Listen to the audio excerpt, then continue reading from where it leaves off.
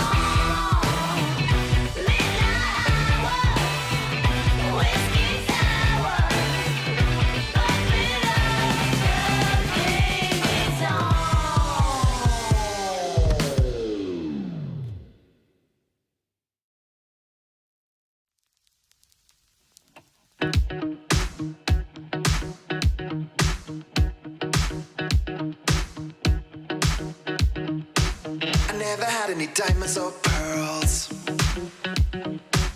but I can give you all my extra time. I never look at the other girls, 'cause you are always on my mind. And they keep on coming up, and I keep on moving on, and they keep on coming back for more. And I keep on giving it up, and you keep on moving on, and I keep on coming back for more. This could be paradise. Yeah, this could be our last night. Whoa, this could be paradise. I want you back like 1985. It's the darkest shape in our bathroom stall. Girl, I know what's going through your mind. So tell me, what are you waiting for? Trying to hide it behind the door. And they keep on coming up, and I keep on moving on, and they keep on coming back for more. And I keep on giving it up, and you keep on moving on, and I keep on coming back for more.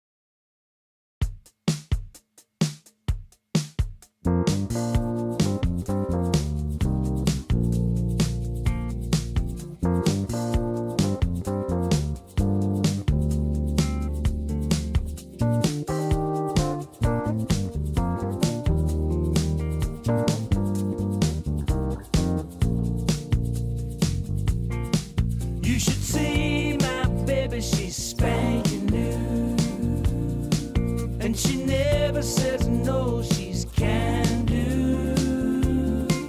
Got a smile that shines like rubies and pearls, and I love that little robo girl. Well, she knows how to do that bump and grind. With four on the floor, she'll blow your mind. She's got rosy cheeks and strawberry curls. That's my sexy little robo girl. When I kiss her heated lips, she purrs like a kitten and twists her lips. Says your wish is my command, telling me to love her like a real man. With the high-speed motors in overdrive, I've never felt a lover who's more alive. And my head gets spinning like a tilt-a-whirl with my kinky little robo girl.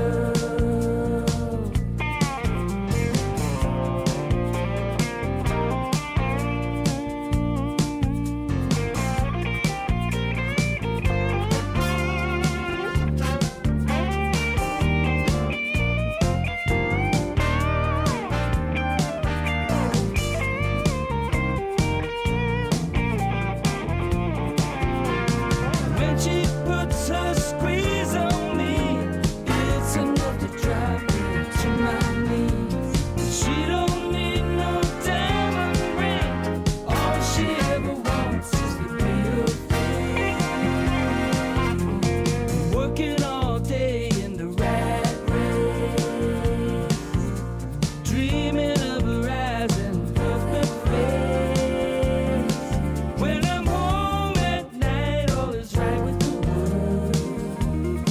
Since I found my little robo girl. When I'm home at night, all is right with the world.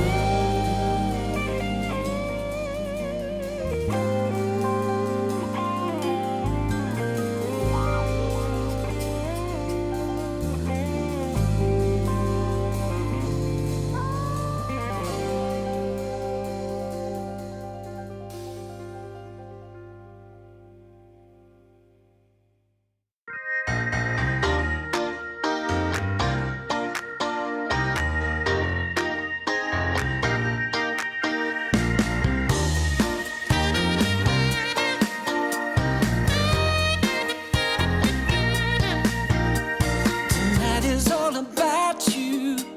Just go on and have what you want, and do anything that you like to. Oh, you don't even have to stop, no. You sparkle like diamonds, yes you do, no matter where you are. And you got everyone's attention. Yeah, you're breaking every heart, yeah. Wonder if you ever realize it's yours for you to take. Just let it show what you feel inside. Don't hold back, don't make them wait. Set the world on fire, it's your time, so do whatever you like. It's your night, you got the stars in your eyes. Let them shine and set the world on fire. Light up the sky, you look good in the spotlight. Just go on and set yourself free. And why not have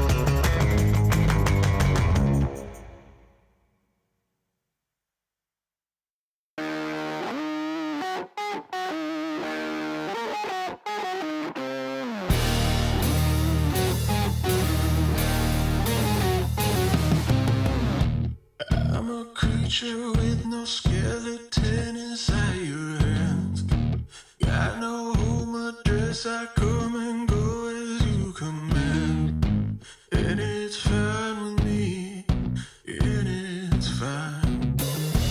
I'm a bandit that you use to keep from bleeding out. I'm the lover you don't love but love to keep around, and it's fine with me. Promise that it's fine. Maybe I'm a fool. It's not like I'm expecting something new.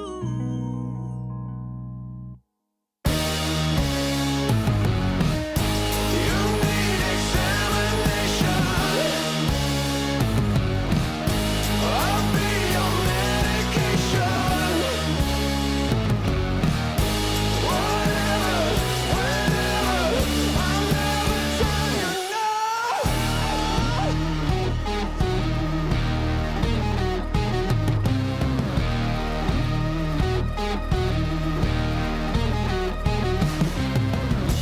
I'm a picture on your shelf that some days makes you smile.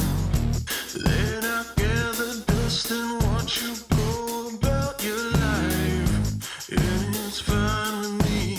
I swear it's fine. I'd be offended if I still had any dignity. Instead of savoring the drink, it's slowly killing me. Say it's fine with me. Tell me that it's fine. I'm such a fool, but I don't have the will to run from you.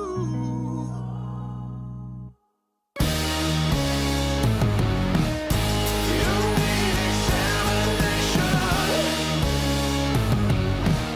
I'll be your medication.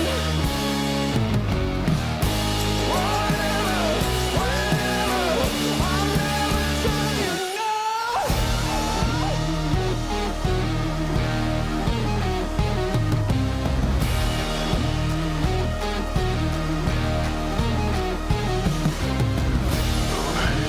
Break me down. Go ahead and break me down. Go ahead and break me down. Go ahead. You need examination. I'll be your medication. Whatever, whenever, I'll never tell you no.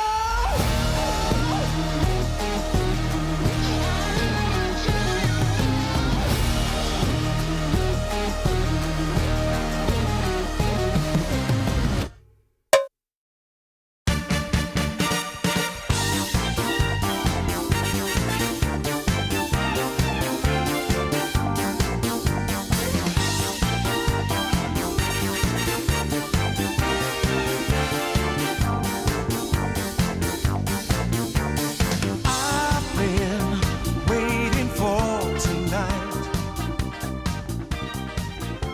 'cause I want to take you out. You love it, you wear it, Wear your passion. Share your passion. Wherever, whenever.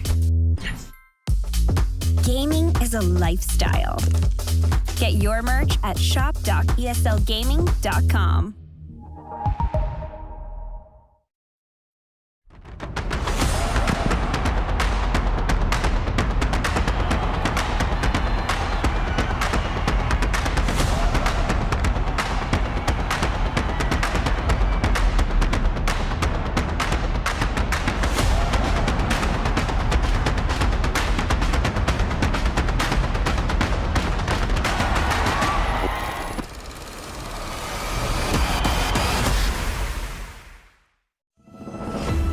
DreamLeague Season 20 is brought to you by Intel, Acer Predator, DHL, and Monster Energy.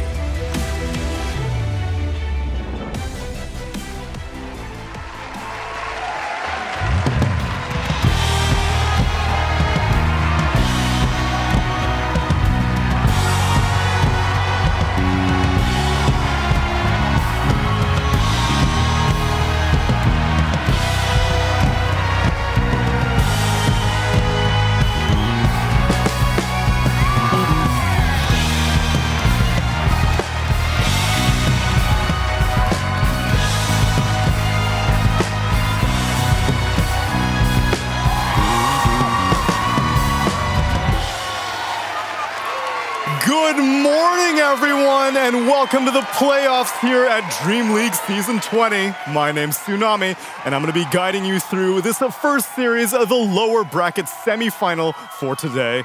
And after that, a little bit of upper bracket action. Only 2 series today, because we only have 4 teams left. And it's quite an exotic 4-team top 4, because it's one from a different region. PSG LGD off in China. We got Gaming Gladiators, Western Europe, Bet Boom Team from Eastern Europe, and Talon representing Southeast Asia. It's rare that we get that kind of arrangement here in a top 4. And so I wanted to let that all simmer in, let it all get processed, because we actually have some non-Dota to get through first. As you know, we've been doing a great deal of bounty hunting around here on DreamLeague Season 20 and 19, and we still got 2 more bounty hunts left to complete. So, in order to finish this unfinished business, I gotta bring down some of my contestants and their benevolent host. So could I please get Cinderin, the Suns fan, and Kazu!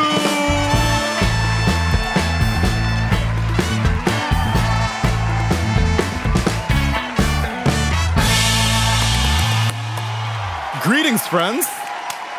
And take a seat, take a seat. Oh, nice. Kazu, I was hiding my entrance. Oh, hi. Oh, hello. So now we have completed 5 bounty hunts, and we've aired 5 of them. 2 of them remain, and we still got some scoring left to do. Do you remember which task is, which 2 tasks remain? Actually, Yes. don't spoil the I last remember. one. You remember? Yeah. Do they remember? Even I remember. Even Yes. he remembers. Yes. The, Okay, fine. the last one, which I assume is the one we're both thinking it will be tomorrow. Correct. Yeah. And that one, there's going to be disqualification if I have anything to say about that. Rules have been broken. Yes, very much so. Limits That is have true, been pushed. actually. But currently, this is the standings after 5 have been completed. Kazu and Purge are currently tied for first. You don't actually have to talk about Purge. My only enemy is Suns fan because I murdered the other 2 last night. Oh, that's why they're not here. That's why they're not here. Makes a lot of sense. You're me, baby. We may have to Yep, race King I'm Resurrect pretty pretty close. much. competitive Close integrity. game. You're doing great. Close game. Doing great.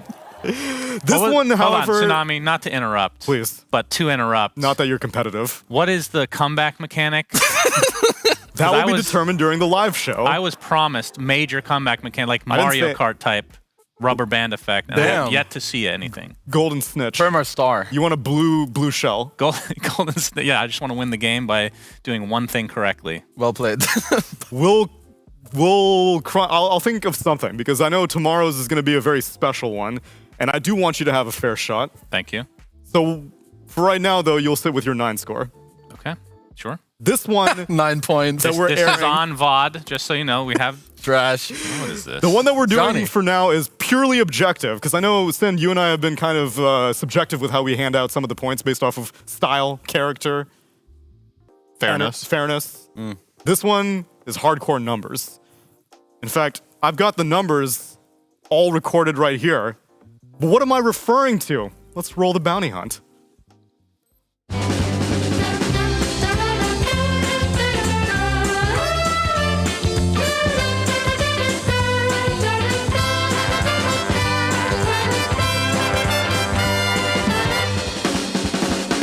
I didn't know we had actual burglars in the show. That's a bit unfair.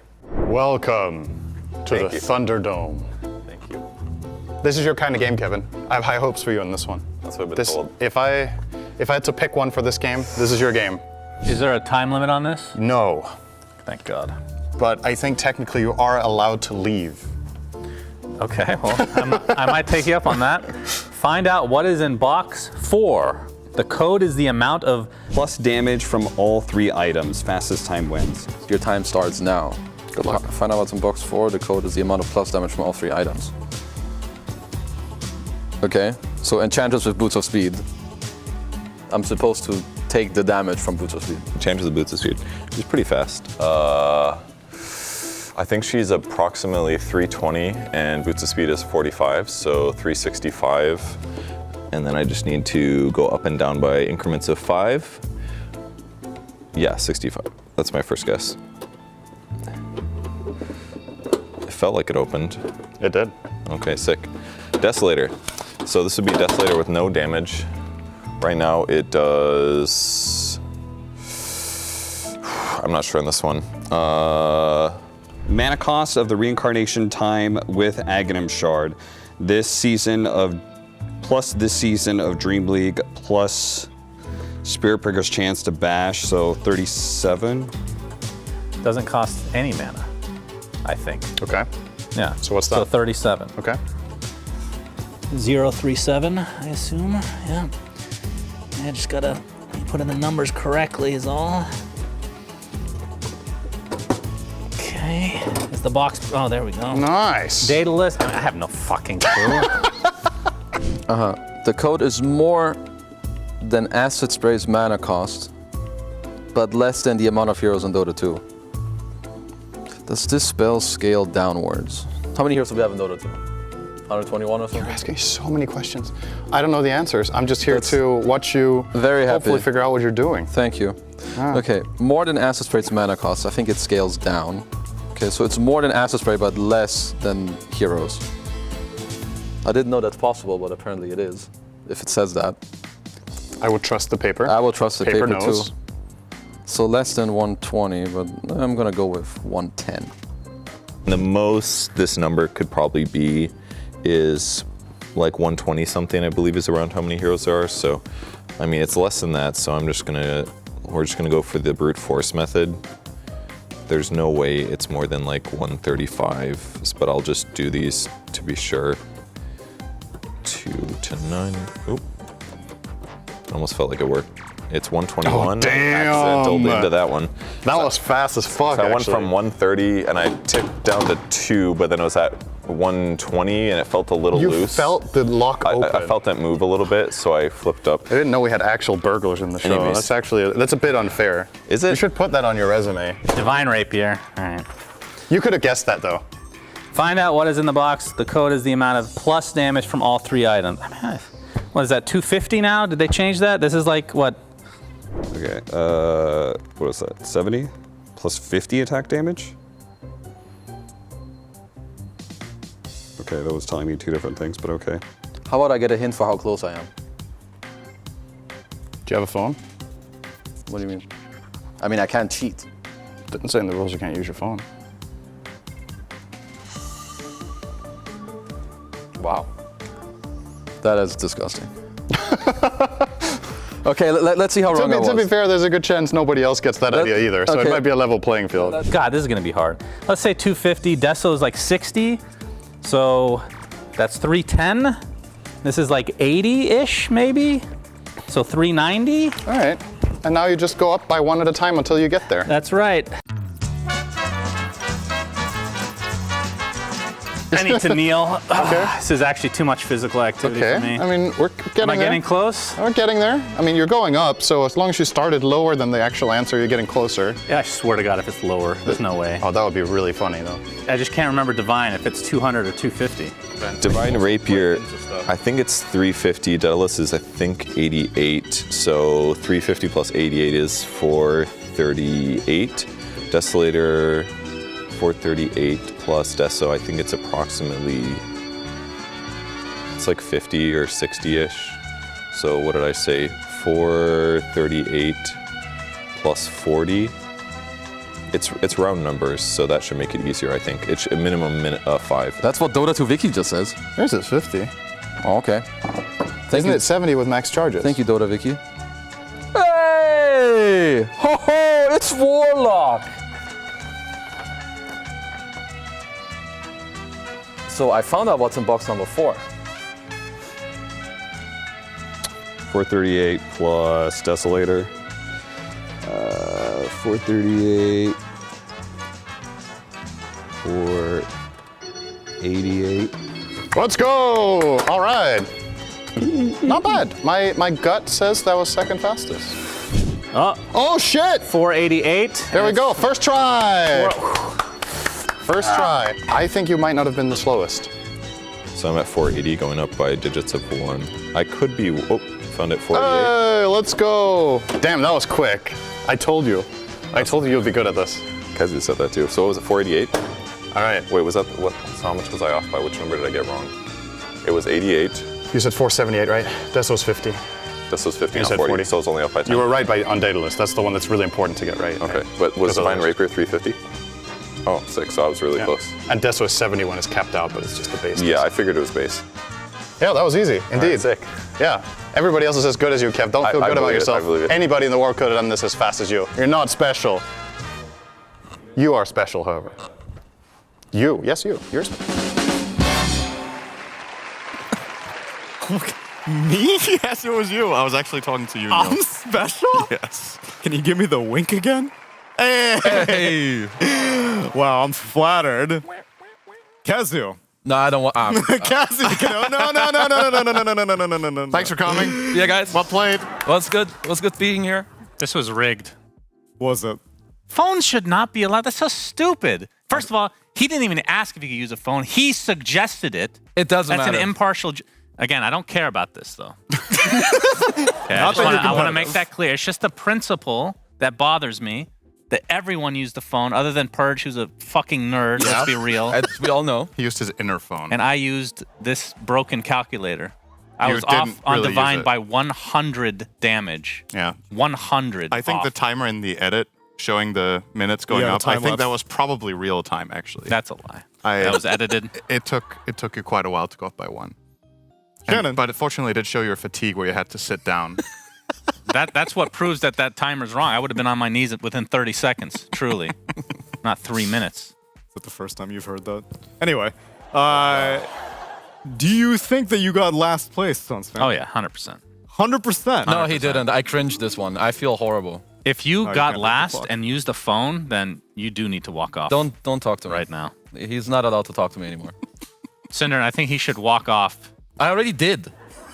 Permanently. No, if he shut did, up. If he got last. Tsunami, with read the phone. numbers. Let's get this over We're really with. getting to a way you can win this contest. 2 people dead and your last competitor leaving, and you might get first. Walk off.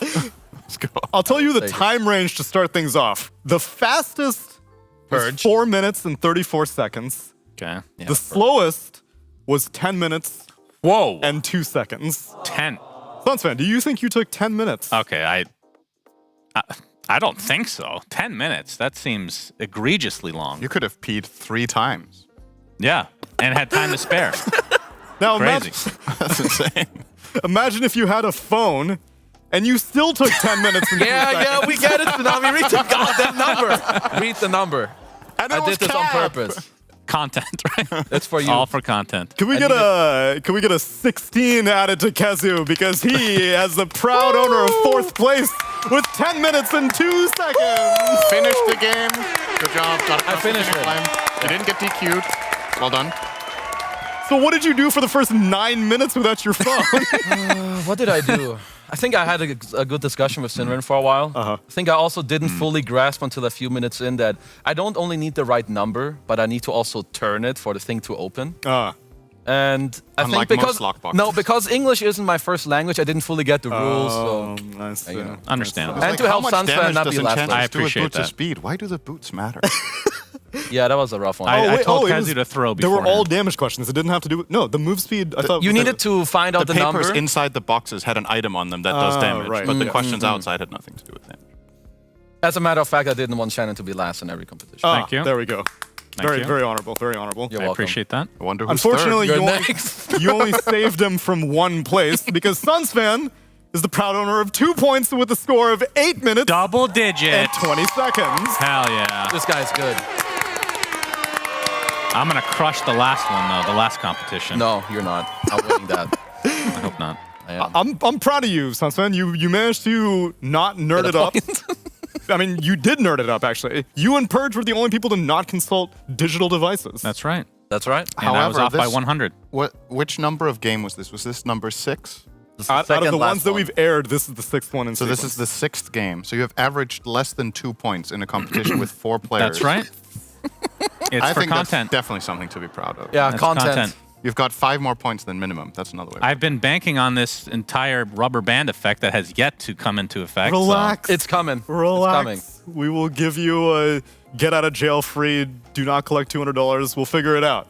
For right now, though, Cinderin, do you remember which one between Purge and Cap were faster? The Wow. man with the phone or Purge? Okay, I want to guess the difference between them in time. Guess I don't the know difference. this. So I you wanna were, guess the you were difference 8 too. minutes, right? He was 8 He minutes was 8 20? minutes 20 seconds. Kezu was 10 minutes 2 seconds. And what did you say Don't the talk about fastest that. time was? 4 minutes 34 seconds. Okay, I'm going to say Purge was 4:34 and Cap was 7 minutes and 30. Cap was 6 minutes 27. You have a cap guess? Don't care. I'll give you A bonus point. I'll give you 2 points if you're the closest To Cap, to Cap. Shit, now he suddenly cares. Huh? 5:35. Wrong. I said 6:27. Not competitive, by the way. Not at all. You don't get the bonus points, but you are the closest, Kezu. You're such an idiot. 6:18 was Oh, Cap score. damn, that was close. And Purge gets 4 points with a 4:34 score. No one cares, Purge. Finally, the hours upon hours, literal days of reading patch notes. Damn, pays imagine off. winning a game show post-mortem. That's pretty cool. Impressive. We will send his prize to the afterlife, assuming Oh, no. that he's the champion, because we still have one challenge left. And that will be broadcasted tomorrow at some point, perhaps between lower bracket finals and grand finals. We're not 100% sure because it's a live bounty hunt. We got to do the judging live, and maybe you at home will get involved. Don't hold me to that. I've been making a lot of claims during this show, not all of which I can honor. You're definitely getting comeback points, though. Thank you. 10 points, right? For first place? We'll talk backstage. Okay. You might need more than that. Unless Purge really cringed the last one. Well, we'll see. All right, then. Gentlemen, I believe that we need to get to some Dota now. And Sunsfan and Synderen, will you be the casting duo for this one? I guess so, if It you'd like me to depends. be. I love no. losers. How's the schedule looking? He Synderen? doesn't have a WoW raid right now, so I think he might be available. Yeah, he's available today. All right, then we'll get you mic'd up and ready to cast our lower bracket semifinal. It's going to be Talon Esports versus Gaming Gladiators after the break.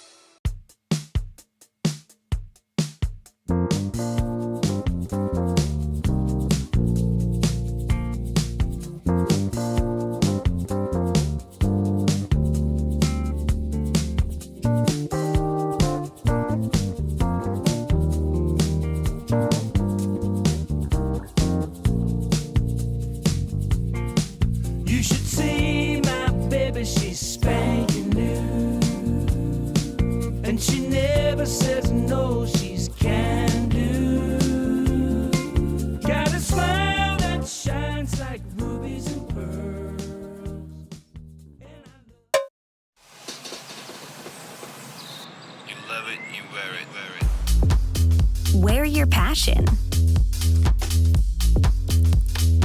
Share your passion. Wherever, whenever. Gaming is a lifestyle. Get your merch at shop.eslgaming.com.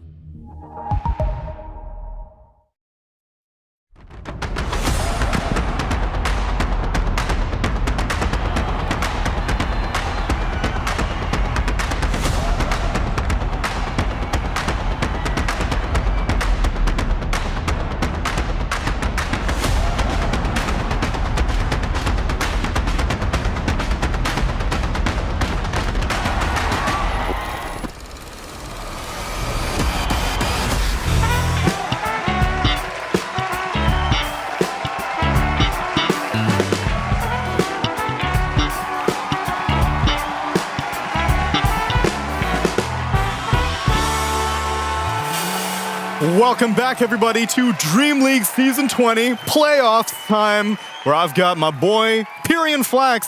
What's up? You were doing some engineering earlier. I was trying to fix the oink on the pig. Someone, I'm not going to name names here, Neil, but somebody sabotaged my beloved piggy, who makes a charming, exactly, makes a honking noise. I'll fix it. I'll fix it in the break. Don't worry. It's okay. If you want something that can turn an object into a pig, I've got just the person. It's Sheepstick!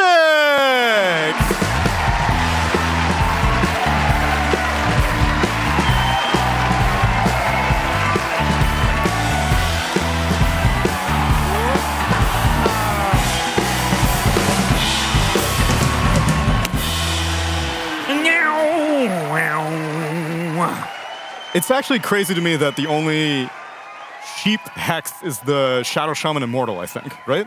Yeah. Because lion is a frog and a fish, if you have the immortal. Pig pole. Oh, that's true. Pig pole. Well, yes, that one's It's a pig. not a hex. Yeah, but it does turn you into a pig. I suppose. We'll take it. And then Shadow Shamans is just a chicken, or if you have the immortal, a lion. Yeah, the chicken. Yeah. You get turned into a frog by lions. Yeah. So, yeah. Why aren't you pig sticked then? I'm sure it was at some point, and then Oh, I don't know. it must have been a sheep. I don't think being called pig is a very fun thing, honestly. You don't find it flattering? Yeah. Someone will know. It was probably a Dota 1 thing. Maybe it did turn you into a sheep. It Because there did. probably were sheep in the Warcraft. And then they, for some reason, made it a pig instead. Who knows? It's fine. I will get an expert who has played a great deal of Warcraft 3 Dota to find out the answer. It's Winter!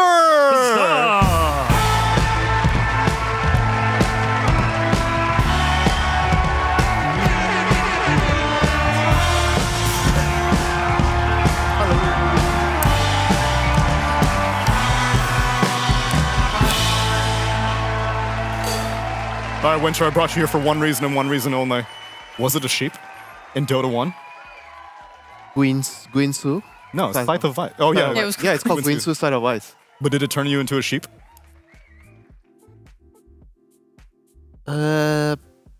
Yes. You speak with such confidence, Winter. I don't get to buy that item, let's be honest. Yeah, but you probably got turned into the item. Sheep. Okay. Yeah, sheep. Because I remember calling it sheepstick all the time. Yeah, I have to imagine that's where the name came from. What about Lion's Hex and Shadow Shaman's Hex? Did they all have the same model?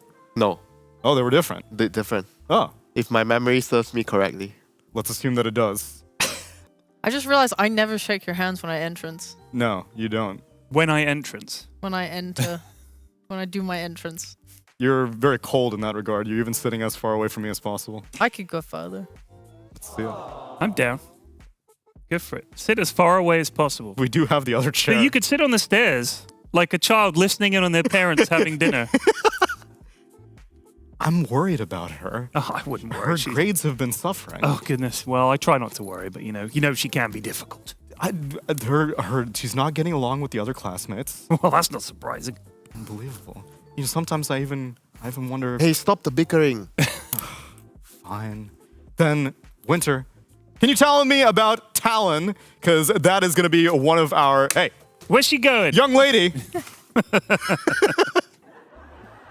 Get back down here and listen to Dota right now. I demand it. Yeah. I need your expertise, Sheep. Even though you won't shake my hand. She's creeping. There we go. Hey, it's Sheepstick! It's Sheepstick, everybody! Yay!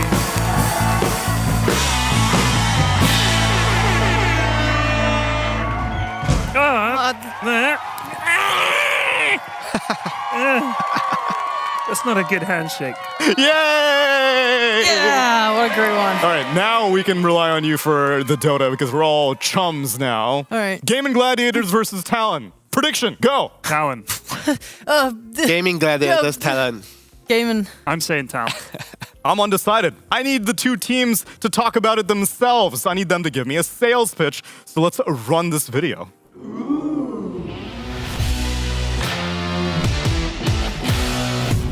We get inspired a lot from watching the Dream League, like the other team, especially GG, EG, and then like Bad Boom. They are playing quite good, I feel like. We just like keep watching them and then learn from them.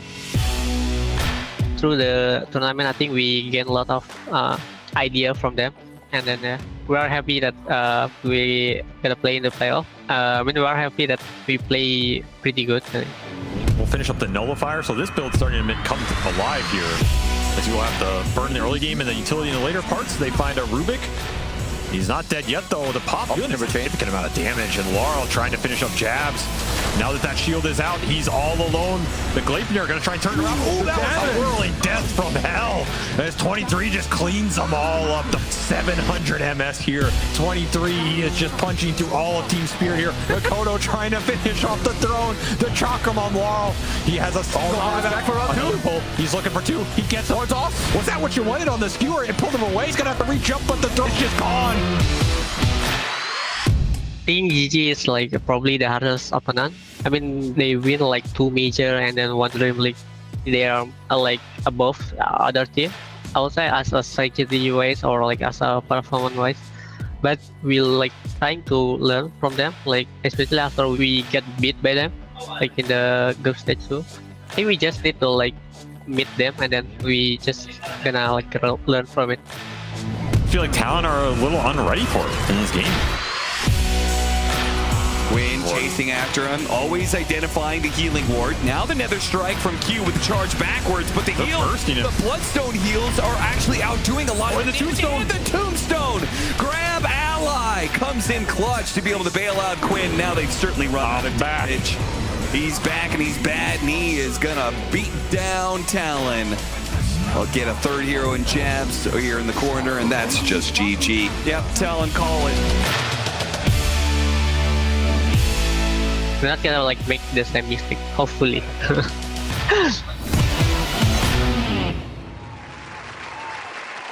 Hopefully they don't make the same mistake because it was a 2-0 the last time these two teams faced off against each other in Group Stage 2. And actually, whenever they faced off against each other before that, it was the Lima Major group stage where they actually tied. So, if Talon are looking for revenge, now is the time to do it. As you can see, it's lower bracket semifinal. This is an elimination game. Loser goes home in 4th place, still takes a pretty handy paycheck, and both these teams are confirmed to be going to the Riyadh Masters anyway, so nothing too much on the line. It's only BetBoom that's TBD right now.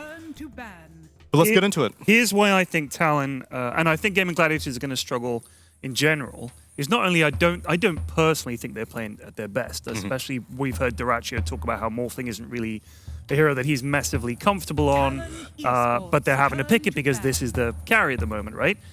Every single pre-game interview that we've seen, the teams have said, everyone's, the question is like, who's the strong team or who are you watching? Gladiators. They've won the majors. They're the one to focus on. Whose replays do you think everybody's caning? Everybody's caning those replays, watching them, trying to see what they do, watching their playstyle, trying to figure out how to beat them, because that's what you're going to have to beat. That's what people are thinking. We're going to have to beat Game Gladiators at some point if we want to win this. Let's study them hardest. So, in a way, I think they're victims of their own success. Everybody's eyes are on Game Gladiators. It's going to be very hard. That's why I'm almost surprised that they're putting so much power into this, because they love winning, so obviously they're not going to take the foot off the gas, but then going into the Bali Major, there's so much data on Gaiman right now, especially because they made it to the playoffs. Yep. And data about how we're kind of shaky on Duraccio's Morphling. Like you said, Piran, we had the interview with him. It's not his type of hero. And Winter, after multiple performances of seeing this man on Morphling, you're not convinced. Yeah, I can't give the guy his graduation hat yet on Morphling. Yeah. He did improve on the last couple of games, but I like that they're still trying it out. They are pretty certain that if they cannot play this hero, they're not going to be able to go further, you know. So they have to break that barrier down, try to make it possible for them to win with this hero. And I like that mentality. I think with that kind of mentality, it will allow them to have a very good shot at winning this tournament. Mm-hmm. I'm gonna say Undying, and I reckon they're gonna go for AM. I reckon that might be the two they go for, maybe. We've seen that as an answer to Morph a lot, is AM, and everybody seems to be picking Undying. But whether Talon have been picking it, I don't know. Jabs is a fun offlane guy. He'll play the anti-mage there. That is true. Yeah. So it's not like it locks it into being their like core strategy of anything that gives him the chance to not have to buy all the team items. he has been though. It's been I'm so proud of him, honestly. He's been such a good offlaner this tournament. I think it is actually a really big reason of why they're doing so well. And during like some of the interviews that in the SEA DPC, we asked him, oh, so you actually don't like to buy the team items, blah blah blah blah. And what do you think about the offlane now? If you want to, and he tells us, if you want to win, you have to buy the team items. You can't be greedy. And then in the game, then what the hell? He's doing the greediest shit ever. Oh, it's now, okay. They've been going to Chen a lot, Game Gladiators, but they haven't tended to do it in the first game of a series. They tend to pick the Chen and the Beastmaster in the second game of the series. Or the deciding game of the series. Darian, you did your homework. No, I've just been here long enough now that I'm starting to remember things. I'm impressed. You nailed the first phase from Talon. And yeah, I would not be surprised if we maybe see them whip out the Chen in a game one, but as you said, it's typically later in the series. They'll take Brood. That's what I reckon they'll do. You could also potentially just go something solid like Disruptor, because usually it gets banned in the second phase bans, I've noticed. And I do think it's nice to have that sort of confirmed control against Anti-Mage. I mean, the other option would be Spirit Breaker. I like Spirit Breaker against Anti-Mage. Like, those are the heroes that I feel like would give you a solid catch against AM. How about Shadow Demon? Lane? Shadow Demon is like weaker. I like the hero, but he's sort of weaker in the lane. I like the Spirit Breaker idea. Ugh. I've called all four so far. What a genius. Now they ban Spirit Breaker. I think we should be swapping seats, Ted. Yeah, a Spirit Breaker ban. Both teams don't want to have to deal with this. Anti-Mage gets caught, Broodmother gets caught. 10 seconds remaining. And then beyond that, later down the line, we'll have to start thinking of the mid lane matchups because Gaiman actually opted to first phase ban a mid, which we don't really see that often, but the Ember Spirit's already been taken out of the pool. It is one of Mikoto's signatures, though. I mean, against Anti-Mage, Templar is probably the go-to. You want the minus armor against AM, but so far they've been really successful with Queen. The Queen of Pain. They've won every single game that they picked the hero. Yep, 6 games, 100% win rate for Quinn. I am a fan of this Brood. I don't know why they're taking so long to ban those, especially since it's eating into their reserves. I think they have to ban Spirit Breaker. I genuinely believe Brood is unplayable into that hero. From the amount of games I've watched in this matchup, she just sucks in lane so hard. She feeds multiple times. It gives the enemy carry a free game because of that. And then her game is gimped, and you're playing this Brood that is just so weak. Whose first pick is it after That was this weird. stage? I just saw a Bane and then it turned into a Shadow. Talon's gonna pick first. So then they have to ban Spirit Breaker on Yeah. That's what we felt. But not sure what they are actually using so much time on. I guess they are worried about like a Pango being an annoying hero against the Brood as well. Like you can catch him, but I feel like Spirit Breaker is the first hero. When I pick Brood, Spirit Breaker is the first one that comes to my mind that I want to ban right away. You know, there's nothing that I would consider over Spirit Breaker.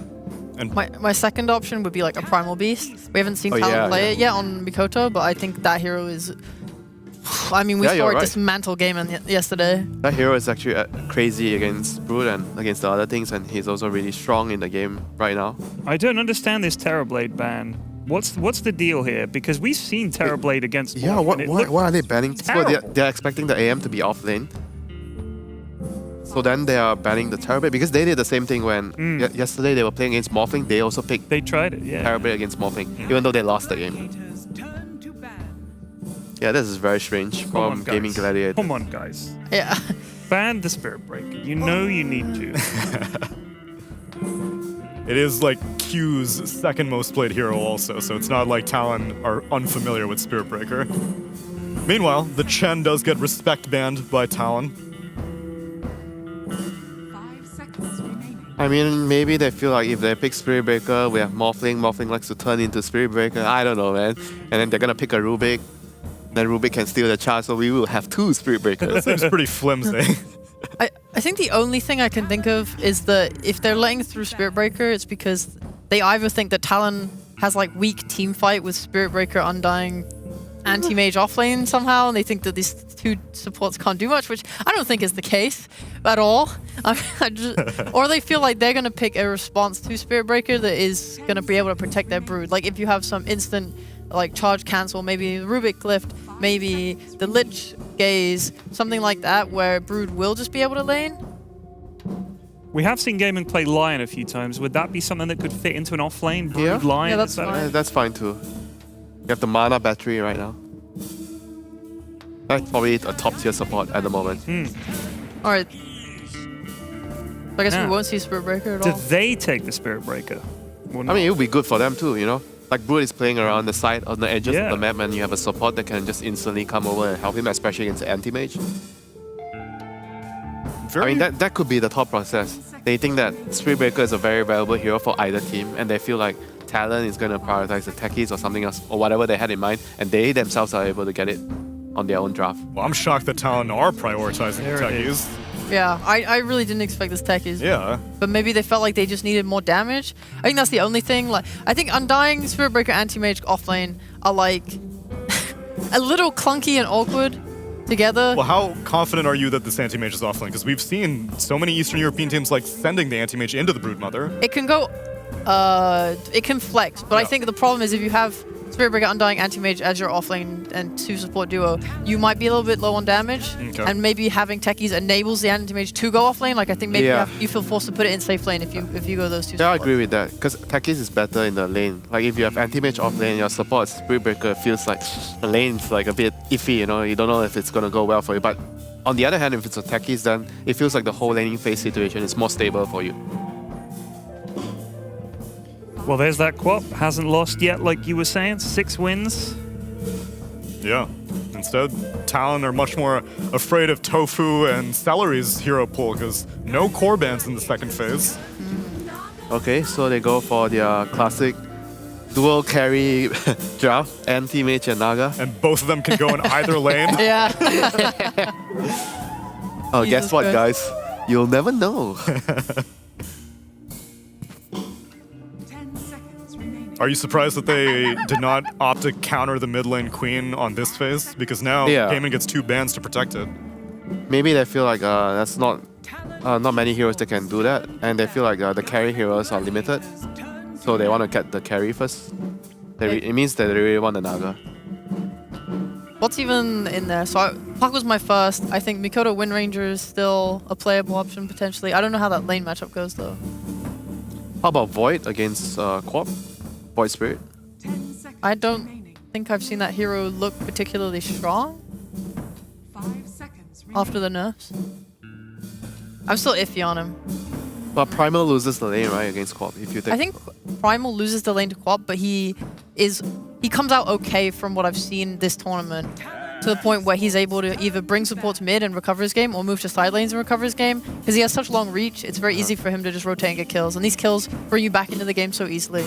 They need something, like, to start fights. They are distinctly lacking in the key ingredient, Neil, of any draft. Where's the beef? Beef! Yeah, where's the stuns? They don't have initiation.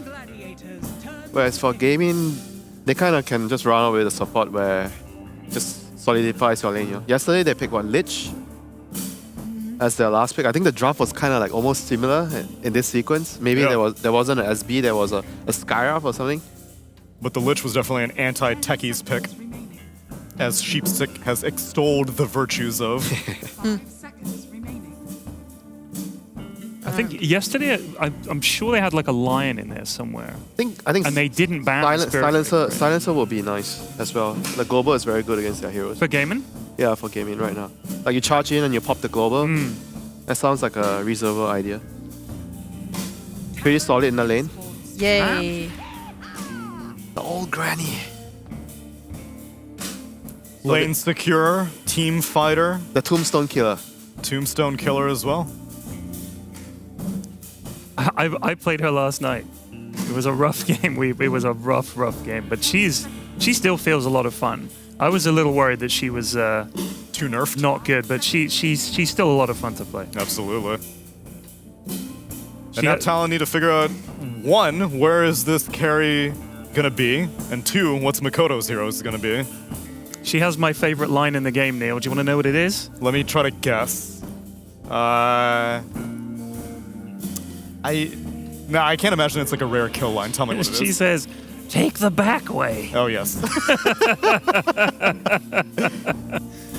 She kind of whispers it. I was like, "What the hell, Granny? way? Take the back way." After a kill? No, she just It's says like a it. movement line. It's like her, "I'm going." Sometimes he goes where he wants to.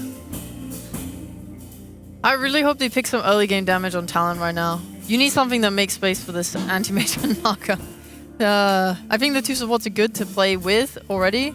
So just something early game oriented, just so you can survive until your timings come. Because Talon are a really late game team. They have like the longest average team or game length. When do you like Conker then? Man, Conker is so bad hero. Okay. But I do never like mind. him here. Like, if I look at him when he's like a good hero, yeah, I like him here. Ooh. Okay, that's fine. Early game damage. Yeah, but against the It's awkward, SB, I though. don't like it against SB. I mean, Yeah. I thought about it. It does give them what they need, but it's very weak in the early game against this Queen of Pain and Spirit Breaker combination. I feel like if the Lina feeds 2 times in the lane, 1 or 2 times, and she's gonna have a really, really bad game. Yeah. I think Lina makes her smokes really weird as well. Who are you smoking to go do Yeah, stuff? are you getting like a Atos or something to start? I don't know, it just feels like a classic Talon thing where they just go all out late game. It makes a lot of sense late game, but early game, there's nothing apart from the supports holding it together. Is there any off-lane anti-mage build that allows them to participate with the Lina and ganks? What, Vanguard, Echo Saber into Harpoon? I don't know. Harpoon anti-mage? Dude, that would be hype. I would love to see that. Hey, maybe some Diffusal Blade. And then you just go hard on attempting to, like, remove most mana. Get your mana. I feel like if it's jabs, he's just going to go standard items, to be honest. I genuinely believe Talon will just be playing a farming game here and not really moving around so much. And then they'll leave it more to Gaimin and just try and survive that. Because Gaimin will want to move. They have Spirit Breaker, they have Quap. So when, like, Quap leaves, for example, Lina's going to try and push this mid tower and take that and open up the map that way. And it's going to hit a lot of creeps. Good luck hitting creeps against Spirit Breaker. It's gonna be hard, man. I'm not a fan of it. I think their draw sucks, man. I think it relies a lot on winning lanes. Yeah, I can't even help my dying. Steve brother in this time. Huh. I guess they can just sing and walk away if a fight starts. Naga Siren sing, everybody leave. Pacifist approach. If they get farm, if they do get farm, I think Talon's draft works out. It's just whether Gaimin can like pump the gas, and they can. They're a very good team at playing early. So I think Talon have kind of set themselves up here for a very difficult game. Well, it's going to be an exciting one regardless. And this is my first time getting to name the pandas. So ladies and gentlemen, the playoff pandas.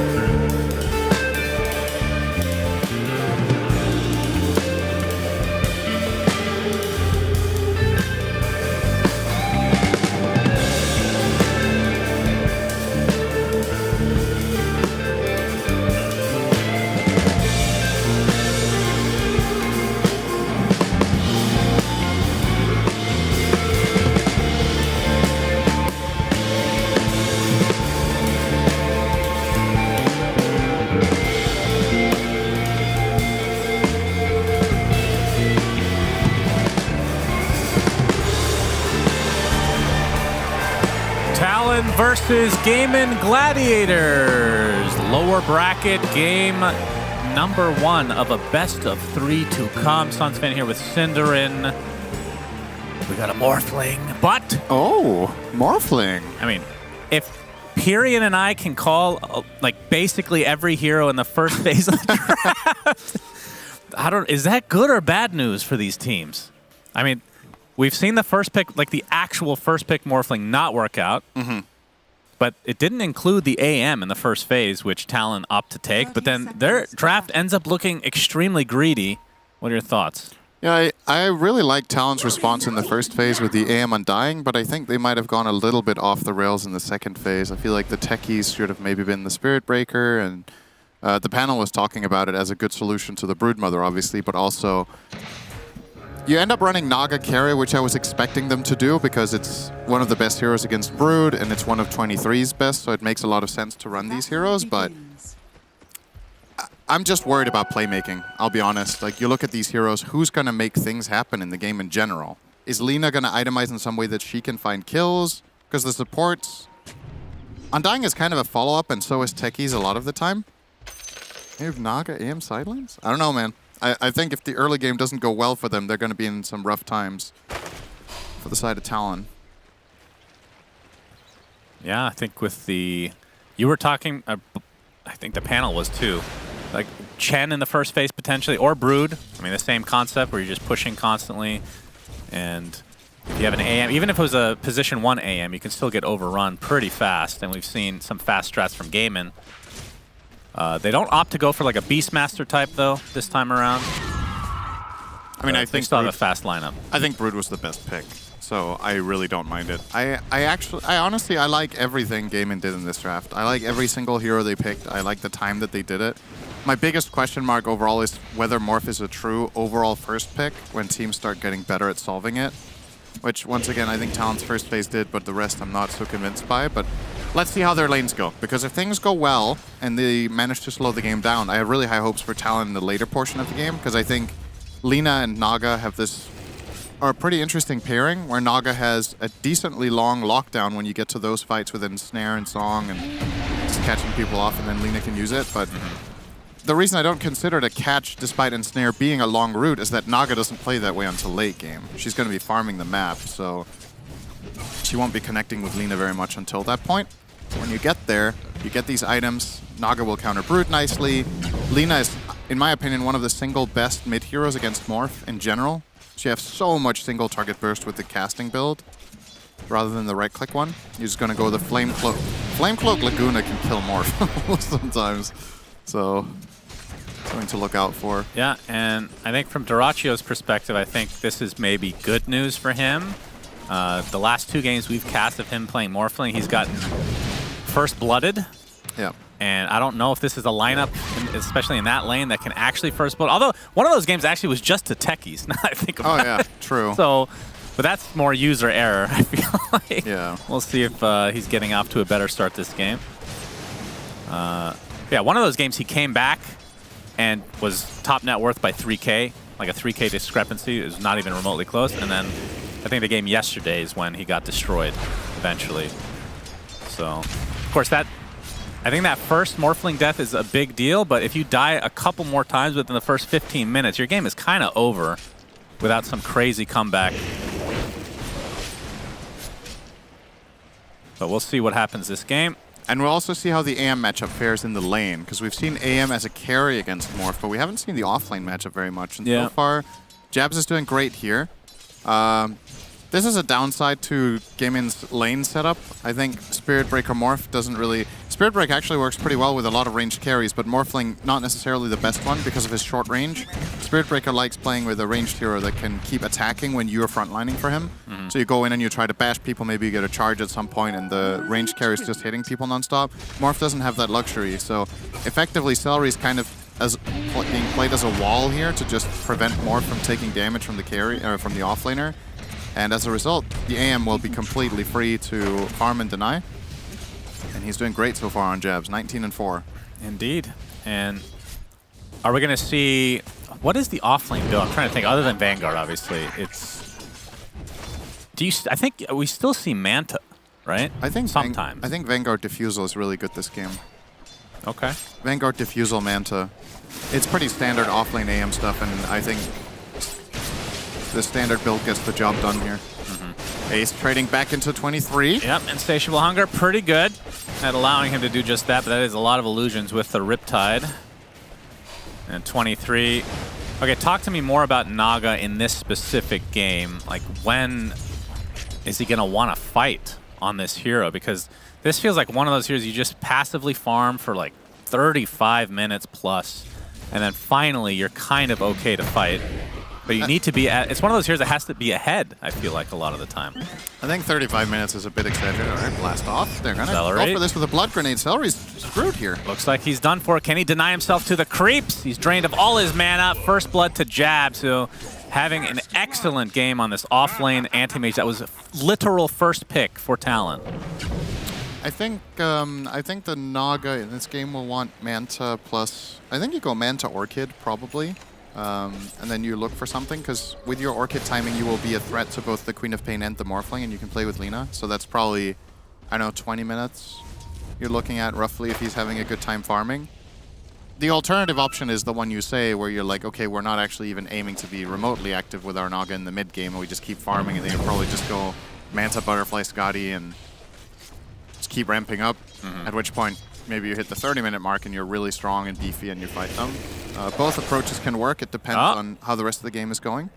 Okay, well, there's an ensnare, which caused the game to lag. We'll just say that that's the truth. Okay, here's another question. So Talon, we talked about Jabs offlane. If you're off to this good of a start, is there any way that you want to just build like a carry almost? Like you can get away with the extra greed? Are you even trying? I don't think there's any point.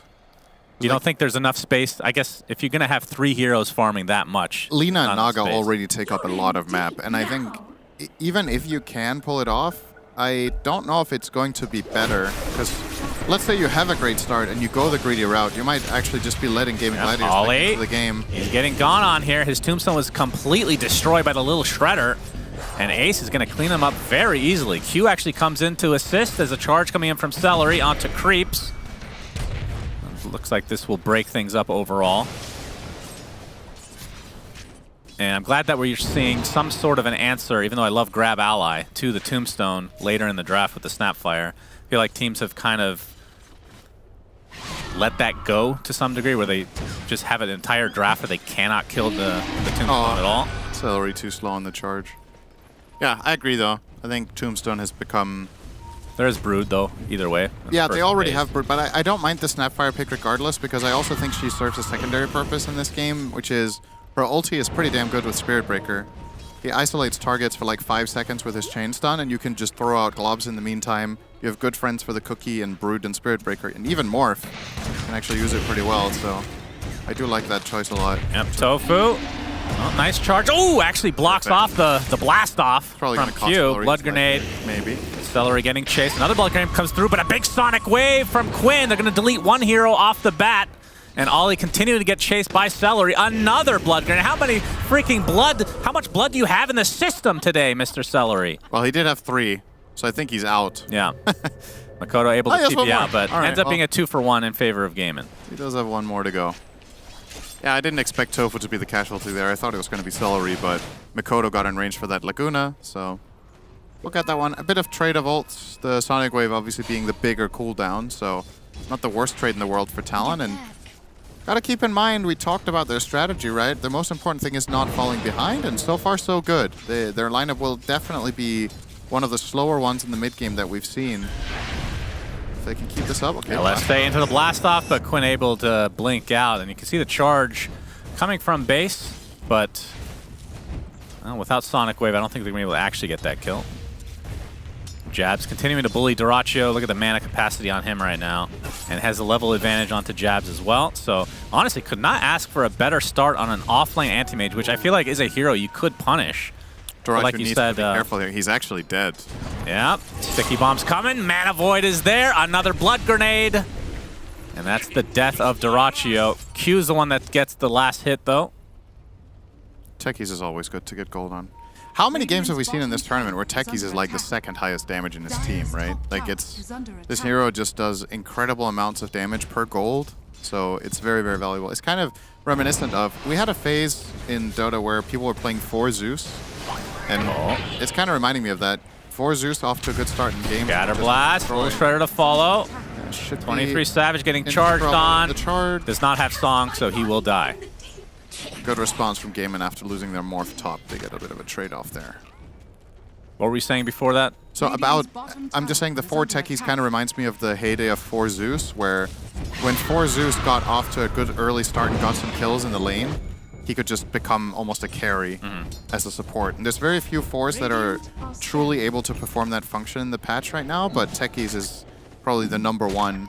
Well, the more shocking thing is that it made it to the second phase this game. It's been first phase for so much of the tournament, and yet I can't remember how many times it's actually even been denied or banned out entirely. Yeah, I mean, there were a lot of really top-tier heroes available in the first phase here. I don't really mind any of the picks. I think the odd one out was the Anti-Mage, right? Undying, Brood, and Morph being first phased is a very commonplace in this tournament, but Talon wanted this counter matchup approach, and so far so good. And I think the panel talked about it as well, though, Sinner, and we talked about it backstage. The Terrorblade ban by a Gaming Gladiator was also very odd. Yeah, I don't know what it is Gaimin see. That's like, in all of their drafting in Dota right now, this is the thing I understand the least, is what do they see in Terrorblade against Morph? Because they banned it when they had Morphling, and the other day they picked it against Morph and lost. Yeah. And it's not like, it's small sample size. It's like, yeah, you can have a bad game or whatever. I just don't conceptually get what they're trying to bait Quinn in, but Blastoff will not hit. They will be able to secure the shield rune, though, for Makoto. Yeah, it feels like I mean, the first 2 picks of the game for Gaimin were Brood and Morphling. I feel like Terrorblade just gets dumpstered by both those heroes, but what do we know? And I would say Naga is better against both as well, and they didn't ban that. And 23, this is like his favorite hero. At least one of them.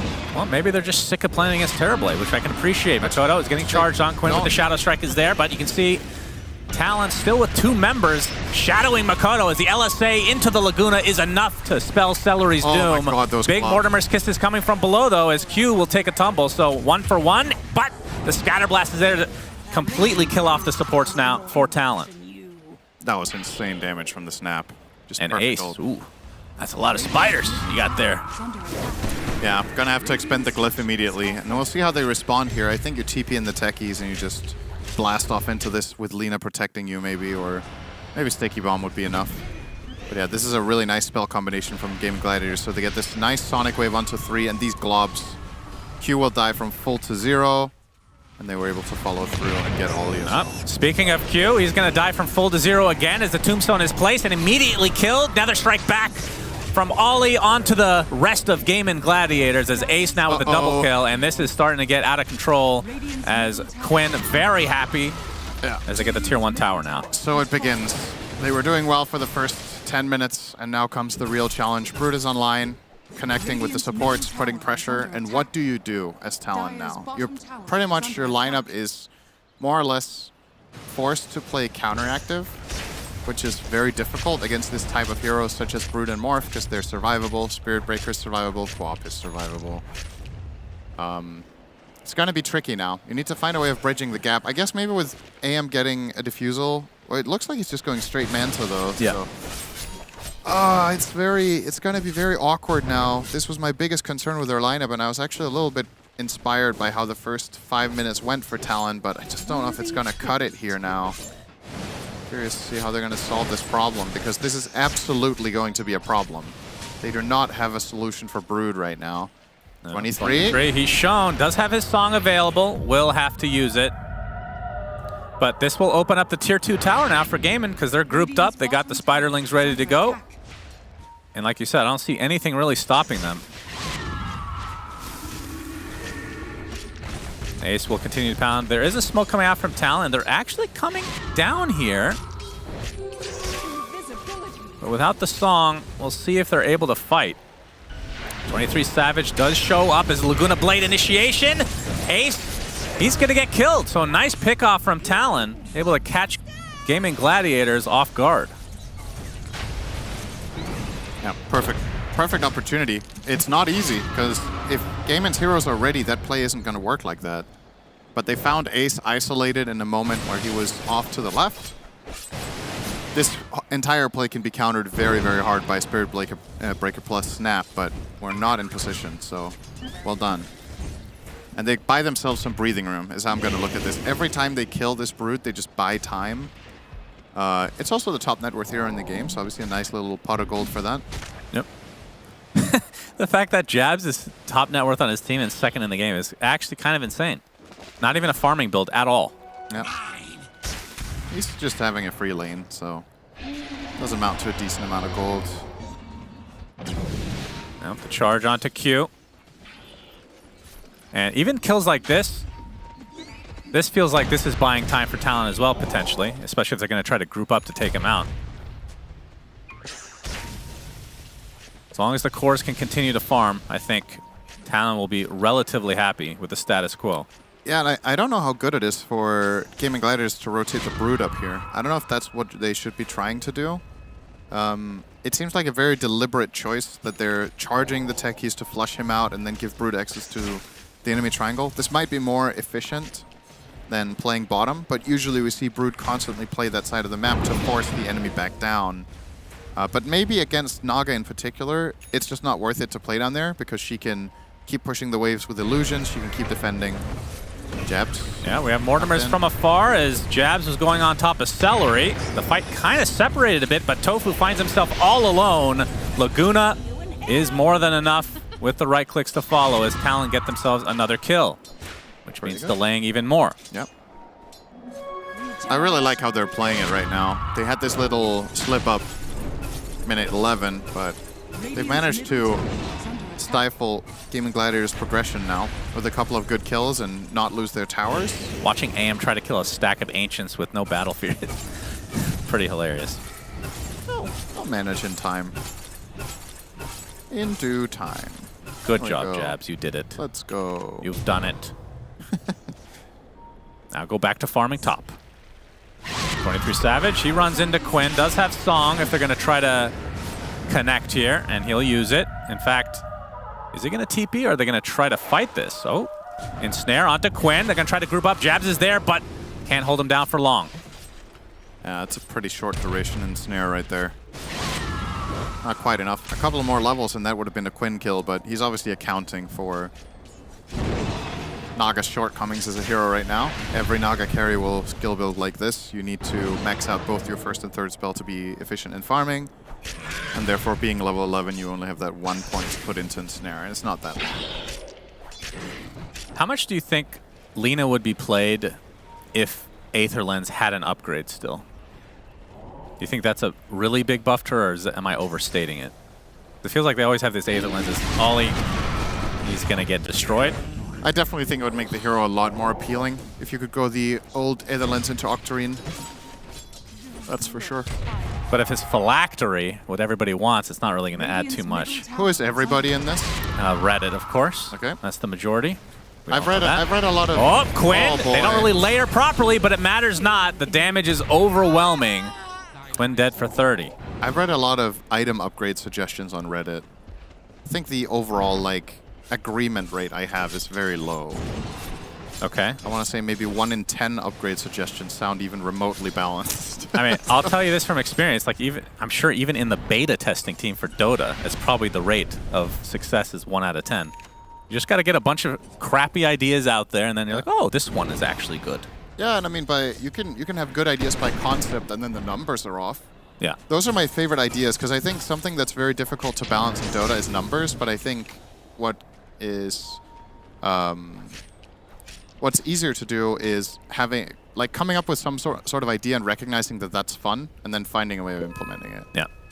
So there's this endless creativity you can have with spells. Blast off, not connect here. Quinn quick enough on the blink. He's got an arcane rune as well. Okay, Celery. Sure does. Celery taking a lot of damage with those mines. He's going to get off the bulldoze, but then will die to Jabs. Quinn, he wants to fight. Sonic Wave is there. Only clips Q, though. Attempting to TP out. Oh, the disarm! Clutch! Wow. Very nicely done from Q. That wastes the Sonic Wave, but like you said, it was the Arcane Runes, not the biggest waste for Quinn and company. It feels like this has just slowed down to a crawl, though. for Gaming Gladiators. The LSA onto Ace. They find him again. They've bought themselves more minutes. They're getting a lot of value out of this mid Lina's burst. This is really good stuff from Talon. I genuinely think these last 5 minutes were meant to be the hardest 5 minutes of the game for them in many ways, and they have won them. So that is a very good look. Now Anti-Mage and Naga both basically top net worths with that additional kill on the Brood. This disarm, I mean, this could not be any more perfect. My God. Wow. What a professional. Yeah. Spell definitely has its uses. A lot of the time it seems a bit underwhelming, but when you do it well, it's wonderful. Mikoto closing in on Aghanims, which is obviously going to be huge for their potential to kill any core, really. Mikoto should be able to take more than half the health of either Morph, Brood, or Queen by himself in a burst, probably 3/4 actually. So just with a little bit of help from a Blast Off, or an Anti-Mage blink in with Manta, or an Ensnare, there are kills to be found here with that Flame Cloak. I mean, I still can't believe how well Jabs is farming. I mean, it's not, obviously, like you said, he's been left alone, but the fact that he's been left alone is crazy. That Orchid. 23 Savage will find the kill onto Celery. His next item on Jabs will be Scotty, and that's when he becomes a true threat, not just one guy that jumps in and gets a quick pick off and then goes away. He becomes legitimately a carry. Oh, looks like he's going Lincolns now. Speaking of all of that, when is the last time we've seen Duracho on camera? Like, the Morph is literally just farming jungle, right? It's not participating in any sort of aggressive movements, and I think it's the right thing for him to do. He has to just stand and farm on his Morph, but definitely this offlane Anti-Mage has so far paid off quite well for Talon, and it's got the kill on the Morphling in lane, got himself a game, and I mean, if it comes down to it, obviously with the AM Manta, this can become quite the split push game. With Talon's lineup, it's going to be super obnoxious to deal with for Gaming Gladiators. You kind of have this vibe that they really want to force something here, but they feel like they can't. Well, this is a start. It is the old Roche. But the Roche off might be here as Talon are in the area as well. They're going to scan it out, so they know this is happening. This Roche will go down relatively fast if they don't get here. Talon, though, 23 Savage, he's got his song. They just need to scout it out with some illusions. They'll spot that Roche is at half HP, so not low enough to really go for it. As Gaimin, they're going to smoke and try to do the old wraparound. And while this is happening, Jabs is just pushing out top. Of course, this Radiant advantage with that outpost, he can TP here anytime. As the charge is coming for all, he's going to pop his ult. Get some little extra HP. Sonic Wave is there. Again, only clipping one as Ollie taking all the damage from the Mortimer Skits. His Q comes in with the blast up, but it's deleted shortly after. Celery finally finds a kill as Jabs makes his way over. Tombstone still alive as the song comes out from 23 Savage, and the rest of Talon will have to back away. It's a 2-for-1. Buyback still intact, though, for Talon. As Gaimin will likely try to finish off Roche, and it might be an uncontested one at that. Yeah, this is going to be difficult to access now. You don't have Tombstone. You don't have Song, which is your primary tool for handling this, but 23 had to use it to escape, so... Yeah, Gaimin taking advantage of the angles that they have here with their Brood and with the Spirit Breaker charge.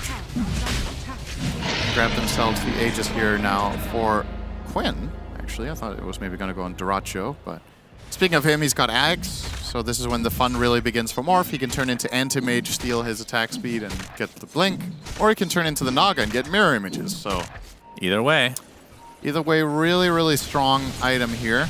But, talked about AM going for the Lincolns. So 23 Savage will probably be the easier one if he can find him. And Jabs and company. Do they actually want to contest this? Jabs is actually spotted out, but Quinn going in really deep. The LSA connects along with the Laguna. He's going to be able to walk away just barely. Actually jumps right back in as the Nether Strike holds down Mikoto, and they bring him down. Ollie's going to die right after placing that Tombstone, which will likely be taken out post-haste as Quinn will somehow survive. A little bit surprised that Talon actually wanted to fight there. As now Duracho into the base. He's going to get disarmed, turns into AM. But we'll blink back. I was going to say, like with the Roshan, the way that went, they lost 2 supports on Talon. They get 1 in game in. They give up the Aegis. I feel like that's still okay for Talon. That's not the worst thing in the world. We've seen even entire lanes of racks being taken up just to get these cores back online. But they're already doing quite well, so I'm a little surprised that they want to fight into the Aegis there.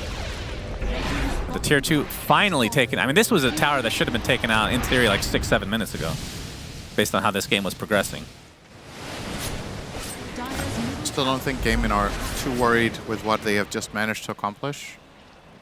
Now it's a matter of not getting caught off guard around the map by these two. Naga as well as Lina can kill anyone with the Orchid and Burst combination from Lina, so gotta keep your posture, good formation around the map. I guess the safest hero they have against all of this is probably the Morphling, so maybe he can play them most aggressively on waves. And I suppose with Quinn not losing the Aegis there either, he does have the lifeline. So, wonder if they're gonna... Tormentor time?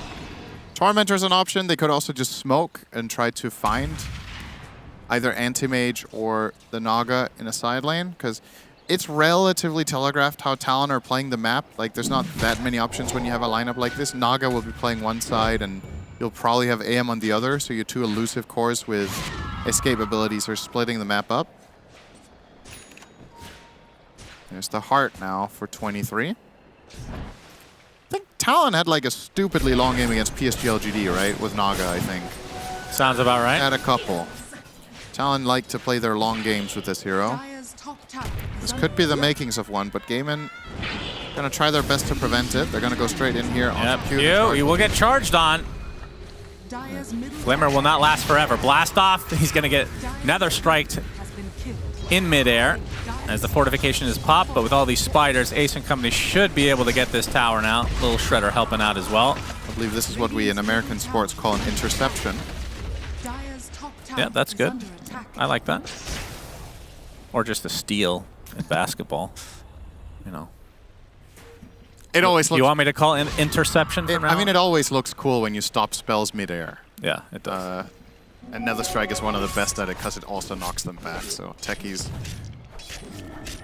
couldn't handle it, got knocked out of his ballistic curve there. That's a 5k lead all of a sudden now for Gaiman. They will get themselves a Tormentor soloed by Doratio. Will go to Tofu, who now is in a bit of trouble, but with the Force Staff will reset position. And Doratio comes in and is pretending to be Naga. Okay. Naga is also pretending to be Naga. Yeah, 23 Savage. And will be successful. Without the ult. Ace coming in from the low ground. They're going to spot the spiders. Just giving vision here. This is really the good. Charge. Going to connect onto Q. Already at half HP, just like that, as the Ensnare's going to hold Quinn in place. Nether Strike onto Q, though, but Celery is taking the brunt of the damage. Another Sonic Wave only hitting one hero. The techies will fall. As Ollie looks to be next on the list by Ace. He can pursue easily with that BKB. So again, support's dying, but not too many cores, especially on Talon's side. Feels like their cores have had pretty free game overall. Alice Fate connects on Doratio into the Mana Void, not paying attention. Goodness gracious. Talon get a freebie. And now the Ensnare holding Ace in place. And the Mortimer's gonna delete all of the illusions and provide Ace an escape. Huge Morphling kill. This was starting to look very game in favor with every move, but they finally get a good response there. And this is what I was talking about. If Lina gets that pick, Morph can just disappear in the blink of an eye with this insane spell burst that the Lina is offering. All it took was to find that little moment of opportunity. I understand why Doratio felt safe there too, because he had a high ground ward in the area and he was just farming that camp, but they came in from the left where exactly where he didn't have vision. Sniped him there. Man, this is so... it's like pitiful watching AM take camps right now. Now, they will get a shard. It's going to be Techies or Undying. And they get the good one. Grab Ally activated. I wonder who is going to use it on primarily. It might almost be himself, because it feels like Talon are generally getting their supports caught. Yeah, the Techies, okay. So radio. Oh my god. All right. Okay, welcome to the lane.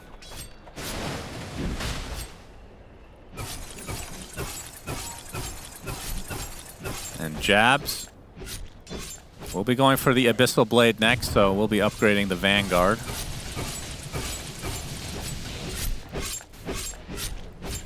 And they really haven't had much of an answer to him. He has yet to die, 5-0 and 3.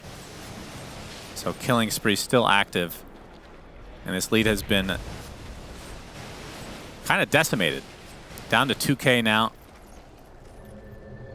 And we won't know about next Roche for another minute and a half.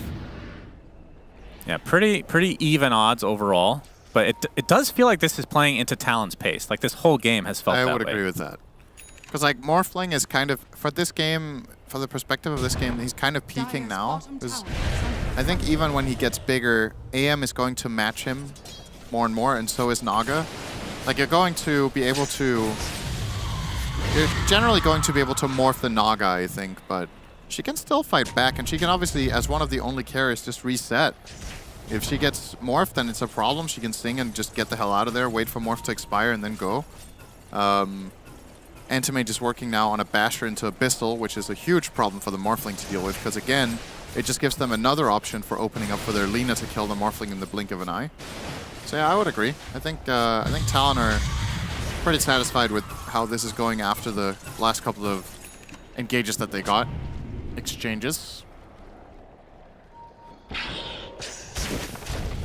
And they got the grab ally, of course.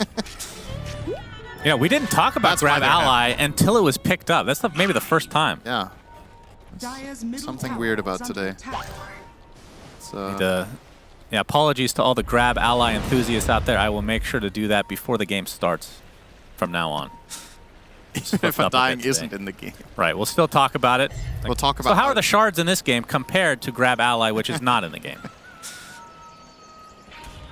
You kind of have to. It's contractual at this point. Wow, Techie's to meet the quota every game. Techie's even building a Lincolns as well. So lots of Lincolns. And by that, I mean 2. I guess his is to be put on someone else. He's not going to be caring too much about getting charged or about especially getting morphed. If he gets morphed, that's great news, but he'll probably just put his on the Naga or the Antimage so they can have an extra layer of protection. Makoto's also going for it. So they will have 3 Lincolns eventually. Wouldn't be surprised to see. Would 23 buy one? I don't know. Maybe. So far, no.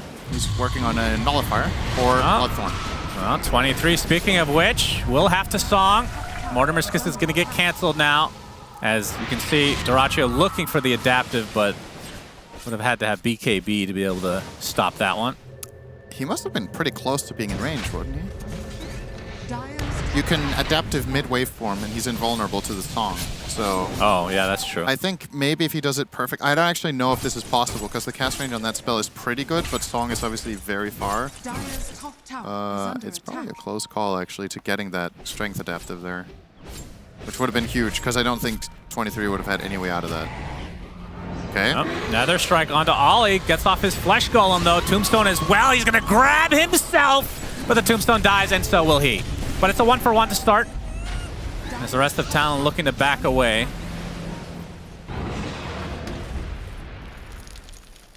And this entire game has felt, for the most part, support for support.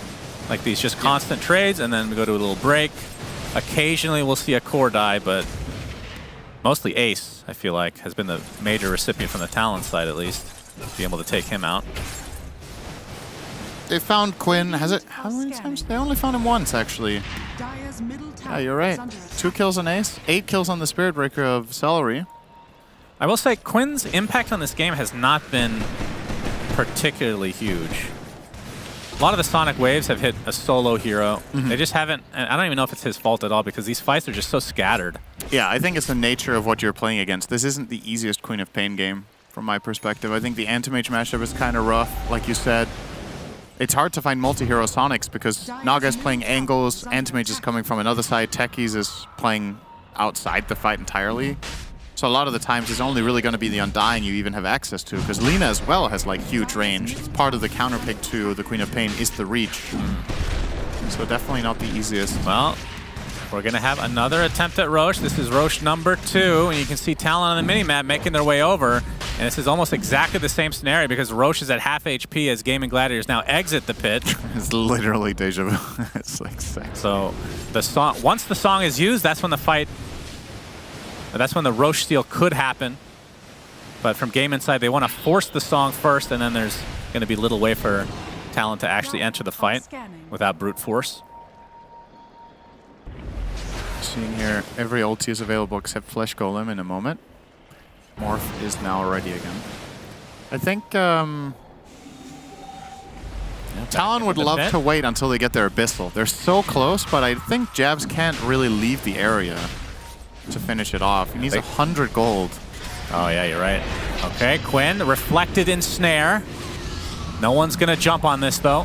Morph has morphed the Naga, so there's going to be Naga illusions to deal with for the side of Talon. Okay, very good. Not going to be confusing at all. 23 Savage pretending to be an illusion in the pit. As he's starting to hit Roche a bit now. And the charge comes in onto the Undying, but Celery's going to back up, but he gets ensnared mid-run. 23 Savage is going to take the solo Sonic Wave again. As the illusion's starting to get cleared up. 23 Savage in the midst of all these spiders. Roche is getting really low now. Aegis and Cheese available. There's the song, and that's going to allow Talon to get everything. Now, can they get out? They weren't able to TP amidst the song. They're trying to fight on this high ground as Quinn just caught out. He's going to get blown up. Blinks away, but finally the right clicks from Jabs comes. Jabs able to get that Mana Void off as well as Ace. Pops the BKB, going to the low ground. Looks like Gaiman, they're going to want to back up now that their Queen of Pain is dead. Duraccio, LSA is going to connect. He's Orchided as well. 23 Savage continue to pursue. And the blast off coming in, but not able to find anybody. And this looks like a successful disengage from Gaiman, but they did lose Roche. I think and their Topo mid might laner. still be in trouble here.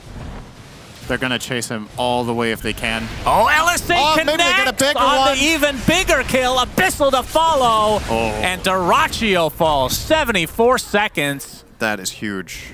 And Talon getting so much out of that fight. They're getting a lot of value out of Light Strike Array. Like just this insane reach that the Lina has with the lens and the Flame Cloak and just going around, flying out, finding the stuns. And yeah, it's just easy. I gotta say, that Roche kill for Talon, I love the way 23 played that fight by sending his real hero into the pit and causing all this confusion and then ultimately just singing and stealing it. That was clean. And now that Morph is dead, they're gonna go for this. Just straight up high ground. Yeah, why not? Tofu gonna Lotus off the Orchid as Jabs comes into Abyssal Quinn. And only a bit of chip damage, but the tower is taking more than chip damage here. Celery trying to delay a bit as the Tombstone placed to get ready to use Grab Ally if needed. And now the buildings will start to melt. Like you said, 20 seconds on Duraccio. They're gonna pop their last fortification. But Talon should be able to get the melee racks at the very least. And the question is, will they stick around or will they fully retreat? Because they have so much time on this Aegis, they can fully reset, buy their items, and reconnect. Like they're going to maybe even get the range tracks here. They have 2 siege creeps still attacking. Quinn needs to go to work with this very quickly to stop Siege creeps! Siege creeps! Oh, one more! Okay. They keep it for now. Okay. But literally any hit here from a core will take this Yes, down. one illusion could come in and take that out in a few hits. Naga now with the Hex. Oh, wow. 2.8k gold. Holy crap. Oh, that's for both heroes, I guess, right? Naga illusions always give quite a lot of gold over the course of a game. There was a time when these illusions gave nothing, and that was like the most frustrating thing Kind of like ever. Nature's Prophet Treants. Yeah, just that they gave literally 0. Oh, they gave literally 0. Yeah, I don't remember that. There was a time when illusions gave no gold at all. That's true. All illusions were... Was that in Dota 2 or Dota 1? Dota 2. Oh. I don't even know. It's not that many years ago, it feels like. Like maybe like 5 or 6 years ago. Illusions used to give absolutely nothing to kill, so we had like these patches where people were playing like Terrorblade and Naga and PL, and you just constantly had to be Garbage Man and just take out all of these illusions and you got nothing for it. Just full-on volunteering Garbage Man. 1 hour a day in Dota. It was a good time. Yep. Everybody loved PL. Oh, yeah. Oh, here goes the tower. 9k lead, Talon. Yeah, and they are in the driver's seat. And the high ground will commence. Aegis for a minute and a half. 23 Savage, extremely tanky. Just bought the Sheep Stick relatively recently. As the Tombstone is placed. Hexing for Tombstone protection there. Yep, can grab ally if you want. There he goes. Okay, the Tombstone gets killed immediately. But Quinn also gets deleted immediately. Tombstone for Quinn, not the fairest of trades. But the techies will fall. So Gaiman able to get something at least, but they do have buyback on Quinn. This tower will fall. Oh, now the Abyssal Blade initiation from Jabs. Do they have enough to actually take out Ace? He'll walk away, but they Nether Strike onto 23 Savage, who's just shrugging it off. He is stupidly tanky on Naga. They don't have creeps, though. That is a... Actually, will stop the push, and their Aegis is expiring kind of soon.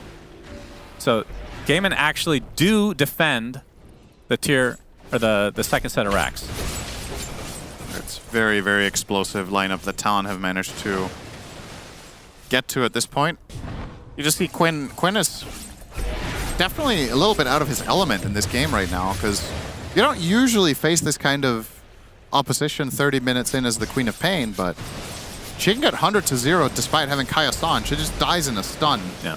Just Light Strike Array, Flame Cloak, Laguna, Blast Off, and then Mana Void, and that's it.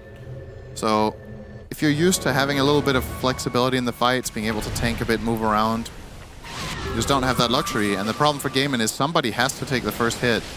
Who's it going to be? Don't want it to be Quinn, but you also don't want it to be Duracho. He can die as well. There's the hack. Speaking of which. Good Force Staff.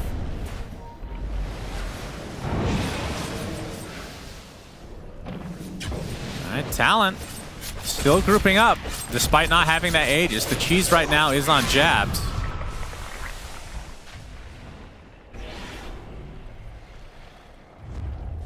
And we have a counter smoke now from Gaiman. They want to try to get the jump before Talon are on the footsteps of their base. Which region would you connect most with Naga? Would it be SEA or China? I mean, I have to say China because of just early Dota, at least. I feel like this has always been the SEA hero, actually. There's a DD bottom, by the way. And Quinn's going to spot it, so Duracho's going to get that. This could be a pretty big rune. They see him, though. Yep, okay, they're going to blow up Celery to start things out. Duracho jumps in with the BKB, focusing on 23 Savage, who has his song off. Mortimer's Kisses is coming as well. 23 Savage trying to run away. So he is in a bit of trouble now as Duracho catches up, and they're able to bring down the Naga finally.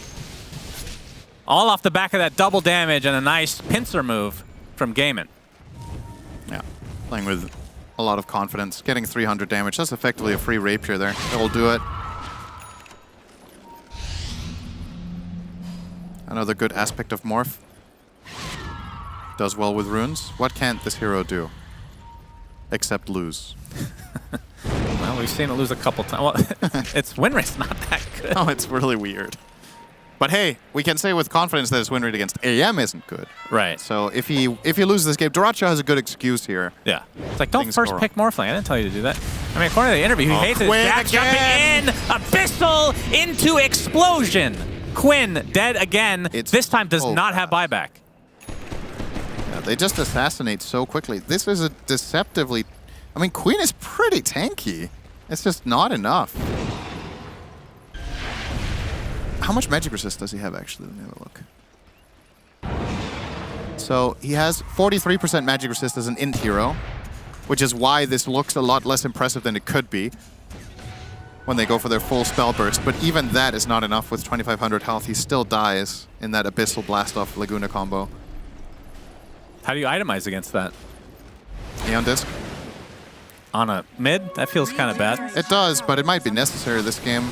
He's probably going to buy it after Hex. I think BKB is not necessarily the safest choice. That's another option, obviously. But that's only really good if you're the one taking the initiative, because you don't really get to react to some of these plays sometimes. Yeah. Just getting LS8 out of the trees. So I think Disc might be a requirement almost at some point here, because you're not in control of not getting jumped ever. Unless Ace, he's found out. He's sheep. LSA will not hit. The Blast-Off does. Abyssal on top of the BKB now. As Ace trying to turn his sights onto Q. Gets the Nullifier off as well. The Mortimer's Kisses are coming, but they're able to take out the Spider eventually. Nice grab ally. Song is there. Grab ally. And LSA again will not hit. But Celery will find him his way to the grave anyway, despite having the BKB. Godlike on Jabs. Offlane anti-mage. I was going to say might as well have been a carry, but when's the last time you saw carry anti-mage not go Battle Fury? True. Still, his net worth is pretty solid. That's you know? the one main difference, really, though. Yeah. Like, I mean, Lincoln's maybe. You would probably go that in certain games on I think so. carry AM. Is the second set of racks is now gonna go down in Talon's favor. I mean, the game might just flat out be over here, right? They're gonna get megas. There is a fortification. Oh, they the find sheep onto Dyrachyo. Dyrachyo on the back line. LSA hits as well. Abyssal to follow. He's getting drained of all his mana, but he's able to get out with that BKB. But now he just has to back off. He doesn't really get much value out of it other than living, which I guess, depending on your outlook, is probably valuable. I think Talon are very confident there's no buybacks now as well, because when they get that pressure move on Dyrachyo, a lot of supports will snap buyback there. Yeah, on the Spirit Breaker. But since he didn't do that, Ollie doesn't have it. Oh, the sheep onto Quinn. Lotus Orb prematurely applied, but Dyrachyo is the one that gets initiated on, and he will fall. Does have buyback, though. Big charge coming in from Stellary. Another strike. Okay, onto Ollie. The Tombstone. I can't even tell if that's actually alive. His grab ally available, Cinderin. 23 Savage, the song. Everyone trying to get out, and they will. Unbelievable. He grab allied himself, and the Tombstone got broken instantly. So it looked like he was stuck inside the Tombstone's corpse, but...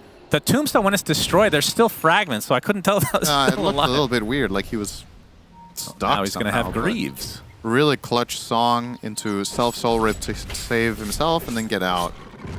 They timed the TPs pretty well too. Like it looked like Naga might be TPing out a little bit too early, but it lined up just fine. That was beautiful.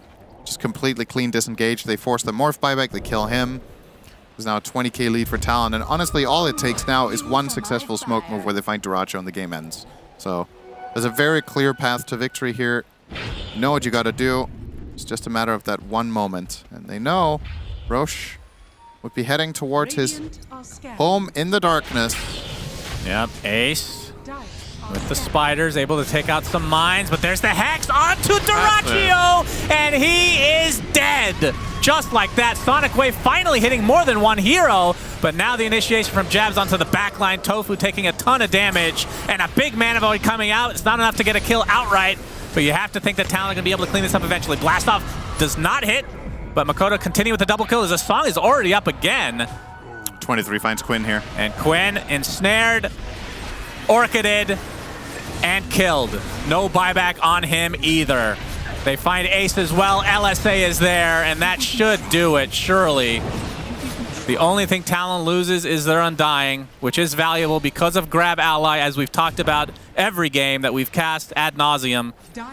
But there should be mega creeps, if not more. Oh, Celery. Nice charge. Surprised they're even chasing this when they know that the buyback is not available for Dyrachyo. Farming some fantasy points. Yes, everyone loves their fantasy points. It's just a formality at this point. They do want to... All right, they're getting the megas first. Yeah, GG's called. Okay. So game number 1 of this best of 3 in the lower bracket for Dream League Season 20 that goes to Talon. And talked about their draft, very greedy, but when AM can just literally free farm, I mean, sure. I'm very impressed with Talon's play in this game from minute 10 to 20. I think that was the most brilliant part of the game. They're obviously playing a good late game as well, but I think that's the easier part. It's the 10 to 20 minute mark where a lot of teams completely crumble against Gaming Gladiators' pressure with this Brood pick and the mid co-op, but they just got, I think it's just fair to say they just got outplayed. Like Talon just moved around the map really well. They found openings with the few tools that they had. Blast off into Lina combos, blast off into AM combos, a little bit of an ensnare kill here and there. Just a very, very well played out game from them, and probably Gaimin feeling a little bit frustrated here because in their minds, they had some momentum going out of the lanes and they should have been able to snowball it, but Talon just dodged them really well and made their own successful plays. Jabs ends the game 9-0 and 11 on the offlane anti-mage. Basically has almost a full inventory despite no Battle Fury. I mean, if you're looking at his and the items, multiple Lincolns were great this game. Yeah, absolutely. The Lincolns definitely paid off. And oh, look, your favorite item is in there. What's that? Arcane Blink. Didn't notice that. Makoto actually got an Arcane. Oh my god. That's a pretty rare item to see in Dota. That is amazing. He got there in the end. Unfortunately, we didn't really get to see it live, but hey, that's what the VOD is for. Anyway, Talon takes game number 1. Panel, break it down. I continue to be impressed with Jabs' character development over these past few months. When I saw this offlane anti-mage selected, I thought for sure, oh, it's going to be a Battle Fury Manta situation. But no, he went utility. Vanguard, Lincolns. It was a little bit weird to see an anti-mage taking so long to farm camps, but that's what the team needed. And also, I think what Gaimin need is maybe more practice for the Morphling, which again, it's all building up to the Bali Major, but still no graduation cap, Winter, on this game? Well, at this rate, we are hopeful for, maybe I'm hopeful for Bali. At some point, he's going to get it, you know. Like I feel like in a lot of the team fights, he's playing too aggressive. Like he doesn't really know the limits of the hero, and he's getting caught out.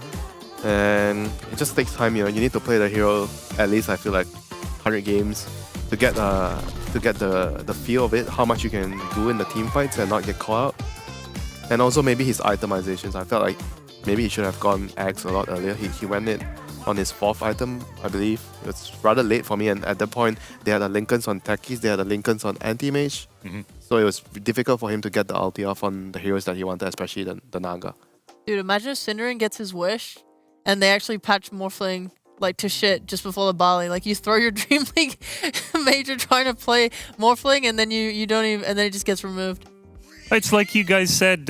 You said before the game that if Talon get to a point where, as the game goes on, they're only going to get stronger.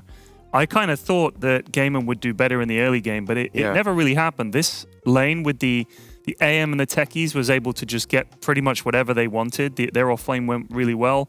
The Lina did well going around and getting kills and stuff. Like, what was the tipping point for you guys where you thought, oh, Talon are definitely ahead from where they should be?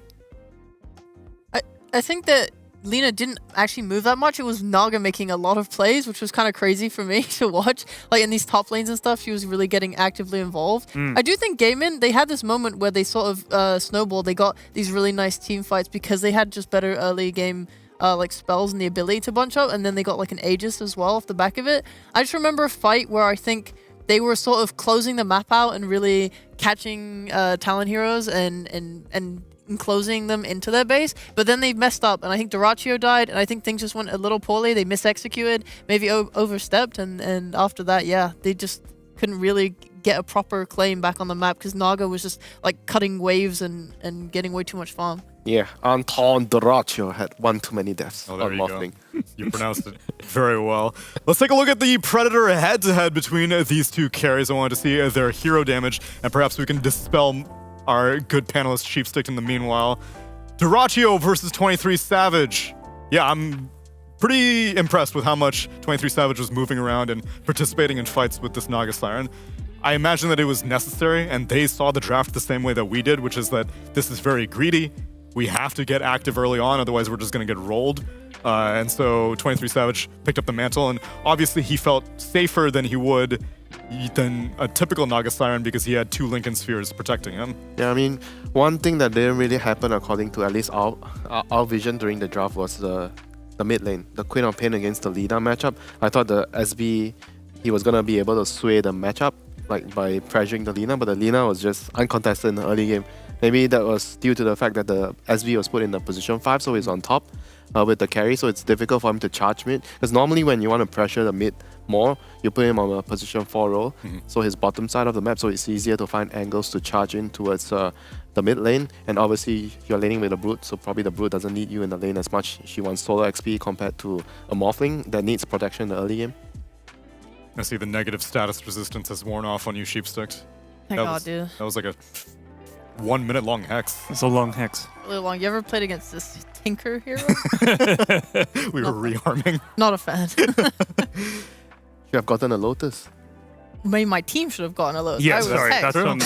That's on me. I'm the support. We're both support players. Neither of us had anything to help her.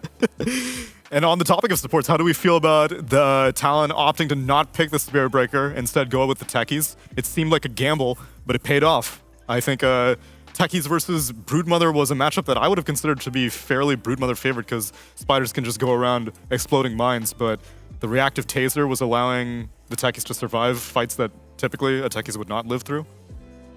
I mean, that bot lane, how did that bot lane go for Gaimin? Because it certainly looked like they kind of took the tower and the Brood was getting pretty farmed and everything. Like, it actually seemed like both of the off lanes went well. Was that the case? It was really good from what I saw. I remember they got like a kill on Undying under the tower. They realized that top was kind of a lost cause, so they rotated the supports, both supports to bot. They got kills, took the tower. Everything went very nice. They even got their level 6s like before 10 minutes as a result. Because Tofu like, was came mid loaded together. as well. Yeah. Like he was super rich. That was something you guys both commented on. I was like, wow, Tofu was like minted. How did he get that way? Yeah, he's like 5k up on the other supports just from getting kills. I didn't see if he was like farming extra, to be honest. I wasn't watching him that much in the game. Yeah. Did you? We did wonder how did he get so much money. The camera wasn't really looking at what Tofu was doing. I was just paying attention to the net worth. Wait, what? Old Granny has more net worth than Queen? No. Did he ever have more? I was like, almost 1k below Quinn. Not great. Yeah, which is now the first loss on the Queen of Pain for Quinn in this Dream League Season 20. Yikes. All good things must come to an end, including this panel. Wait, really? No, we still got potentially still 2 more got games. some time. It would have been cool, though. It would have been cool to be able to fire you all. Yeah. Oh, yeah. Honestly, I don't know. I thought the Queen was fine. I thought the Brood was fine. It's just... I felt like the SB not being at bottom. Yeah, no, that too, for sure. Affected the I lanes think a lot. The other two cores were fine. I think SB was an issue. But do you feel like the Brood is in a similar situation with the AM when we are talking about offlane AM buying Belfries? Like, do you feel like the Brood in this kind of game, maybe you don't have to go for like a full carry build. You could go for more utility build to help your team. Don't play as a position 1. Yeah, I could see it. Because maybe then they don't lose the little fights that matter when they're trying to like end the game out early. If you're playing for early, then yeah, that makes sense to me. All right, so let's say that Gaiman is first pick again. Are you going to ban out Morphling if you're Gaiman? Or are you going to pick it? At this point, I don't know if you're just giving Papa Anton another chance on his Morphling. Needs to practice. Or you're thinking more about maybe we should just try to play for the current tournament, try to win this tournament instead of just thinking about ahead. He needs practice on Morphling. I suppose that actually may be in their best interest, because I think the prize pool is pretty comparable between like... Yeah, but they have to keep the record. They've so far won every event that they've played. That is true. Ooh, I didn't think about that. They are on quite the streak right now. But then you have to do it for both events. You have to do this one and Bali. That's what winners do. They don't settle. That's what they champions win. do. That's what champions do. Are Gaiman champions, or are Talon ready to buck the trend of Southeast Asia coming in just right short of the podium? Let's find out in game number 2.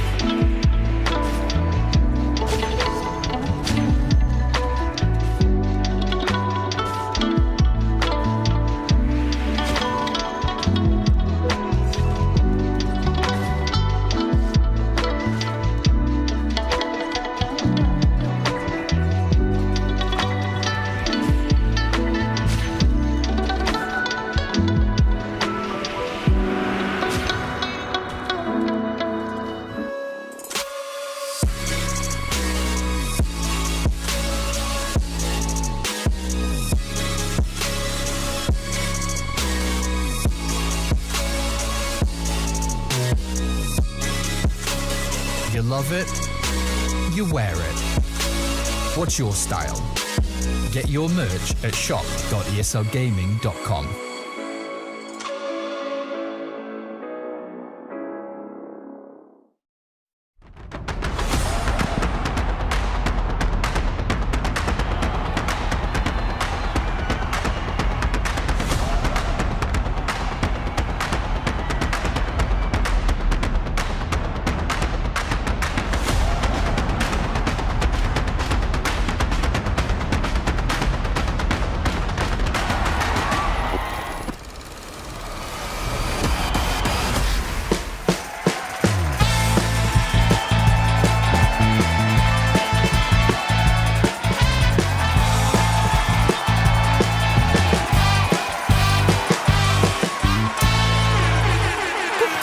Game number 2, everyone, of Talon versus Game & Gladiators. Well, I will remind you, it's an elimination series. Loser goes home in 4th place. Winner goes on to play the loser of Bet Boom Team versus PSG LGD. And I'm left with that was making my monologues too long. Morphling got banned, everyone.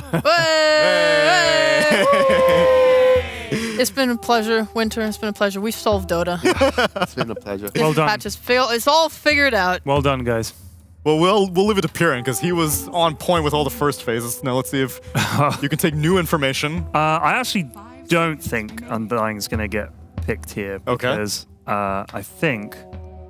Actually, maybe he will. No, he will. He will. He died a lot. And she pointed out to me, that's good because he's almost all of the enemy team's kills. Yeah. So if your Undying is dying, who cares? You know what I mean? As long as it's not a core. If your Undying is not dying, then that's the problem. I've got an announcement. Back on me, please. Put a camera on me. I've got an announcement to make. Dirachio needs to practice Morphling. He's not going to be able to do it this game. If you are playing against him in pubs leading up to Bali Major, let him cook. All right? Let him practice. Let him play his Morph. Chill. Don't be banning Morphling against Dirachio. If you queue into him, let him be, please. But I want MMR. Yeah, my MMR. I know he's got a major to play, but I want the 25. Well, honestly, at this rate, if you do let him get Morphling, you may get MMR. Yeah. Give him the Morph. It's free MMR. Think of it that way. Oh, I'm just kidding. I love you, Dirachio. You good lad. You can't coordinate in pubs. It's way too easy to win with Morph in pubs. Yeah, true. Maybe in your pubs. Mine are very coordinated. Yeah? Yeah, we all lose in unison. Alright, what do we think this is? A bat +1, or do we think bats? This is gonna be Undying? Chen. Yeah. Brood. And Brood. Bird. No, because then you just get counterpicked on the last. Or they'll get Beastmaster. Really? They'll go Zoo. Like I said, when they need to win, they go back to the Zoo for gaming. Pugnostorm. Talon are gonna have to think about this. They'll know. GG are gonna go Beastmaster and Chen and shit like that. What does Talon pick in response? Midas heroes. 5 Midas heroes. Get Ogre up in there. Bat Rider +1. Bat Rider is the most contested hero so far. Yep. Except for what? LGD? I thought Techies was most contested, but let me see. I just said yep because I trusted Winter. Yep. Do you think Winter would lie? I didn't. got a document from production today. That's true. Oh, that's true. Elder Titan. All right. I don't know if you read it correctly, because Techies and Timberstar are actually the most contested heroes. I was lied to. Oh no. I believe that. Oh, Bat Rider is the 3rd most contested hero. God damn it, Winter. Read the doc. I also looked at the doc, guys. You want a fun fact? Tell me a fun fact. Jabs has the 2nd largest hero pool at DreamLeague Season 20, having played 18 unique heroes so far. Wow. Only C-Smile has played more with 20 unique heroes. Sounds like the man. So if they pick Elder Titan like this, you're screwed if you pick a Zoo draft against this, right? Because he just sends the spirit out and punches like a truck. Is that a thing? Depends on the Zoo hero. I feel like you could play some Visage. I don't think they will, but you could. Ted wants the Chen. I'm just saying that if I'm correct, and I rarely am, Neil, you may have noticed that. We work together a lot. I'm rarely correct. Gaiman tend to, when they're under the cosh, they tend to go back to Beastmaster and Chen and shit like that. They've picked what was, up to this point, the undefeated Quinn of Pain. Well, that just got defeated last game. Indeed. That's why I said up to this point. And they've picked his 2nd. And we don't know where this Bat Rider is going, because actually, the one thing that makes it a little bit more obvious is Q is generally the Batrider player on Talon, but he's also the ET player. No, Ollie is the ET Oh, sorry, player. you're right. Ollie's the ET player. Oh, so this may be a support Batrider. So then your Queen of Pain isn't necessarily countering the mid bat either. Well, it's definitely not a mid bat now, I'll tell you that much. Yeah. But you need to draft in a way where you need to assume that there might be a chance that the bat is going mid. So whatever hero you're picking there has to be able to deal with the lane. I mean, this ET bat opening, if you get to late game, is super strong. Because the aura is going to amplify everything you're doing as the Batrider in the late game. Even if it's a support Batrider, you're going to feel so good. I do think the Queen was good last game, and I am confident in Quinn's ability to play it again. I don't think I've seen him lose a lane on Queen really hard yet, unless I'm high out of my mind. I mean, last game he lost kind of a little bit. A little bit, yeah, but it was like... Lina. Yeah, it was Lina. But I mean, like, lose in a way where he's not able to have any impact in the game, right? I think he didn't have a death for a really long time, or at least he only died once for a long time. Like, he was making the hero work. So I'm okay with this coming out early. I think they believe in it. I think it's strong. They don't have to deal with this morphling shit anymore. So they're going to be able to put Jirachi on something comfortable. If they can win their side lanes, I think they're sitting pretty. I feel like the co-op against the current two is already really good. Like this opening 2 heroes from Talon, they don't really deal with the co-op very well. So they're going to have to rely on their later picks to get some catch against the co-op. You don't really lose any mid matchups, right, as co-op? Not really. Even against Kunkka, I think he did well the last time I saw that hero come out. They tend to ban Puck when he picks Quap. Because you can just dodge you can phase shift dodge the dagger, right? So that's about it. And then I guess the Dreamcoil is annoying, but... Yeah, normally in that matchup, he doesn't skill dagger. Yeah, he just doesn't take it. Yeah, but it's annoying. The core is definitely very annoying, the silence later. It's very easy for the Puck to catch the Quap and set up a kill on her. And Quap is a hero where you don't really want to die in the game. Ideally, you wanna have 0 deaths throughout. Right. Like, one time you can be owning the whole game, and one time you die, it just feels like you lost the game. Yeah. I don't know if you can ban too many mid matchups though for Queen of Pain, just because you have a lot of carries to think about as well, because this isn't like a last phase Queen of Pain. And you have first picks, so you're not counter picking. It's like, if I look at Talon's lineup right now, they have a Batrider. Already I'm thinking Bloodseeker. I think that makes my Queen of Pain's game really hard. I think it synergizes really well with their heroes. Do you want to ban that? Is there something even more annoying? All these like Naga Sirens and PLs that potentially come out that could maybe ruin, like, what are you planning to pick in the next draw, in the next phase? There's so many things and not enough bans. But how do you feel about the TA? Do you feel like the lane matchup is particularly the concern when they're banning out the TA here? I thought the TA was, isn't it? She can only melt strike your dagger if you don't have a sentry in lane. If you just brought sentries, I thought it was a fine matchup. But I don't know. I'm not mid player. There is no mid player here, unfortunately. Do we have a single mid player analyst like that exists in the entirety of Dota? Kyle was formerly a mid player. A professional mid player of 7,000 matchmaking points plus higher? Professional? No. Professional? I'm out. It was Kyle. I do play mid, but just not professional. Very unprofessional. I only do it when there's no one else. Who's going mid? And someone, I'll do it. If you have to do that, who's your go-to hero? If you're forced, Puck. Yeah. That's actually a pretty. Yeah, that's actually a legit hero. Yeah. I love expecting something like, Dragon Knight mid, you know?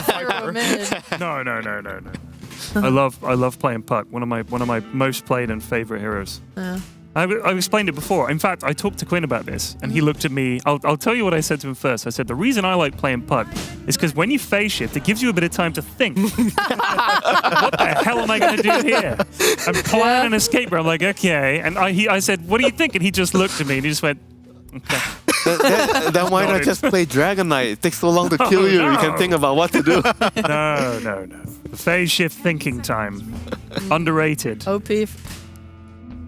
Seems like Talon were satisfied with the Lina matchup against the Queen of Pain. They go back to the well. They take it. Okay. Game and get the Bloodseeker. Do you feel like it's also because they're worried about the Bloodseeker being picked on the enemy against the co-op? I do. Usually I don't think that people Giga Brain that hard. Like, I think it's more like, what do we think we want? But yeah, in this case, I think it's good to take it. There it is. So we think this Queen will come out slightly ahead in mid. I think it's hard for both supports to really gank the mid lane. So it might just come down to both of them doing their thing. Maybe Queen, maybe they last pick something on Gaimin that can come mid. I don't think Undying will that much. Yeah, they definitely need like some Skyrath rotating hero, like a position for Lion even will be fine for them. Yeah. Lion and Skyrath and Spiritbreaker is also still available. Those are the heroes that I feel like would help Queen of Pain the most. I guess Rubik will be fine. Oh no, there's no Rubik. Expand. So Talon I would take like a carry here. They think is really good, like maybe the Naga again. Yeah, they see the lane, they see the carry to carry matchup. And they see a lot. I mean, they don't see the force, so they don't see the full lane. They do see the safe lane, so they could potentially take that off laner unless there's like a really high value carry they want, I think. I think part of the reason why Gaimin picked Bloodseeker is also because 23 Savage has been playing a ton of Slark, and I could see Slark having a good time against the Quap and the Undying, but Bloodseeker kind of discourages that. Yeah. So This is cool. For bet? I think it can be for Spiritbreaker. Dabs has played it this tournament already. I think Spiritbreaker is broken, so. Wait, against Bloodseeker, do you feel like Bat would get a better lane matchup as a core or SB? Do I think what, sorry? Oh, Yeah. Bat's better? I think Spiritbreaker's better, actually. I think he's just so disruptive and nice. If you can, and also if you are able to have your like, what the hell's the W called? Bulldoze. If you're able to have your bulldoze maxed early by having like all that level and farm, and you're able to get like this planar rocket thing, whatever, and you're able to soak spells for your team as a core and actually live through it because you're playing as a core, I think that would be a really cool concept if they did want to do that. Then again, you could also just do as a support potentially and then just like die for your country. So long. I tanked the Rupture for you. Pour one out. Yeah. Yeah. Why live when you can die and buy back and come back again? That's a pretty solid ban. A lot of things that can be dispelled. Sticky Napalm, Bulldoze, the Elder Titan Spirit. What else can dispel? I guess that's about it. Oracle, Enchantress, Shell Demon. I mean, they have the Beastmaster. They can go back to the Chen now if they want. Yeah. And then you can get a Purge creep. Yeah, sounds reasonable. And looking at what Talon have right now, they don't really have a lot of team fight. Everything is like single target. Like they go for 1 kills and they prolong the game. But what if the enemy groups up early? Then your heroes doesn't feel like it's gonna do much in the game. And honestly, against a Lasso, Hand of God plus Soul Rip may just keep someone alive even on that single pickoff that they're going for. I changed my mind. I think it's offlane bat. Okay. Sorry. I was just thinking in my head, okay, you're playing into Undying. I think it's impossible to farm a Spiritbreaker in that lane. That's true. Yeah. All right, Piran, we getting a Chen or what? They do like this Chen They Beastmaster. do like this Chen. Who's picking Gaimin? But they might think about something. Yeah, they got a Skyrath. Something that can go around and get kills.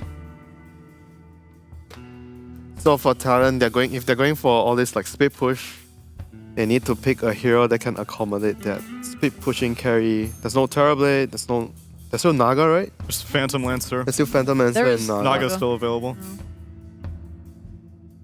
I like summons against the Undying Skyrath. I think these supports really struggle to play fights when there's lots of summons on them. Then yeah, Illusion Carry sounds like the name of the game. There's I mean, also- either way, they're not fighting early. Like they won't be able to fight early unless they get a really good start from the lane. Like it doesn't matter what's the last pick. It's not going to change their overall game plan. It could be cool to do some Wow. Wowzers. Okay, that might actually change the overall game plan. Because that gives them a frontline hero which they are severely lacking.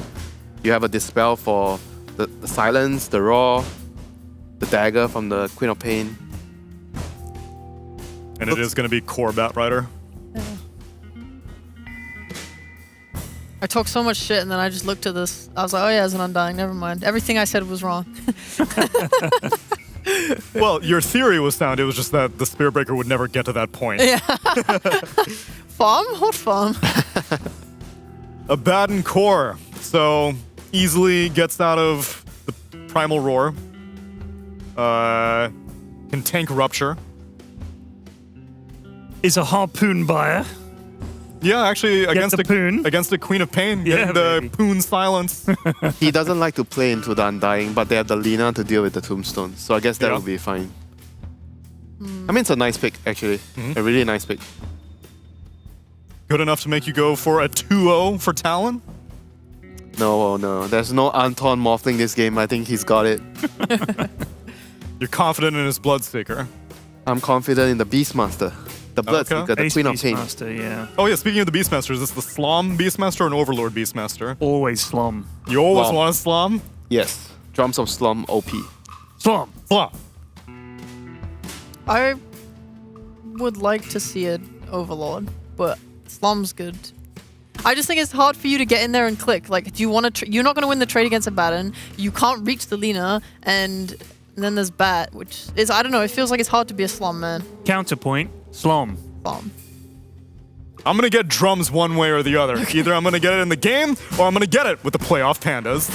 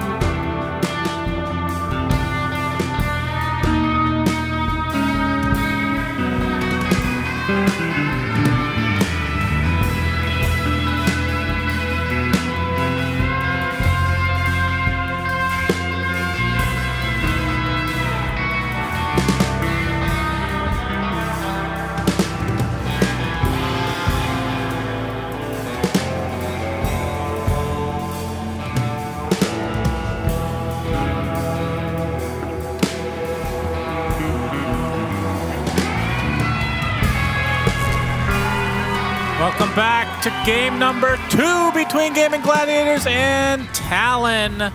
Suns fan here with Cinder Man, the man of Cinder. We get to see my favorite. Abaddon? Carry. Say it. Abaddon. Oh, close. You'll get there. You'll figure it out. But Dabadabadon, my boy. We'll drill it through the entire game until you say it right one time. A hero that has been... It was pretty popular in the previous patch as a carry, but we've kind of seen it drop off. I've seen it like 1 or 2 times now. He got nerfed in the last couple months. What were the nerfs again? Remind me. I think it was mainly BAT related, right? Which is a really big nerf when you play the hero as a carry. I'm going to look up the exact... Yep. Go ahead and open up. Base attack speed decreased from 120 to 95. Okay. More mana cost on Aphotic Shield. Less Aghanim Shard bonus on Curse of Avernus. Less strength from the Strength talent. Less damage from the Damage talent.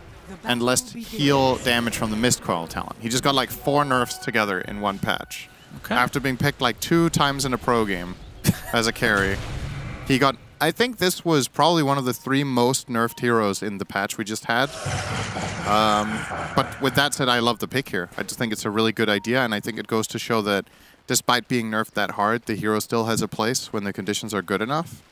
I love Talon's approach to this game overall. I will therefore, say, Gaming Gladiators will probably win. Yeah, I assume this will be going 3 games because of your prediction, of course.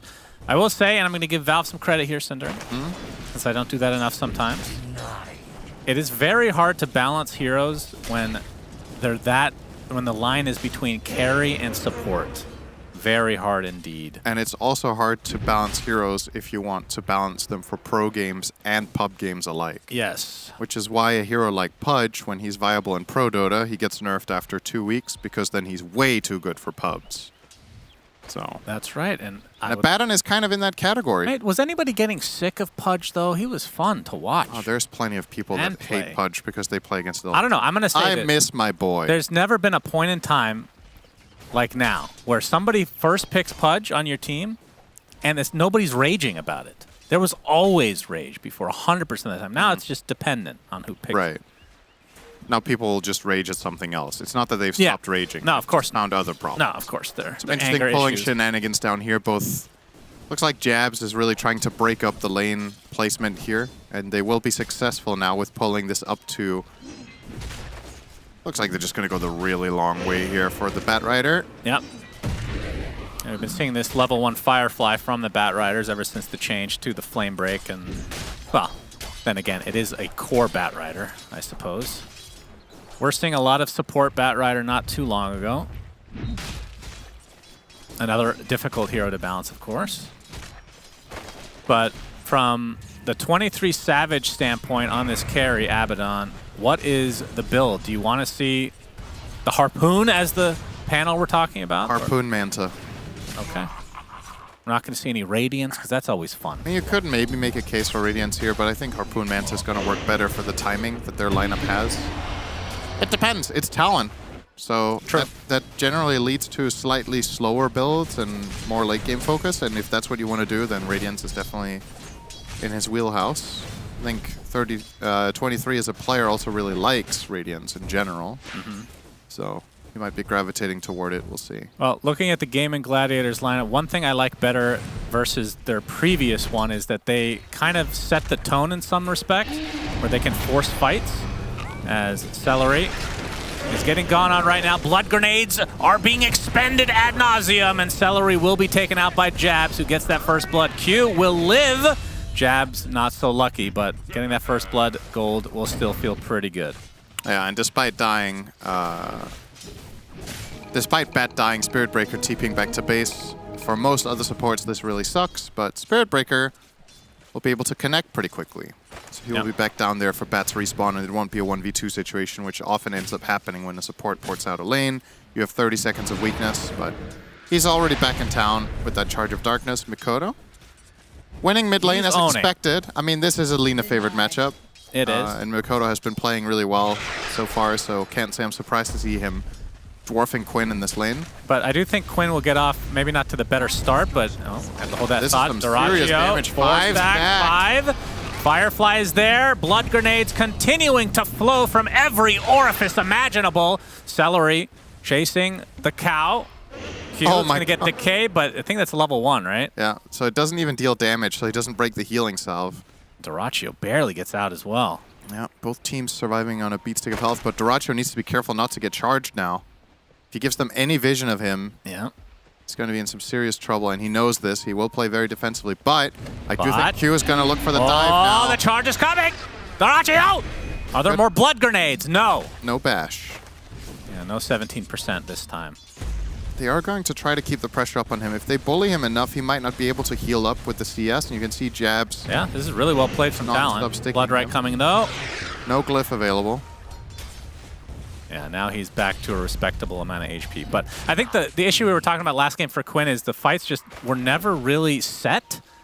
They were just completely scattered. He couldn't really get off any good AoE. But now you have Rupture, you have Roar. Basically, anytime you use one of these spells, likely somebody's going to try to help, and it's going to help consolidate the lineup a bit to be able to get off these AoE spells. But they have a lot of pickoff on Gaimin. Roar into Mystic Flare, Sonic Wave, so much burst. Yeah. We'll see if they're able to take advantage of that in the mid game. The thing Talon have against this is they have long range. They have ET and Lina that can play from the backline. And they have a Batten, who is not a valid target for any of the spells you just talked about, which is a big part of why I really like the pick here. And I don't think Gaimin were expecting it, to be honest. Yeah, for sure. This Abaddon pick is definitely out of left field. I don't know if it got picked in the tournament after the nerfs, actually. It got picked week 1.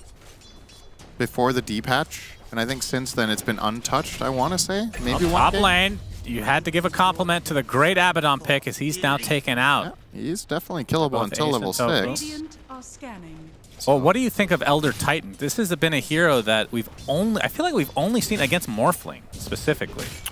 I would say PSG LGD picks it more or less into anything. And it's also one of Talon's best, so it makes sense that they will run it if it's a good hero in the patch. It's looked pretty good overall. I'm not sure if I can put my finger on exactly what changed so that he became popular again. Maybe just other heroes getting nerfed. Sometimes it's all it takes. relatively speaking, the hero might be better than before. The thing you said about Morphling definitely rings true, but it's not the primary reason he's back, I think.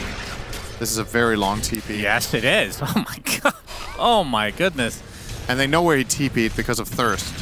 Yeah, true. So this is not really going to be a surprising gank up top. But it might be surprising that Q is here as well. Yeah, There's actually a 4-man rotation. Will he get the vision with Sticky here? Oh, he's going to show in lane in just a moment. It is nighttime. As They want to get the Wisdom Rune, yeah. Q, all right, with the bash. That's a good start for him. TP coming in, though, from Quinn.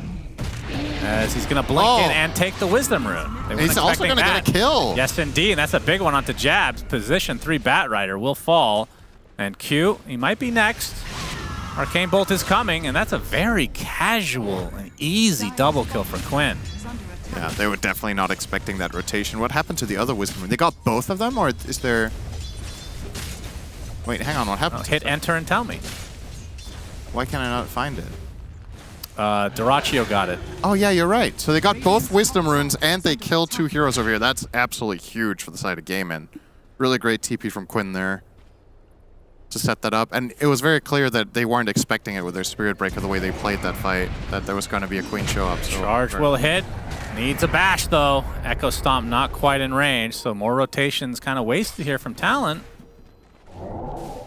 And just these little things adding up to a 1K net worth lead so far for Gaming Gladiators. Now, 23 Savage is level 6. Is he holding on to a point, I assume? Yeah, he should. Yes, he is. I mean, itemization-wise, what does Gaimin want to buy against the Abaddon carry? I don't know if he's the hero they really need to solve primarily through items. Hang on, Dyrachyo. Nothing's gonna happen here. He's gonna dodge the stomp again. Oh, it's not even gonna be completed, actually. Cancelled Echo Stomp.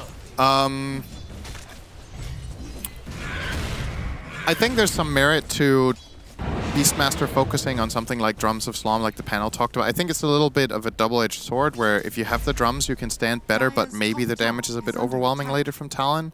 So that's one approach they could take, is to have some more like just overall sustain against the Abaddon running in. Oh, he's a general went great Helmadam though. Yeah, it was probably going to be. I mean, you can go Dom into drums, but I don't know if he's going to do that. I would say overall one of the best items against Abaddon is just a Force Staff. It's really good this game. You're going to get away from the Abaddon. You're going to be able to reset position when a hero gets charged. You're going to be able to reset a position when they get ET comboed. So maybe that will be an item, but I don't really know who's going to buy it among the supports. Maybe Undying can buy it. 23 Savage. He's going to have to level up that borrowed time. Might not even save him. He's going to pop it. Now they're going to ignore him. A Aphotic Shield to follow, though, but now he's going to be Ancient Sealed. And Quinn not even bothering Sonic Waving. That is another very easy and casual kill there for the likes of Quinn. Yeah, now they're going to run to Q. Didn't need to use the Roar either. And they have no way to really deal with Q. And Quinn back to the mid lane. So in terms of net worth, he's catapulted Makoto by a bit, as the Invis Rune will be taken by Makoto. And Quinn actually blinks right in there. But you can see most of the damage being applied to Ollie instead. As the Sonic Wave does clip Q.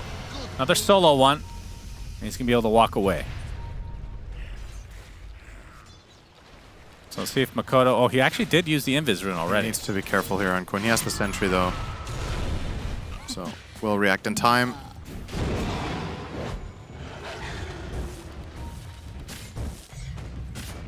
Looking very healthy for Gaming Gladiators now this game. All 3 lanes are doing very well.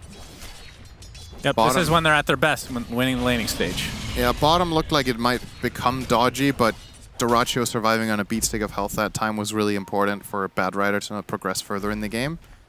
And Abaddon, not the best hero at playing from behind, really. So Talon, similar to last game, don't have the most play potential, but this time around their laning has gone significantly worse. They will find Celery, maybe. Oh my god, the Soul Rip healing him up. Q is gonna die in the river.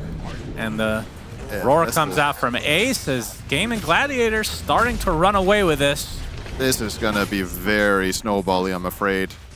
With this Beastmaster Dom, they can just keep running down lanes. They're stronger, they're finding the picks.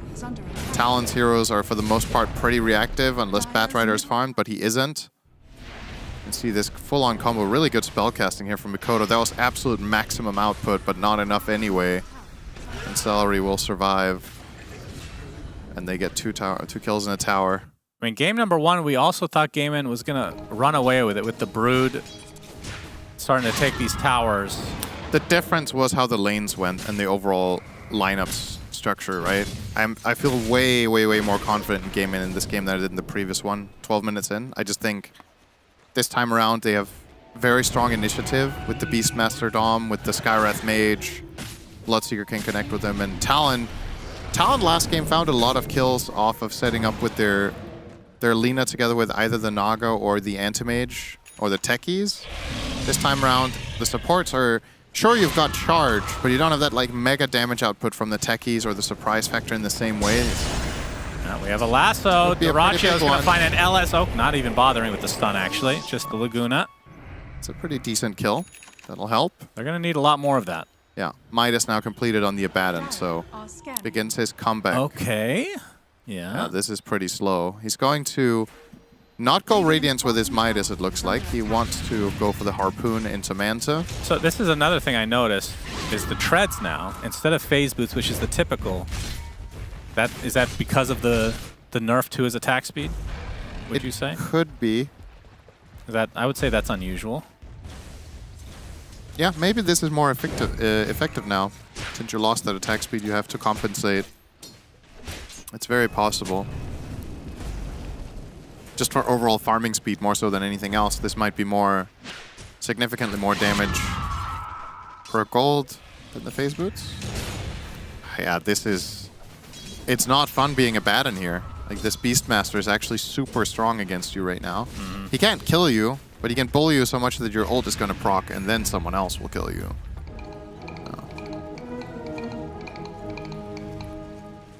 Obviously, a pretty big improvement to Abaddon that the Aphotic Shield became a barrier as part of this patch. Beforehand, it was a flat damage block. Now it scales with your armor or magic resist, depending on the damage type you take. But either way, look like Gladiators have more than enough to pierce through it for the time being, at least. But I think, knowing Talon, they'll probably find a decent enough way of slowing things down here. I don't think it's going to be super easy for Gaiman to just absolutely trash the map. I do think they will be taking some significant initiative. We're seeing it here, Tofu and Quinn together. Oh, they're going to try to initiate, and they're going to get a lot of damage done with that Mystic Flare. Makoto trying to shrug it off, but he's not going to get out as Celery gets him. But the counter initiation is now there from Talon, but they only get a support.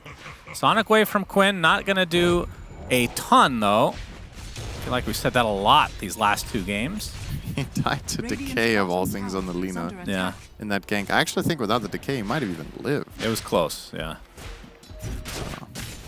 That was because Quinn didn't use the Sonic there. He was reserving it. They thought they could get it without it, and it was so close that it ended up working out. Maybe charge onto Ace. Cannot connect. Yeah, Helm of the Overlord almost online, and we've seen a ton of games with Ace on Beastmaster, whether it's Drums of Slum or the Overlord, and it just feels like he has such high impact. As, of course, as I say that, he's getting ganked. Good call. Thank you. Pull us under it. High impact. He did buy the recipe, though, so not really that much loss, honestly. It was a pretty high impact recipe purchase. Yeah. Loses less gold. I don't remember the last time I don't think he's going to go for Ags, but can you remember a time you've seen Ags plus Helm of the Overlord? No, like it's always one or the other. Right, it's usually Vanguard Vanguard drums, or I mean Vanguard Ags. Oh, hang on. Should be a freebie here. Celery. Flame broken back. Yep, looks to be done. This is pretty good slowdown from Talon. It was ramping up for Gaiman, now it's only a 2k lead. The heroes are starting to get some farm. We know the Abaddon Midas is eventually going to kick in more and more. And I do think his matchups in the game are good enough that, despite being behind, I don't think this hero has to be very high on the net worth chart to be effective, as long as they're playing together and using their cooldowns well. So, Probably not too worrying for Talon. Man, this weapon looks really cool. When he's swinging that with that attack speed. Love to see it. It's a scythe. The scythe. Very lore not friendly. What do you think was the inspiration for this hero? Death. I'm gonna say it reminds you of the Nazgul from Lord of the Rings. Oh, yeah, that's true. Well, that's kind of Abaddon. Like, he's in that cloak anyway, right? Yeah. What is it this hero looks like? It's just Arthas' model in Warcraft 3, right? Yeah. That's right. Here goes Roche. There is no way in hell Talon are going to contest this, so Gaiman will claim the first one of these. Give them credit, though. Like, put the Aegis on Quinn net here. worth lead has definitely not grown at all. In fact, it's gone down. I believe it was at 4K just a couple minutes ago. Yep. So this Midas starting to pay off for 23 Savage and company. But I mean, this was one of the things that we noticed with a couple of these teams, Talon being one of them. It's kind of slow-paced a lot of times in the early game, but they have shown the propensity to be able to turn it up as well. Roger with a good dodge there. That could have been scary. They were setting up on him. Okay, Quinn. Yeah, that's shield aggressive. room. That means he's invulnerable. They're going to find 23 Savage. Can they burn his ult? I think so. And that's going to be on cooldown for the time being. But the tier 2 tower looks to be Gaiman's to take. Oh, Makoto. He's going to get Ruptured Mystic Flare. It's enough. Big kill for Gaiman Gladiators again. Off the top of this Aegis as well. Means they can continue to take these buildings. But the lasso initiation. Looks like Tofu will fall. The Blood Right's going to connect. They know that borrow time is down, so Quinn, with that Sonic Wave, definitely paying attention to 23 Savage here. But he's too close to the base at this point. Nice taunt. By who? By the Abaddon. You love that one. Oh, yeah, that's a good one.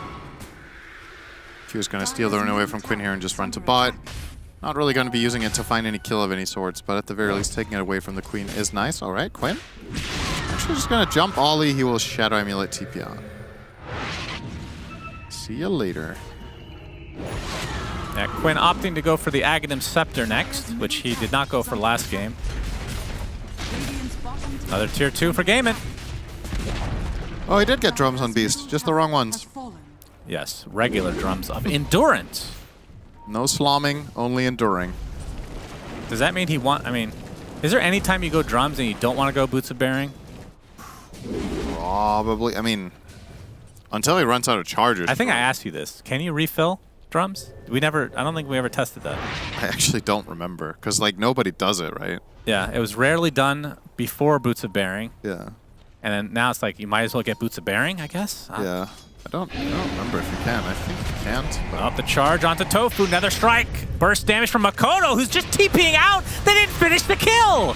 Oh my goodness. Did he not have Dragon Slave ready? He definitely did. And by definitely, I mean probably. He thought it was enough, and he just wanted to get out instantly before the TP rotations turned it around, but yep, not enough. Skywrath Mage. It's that little bit of magic resist right there. It's that little bit. Just a 7% extra from that int keeps him alive. Yeah.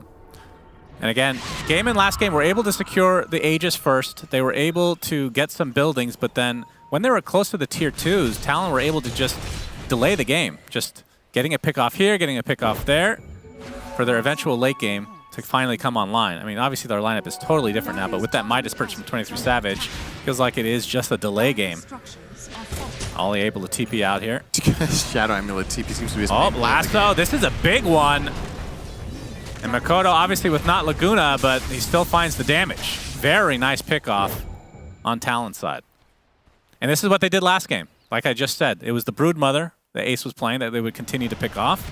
All right, let's look at this. I mean, he definitely has it. It's so weird to look at.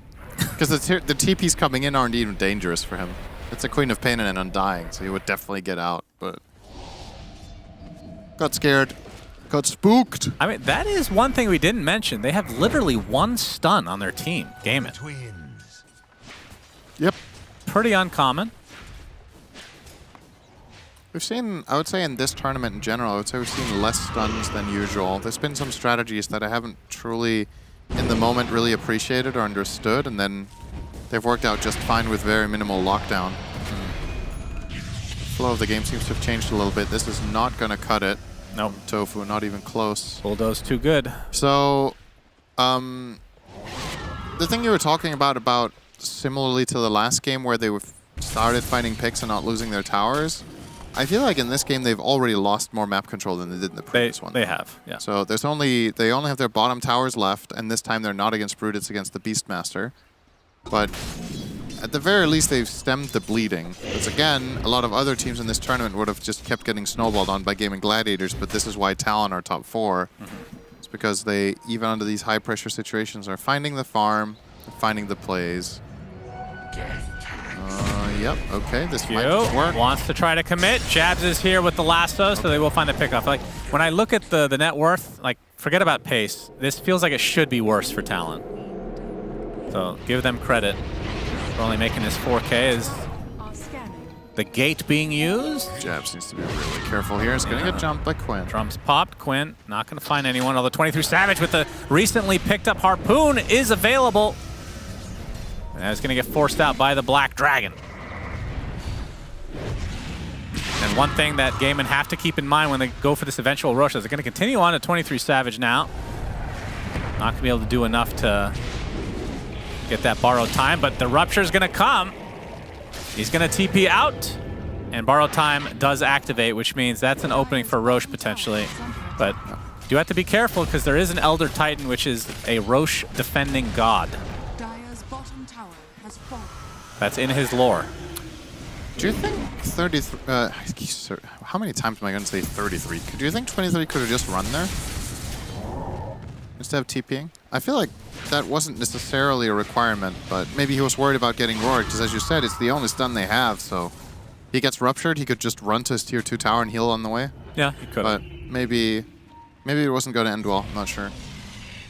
Gaiman end up taking the tower, forcing that TP out. Now again, when is this Abaddon gonna kick in? Because so far, hasn't really done anything. I think the pick is very good conceptually.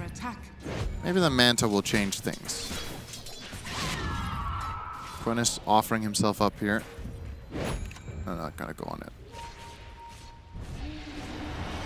Oh. No, charge is coming on Quinn. Actually hits onto 2 heroes. Jabs with the lasso, but instantly roared and destroyed. Q is next. And just like that, 2 members of Talon deleted. That increases the lead to 7K for Gaming Gladiators. And now they can get the tier 2, and they could likely just steal this Tormentor as well. Or go for Roche, potentially, but they're not on. Oh, yeah, looks like they will go for the Tormentor. Will Tofu get tankier with this? Or will Grab Ally be there? It is Tofu's tankiness. Shield of the Scion.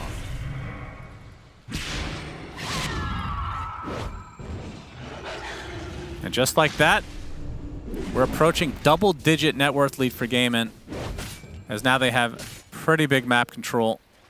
Yeah, so that jump that they went for there on the Queen of Pain, I think it was, it makes sense, but I feel like they weren't fully in range with the heroes that had to follow up. I think Lina needs to be a bit closer, and you need to layer it more perfectly with your chain stuns. Have Atos and a Mystic Flare, but the quick Force Staff, well, he's just going to get ruptured and brought down. Another easy pickoff. And the LSA on the other side, so Talon able to get a trade of sorts.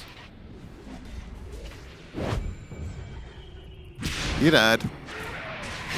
Okay, Hurricane. Quinn knows somebody's nearby. Or does he?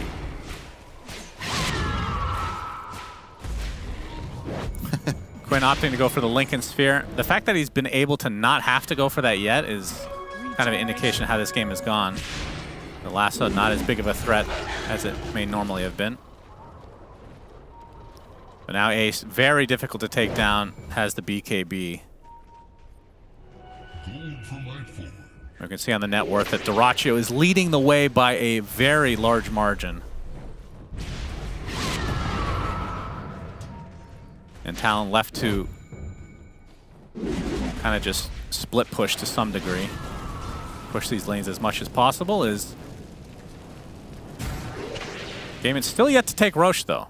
I feel like this is normally the time, the 26-minute mark, and they're highlighting that area now. The scan comes out, though. Is that? Oh, both scans actually use one bottom and one top.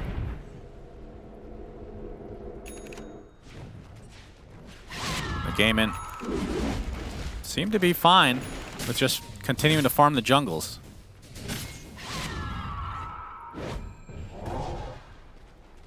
I guess perhaps they're waiting for this Blood Mist to come online for Dyrachyo.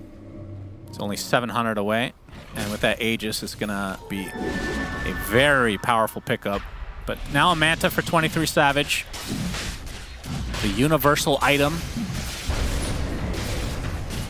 And first Roche, not gonna be contested whatsoever. Although, Astral Spirit will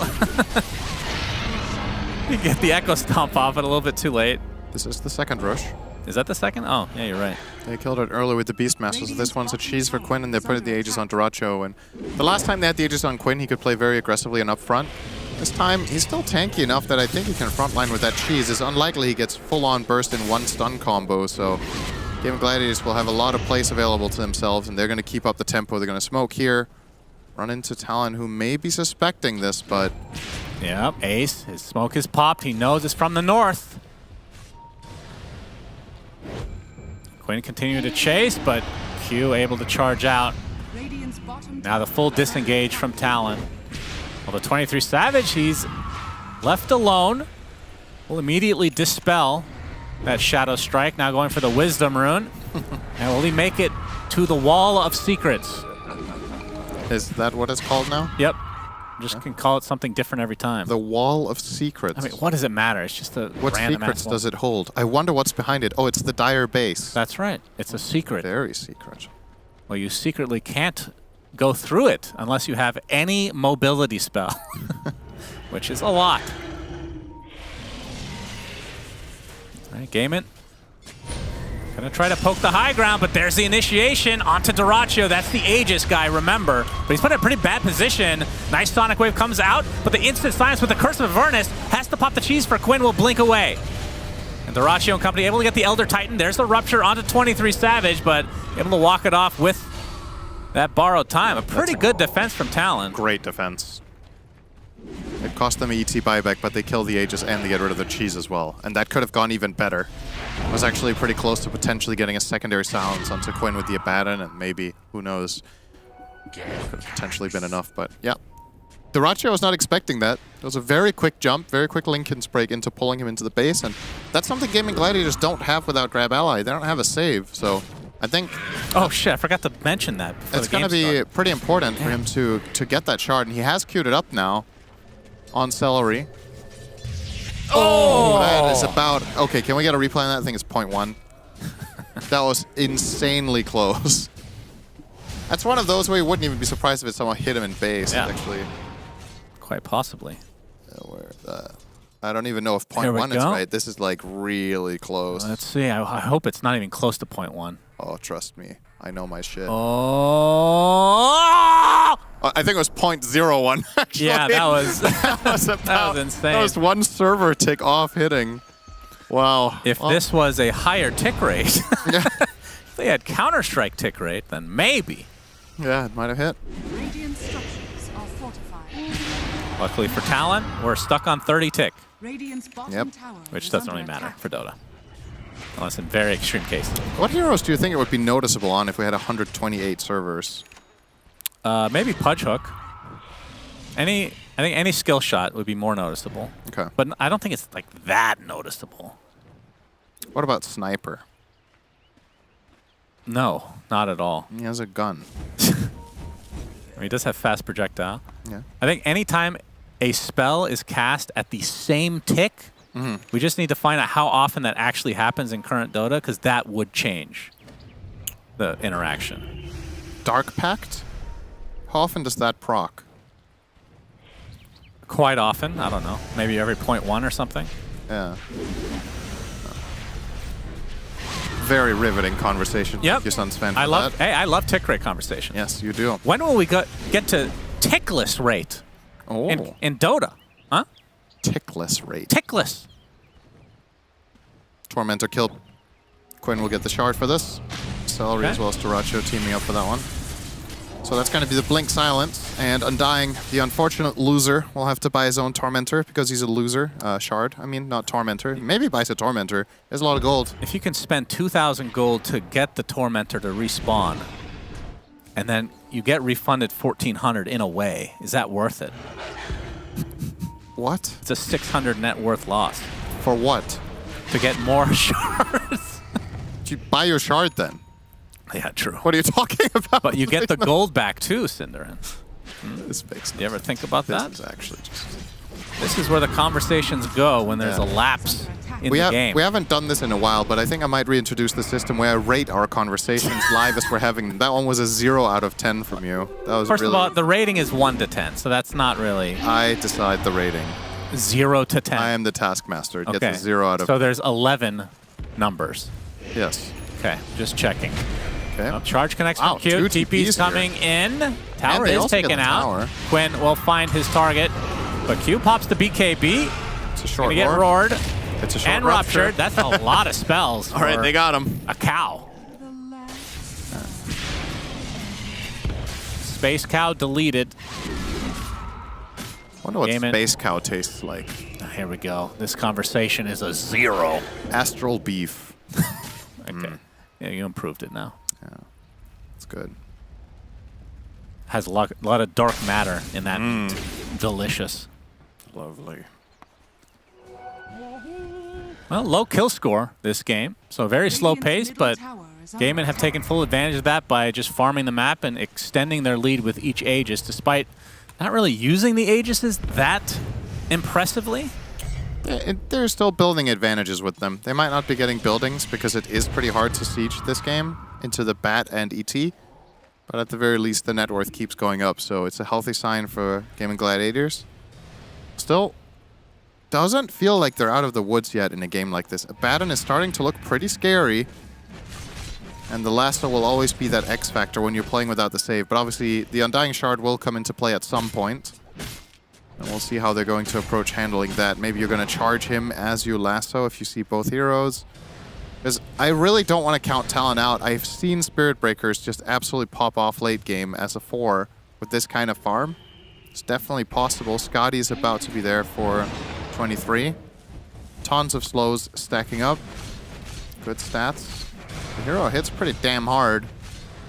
Yep, and one of the best Blink Dagger carries in the game as well. He's going to harpoon some potatoes and tomatoes. As the BKB now online for Duracho. As you can see, Gaiman looking to fight. They're going to scan, which initially found somebody. Most people would harpoon fish, but 23 is vegetarian, so he's going to harpoon the potato. You can't harpoon fish very easily in this game, unless there's a Slark on the other team. Slark arm, Naga Siren. Or a lion with a proper cosmetic. Yeah. 14.5 minutes slower. Yeah, he got a late BKB this game. He's been getting some totally different build-up items. I feel like that's a benefit almost, though. Yeah, it's good. If you don't have to buy BKB early, it's awesome, because now it's a really long duration later in the game. Jabs looking for a lasso target. It's going to be Celery. And he's going to die. God, Flame Cloak is just so funny to me. He still doesn't have Shard, though, so not, without that grab ally. Yeah, definitely would have saved him there. I'm sure he would have got it off. Well, what I'm saying is, as a target, not as valuable because he doesn't have the Shard. Well, that makes it even more valuable because now he can't afford it yet. Yeah, true. You're making some really bad comments so far. Thank you. I'm impressed. 0 out of 10? Even for yourself, you're truly... You've outdone that. yourself this game. I'll take that as a compliment somehow. Yep, that doesn't surprise me, really. 23 Savage has the Scotty now. He's, I think, ready to go almost. Yeah, as a universal hero, that gives someone that nice damage with those all stats. I think it's like 46 damage you get out of Scotty as universal hero, and he's eyeing up an Abyssal next. I assume he's going to replace his Midas for Abyssal and then upgrade his dagger to a Swift Blink, and then maybe get a Daedalus last slot instead of the Treads, perhaps, if we get that far? Sure. We'll see if we get that far, though. This is a potentially game-deciding fight coming up. Gaming Gladiators against Talon in the Roche off for the Aegis and for top 3. Hawk is going to spot 23 Savage. He quickly eliminates him, but blinks right into Tofu, gets the silence off with the Curse of Avernus. But he's still taking massive damage. Already pops his ult. And he's in a bit of trouble. Dyrachyo with the Blood Mist continuing to pound upon 23 Savage. Ace still has Roar. And the rest of Talon not interested in helping or fighting in any capacity. And will try to get the hell out of here. Yeah, that was just flat out not a good engage there. It's understandable that you feel confident as a Baron, but the follow-up has to be there if you're going to go for that. He's going to give them vision, and Lina has to be able to burst the Skywrath there, or you need to get a charge or something, or lasso, like literally anything, but kind of went in 1v5, and yeah, that was just not going to work. So that'll be the third Roche. This one gives a refresher shard. Reckon you'll put that on the Beastmaster probably, so you can roar the Abaddon, force his ult, and then roar him again. Possibly. Could also have put it on the Queen of Pain for the double Sonic, or... You could go for the quadruple Rupture. Yep. But Dyrachyo is still a level off. That's fair. I don't think Rupture is that good this game that he can use 4 of them. I think 2 will be more than enough. Trying to find a Mindbreaker. Jab's trying to force somebody back from Gaming Gladiators right now in that bot lane, but they seem to have their sights set on the mid lane for now. Want to get good usage out of this Aegis. The cheese right now is actually on Celery. Yep. Which is a bit surprising. Okay, never mind. Passes it off to Tofu. It's unfortunate. I mean, it's definitely... There are a lot of ways of improving Celery. Cheese is one of them. Ranch? Can't say it might improve Tofu as well, so... Yeah, well, Tofu needs something to be combined with it to taste like something. I don't know if cheese with tofu, that sounds a little bit weird. Melted cheese, maybe. Maybe garlic. All right, Shard finally purchased by Celery, so grab ally. Unlock. Activated. Activate grab ally. Only one charge on the drum for Ace at the moment. We'll see what his choice is in terms of upgrading it. Maybe we'll finally get to see the Boots of Bearing. Boots of Base here. They're gonna Going start with the shield rune. Yeah, breaking the Lincolns. Yep, oh, but good reaction. can't find him. Rupture on the 23 Savage. Just has to walk it off. Doesn't really want to use his ult if he doesn't have to. But it will be popped finally by Dyrachyo. Did cost him his BKB though. Yeah, but they do not have Lasso. So still a tough engage, but they do have Elder Titan, of course, which is the ultimate high ground defense. But the Tombstone is down, ready to grab any ally within range. These Abaddon Illusions cannot take care of that. Tower Sure dead. again. Yep. And Quinn, he's going to jump in. Fortification's popped. Only going to delay a bit, though. Flame Break. Not going to do too much, as this is a slow siege onto this mid lane. I think Talon will, I would assume, just have to give this up before their spells come back online. And they'll do just that. Nice push. That's very good.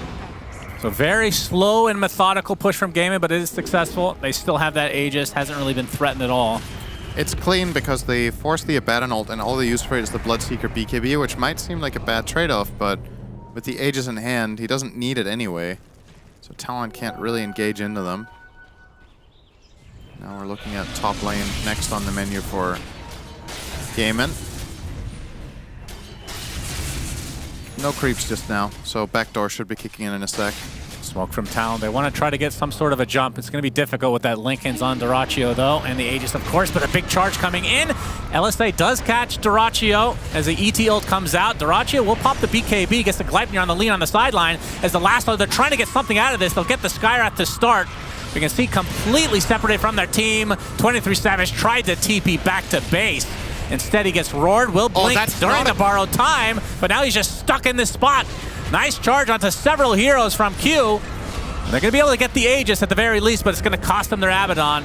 Does have the buyback, though. See if they force this out. As the Gleipnir comes out, Mystic Flare still there. Double kill for Tofu. Buyback from the ET. I think they're looking for more of a dive before the Abaddon will buy back. 23 Savage holding on to the buyback for the time being. Could he really not blink any further in the Abaddon there? I thought that was going to be really good for them. Yeah, I'm not sure. undershot his blink. He could have blinked into base from where he was. Obviously, one of the luxuries this hero has is when his ulti is running, you take 0 damage from anything, so you can always blink in connection with it. But he went for a mini blink. That was really weird. I was actually very impressed with how Talon approached that fight, but felt like 23 dropped the ball a little bit on that engage. If he gets back to base, I think he survives. Oh, hang on. Yeah, instant silence onto jabs. Stomp like on a land, though. And Talon, they did get the Aegis, but it cost several buybacks. And now, Gaming Gladiators looking to take their second set. Jabs on the back line, looking for a lasso target. Lincoln's is popped. The cheese activated, though.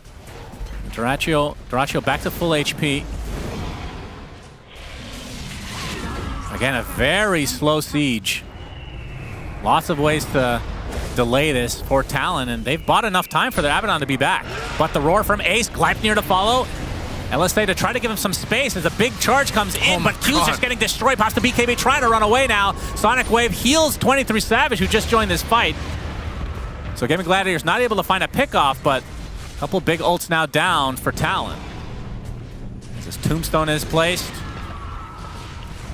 23 Savage looking to take it out. He does so.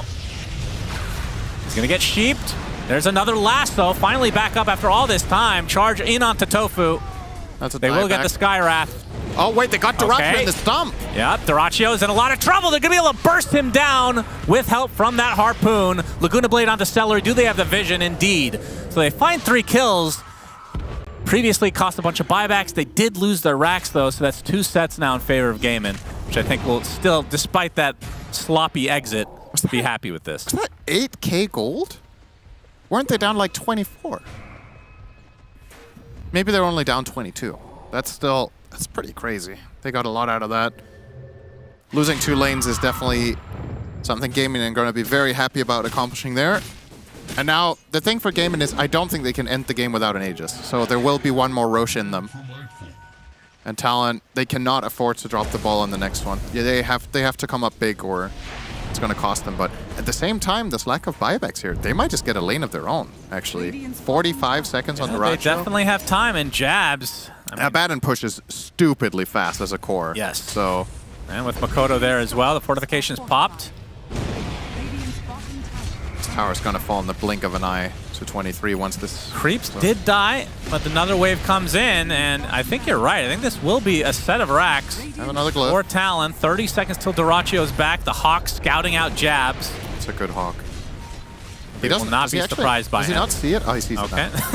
Like, about a standing there with a gem. 15-second late reaction there. All right. I mean, 10K swing. Yeah. Racks the other way. This is not over yet. Gaiman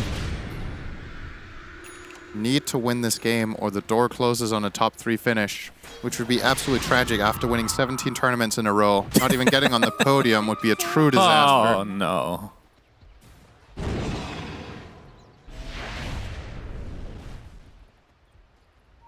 Yeah, next Roche will know in 20 seconds, and that probably will decide the game.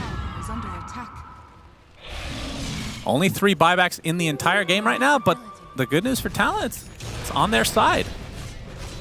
So I feel like they can take aggressive plays here. Yep. Of course, they don't know all the buyback timers like we do. For example, from both Dyrachyo and Quinn, and actually Ace as well. It's all money related, not time. Abaddon is pretty close to 25. So we'll be taking the Curse of Avernus talent. Or Avernus. Do you take that? Sorry, Avernus. I mean, the other one isn't that good, is it? I mean, Mist Coil. It's incredible. If you get the shard, it's unbelievable. As a carry? Yeah, that's when you take it. I suppose you're right. You literally right-click everyone that gets miscoiled. It's insane. Oh, you're right. Yes, of course you take it. I don't think I've ever seen the other one. He doesn't have level 4 Mist Coil, though, but I think you're right. You still take it. That's true. He should have probably taken one. But you probably still take it. You're right. And Roche number 4. Okay, this, I just think... They're going to scout it out with the Astral Spirit, but we can see nobody from Talon remotely close. So it will go the way of Gaiman. I really dislike that Talon weren't ready for this. I know this was going to be hard, but I think the way you've set it up now is going to be even worse. Now you're fighting into Aegis, Cheese, and Refresher. And this fight was, I think, was possible to win for them. They're definitely more favored in their own base, but I don't think that can offset Cheese, Aegis, and Refresher. We'll see.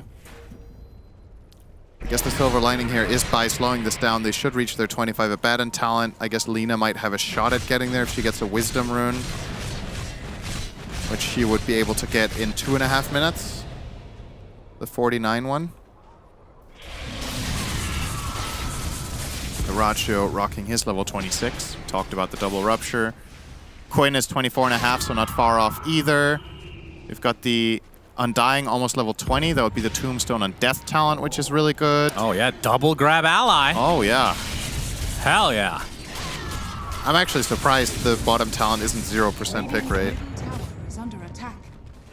Someone must have misclick. Yeah, I was going to say. Someone must have misclicked. Okay, 23 stat. Wait, did he actually go the miss? He took the curse. Wow.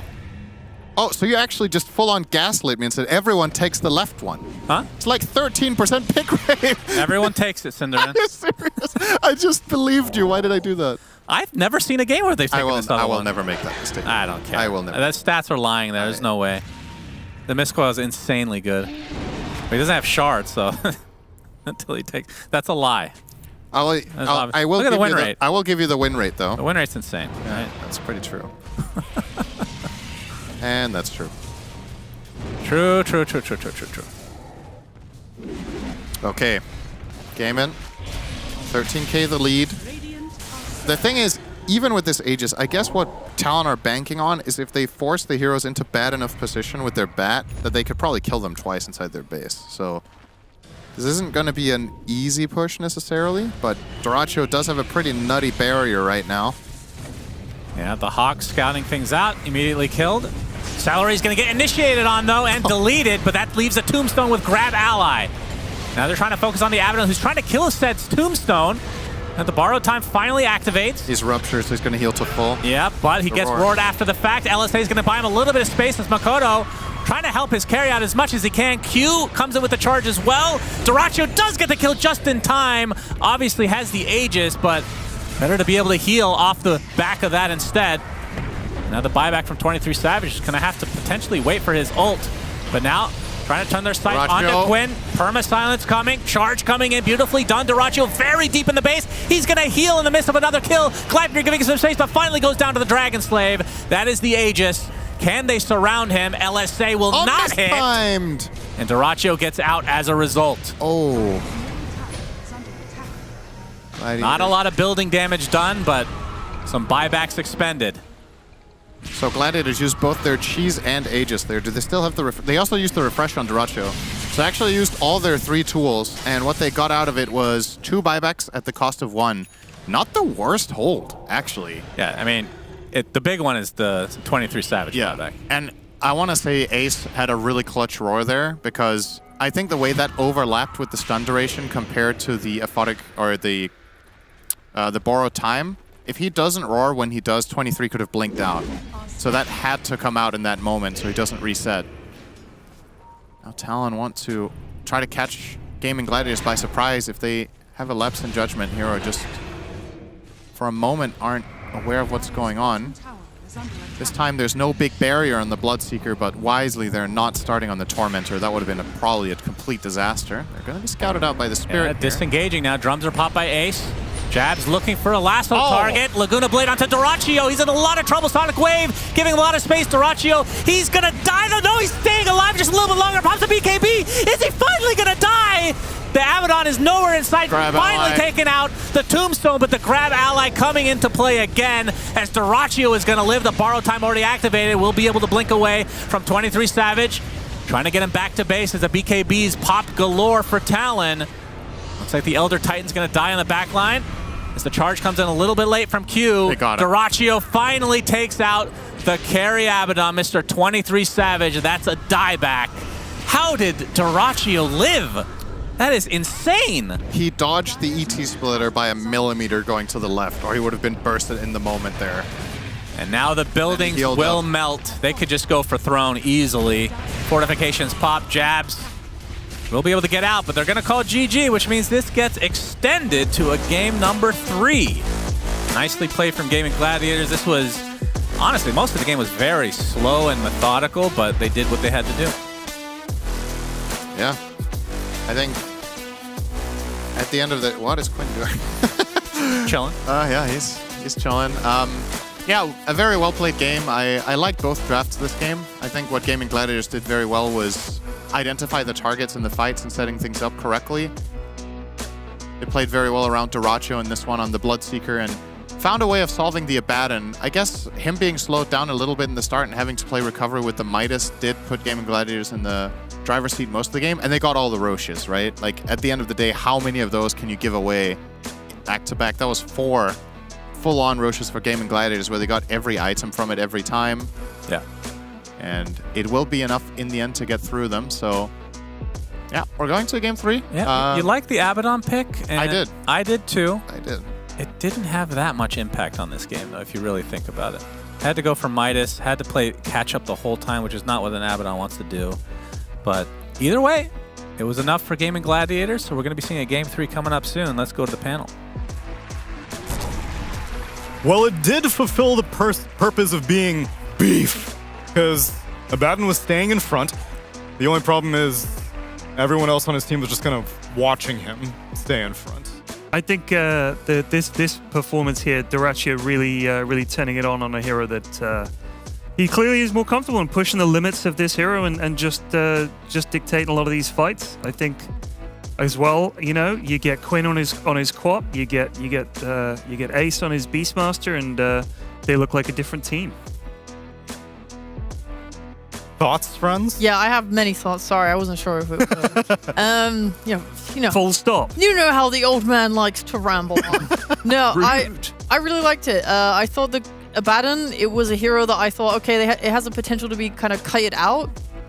And I think them being able to play kind of tight in these fights where they approach together and make it hard for them to all kind of get gone on by Talon was really nice, because Abaddon wanted to go in. Like you said, he just can't stick in there because they have so many ways to repel him or make it hard for him to actually stick on someone between like all their heals, saves, all these Linkenses that they managed to buy up.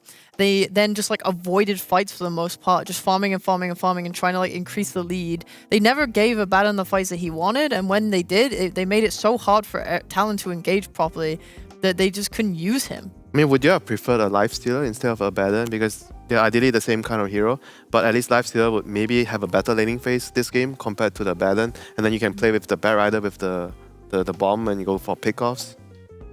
Maybe? That does sound better, but he still got blink and stuff on Abaddon. Maybe if the laning was like that poor. I'm not sure what carry I would have preferred instead. It's kind of like a lot of different. The other options were the illusion carries. Yeah, the illusion carries. Because the Beastmaster and everything, they are just like too fast in the game, you know. When he got the helm, they were grouping up so early, they took the whole map. They didn't end the game at that point, but they took the whole map, so it's really difficult for them to farm and go out. So if they had the illusion hero, maybe it would help them shove out the waves and be able to control the map much better. But if you're Abaddon, you don't have the map, it's really difficult to play. I thought they were going to take Naga. I don't think she got banned. No, she didn't. I thought they would take Naga. Naga and PL were still in the pool, which then the flip side is then do they get run over, because it's kind of the same issue. Who's standing in front? And this draft, the solution was Abaddon stands in front and everyone stares at him. But if you pick an illusion carry, then no one stands in front. If you're not very sure about the last pick, it means that the first 4, there's something wrong there, you know. Like you've picked into a scenario where your last pick has to solve too many problems and you can't find that hero to solve everything. Then you have to then choose what are you going to give up in the draft. Well, this pushes us to a game number 3, but we've got Kezubai for a little retrospective on game number 1. What you got for us, Maurice? It's actually game number 2, as I did an update to my little telestrator. So I want to show you guys what Gaming Gladiator did in game 1, but also in game 2, which has to do a lot with their early game and them setting themselves up for like a successful transitioning and helping each other out in the early game. So as we can see, Quinn pushes out the mid lane, blinks to his Skyref, and they instantly smoke. As we saw, Lina couldn't really see anything. So 23 Savage, he's just kind of chilling on his Abaddon. He doesn't know what's coming. So now Quinn is here with Tofu. They do the smoke, they kick him out. But most importantly, what this does is it helps Ace to take over this lane and take the tower, which is what you love to have when you do play Beastmaster. Secondly, you also get to perfectly walk back to the mid lane, as now it is 9:52 on the clock, so they get to contest the rune, chill, you're very strong as Queen of Pain, so you want to take this fight. They even force 23 Savage to come to this fight, get a free easy kill. Now Quinn, okay, low on mana, but he goes back to base, he heals.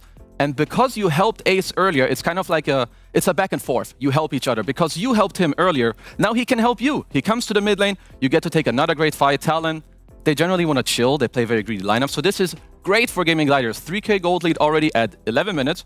They're gonna get to take the tower, and let's move ahead a little bit. What's super important after you do these moves is that you make sure you push out your waves. And why is Queen of Pain so good at doing that? Because you're mobile, you're fast, you push out the wave. Quinn loves gold, he's gonna get it. And now, already this is a 4k gold lead at 12 minutes into the game. And this is what they need to do against Talon. They did something similar in game 1. But I'll only show you guys one clip. They were up a lot of gold in game 1. The Ratio Morphling, they're up 6,000 gold, and they just won a team fight. He does a very cringe play here as he waveforms in, and maybe some people here are like, oh, but he only dies because Jabs is here, he's gonna mana void him. Not really. Mikoto, he's just gonna pick himself up a donation. So this is 1100 HP Morphling.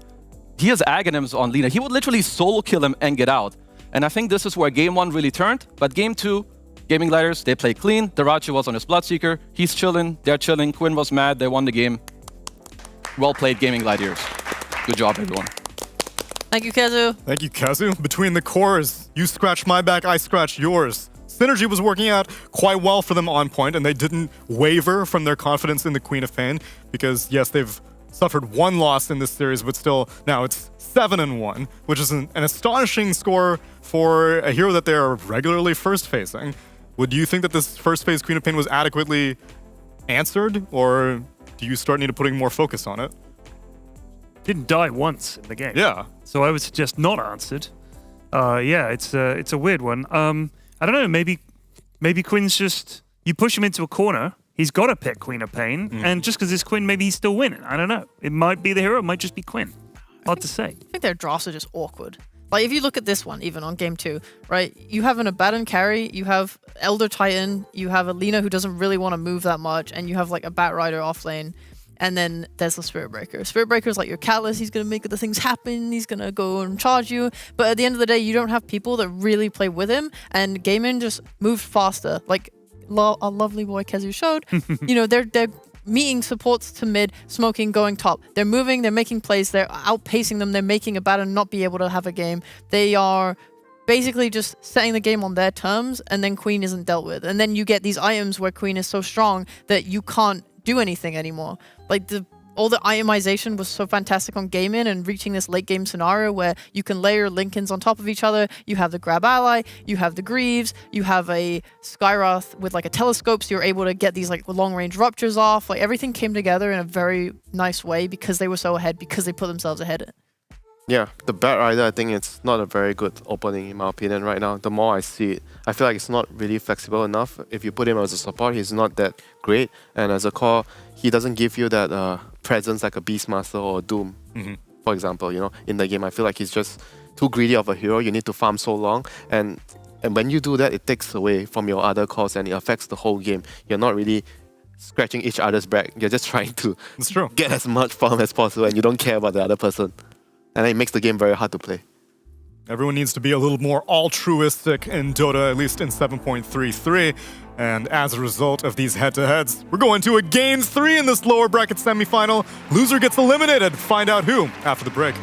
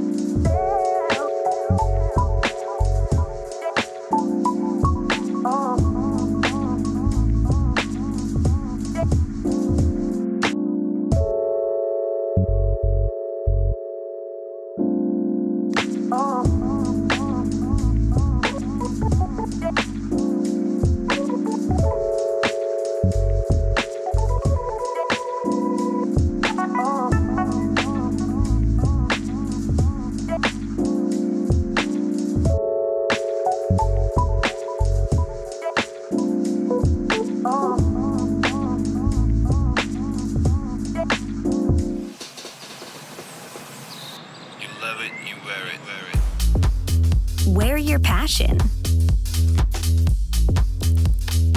Share your passion. Wherever, whenever. Gaming is a lifestyle. Get your merch at shop.eslgaming.com.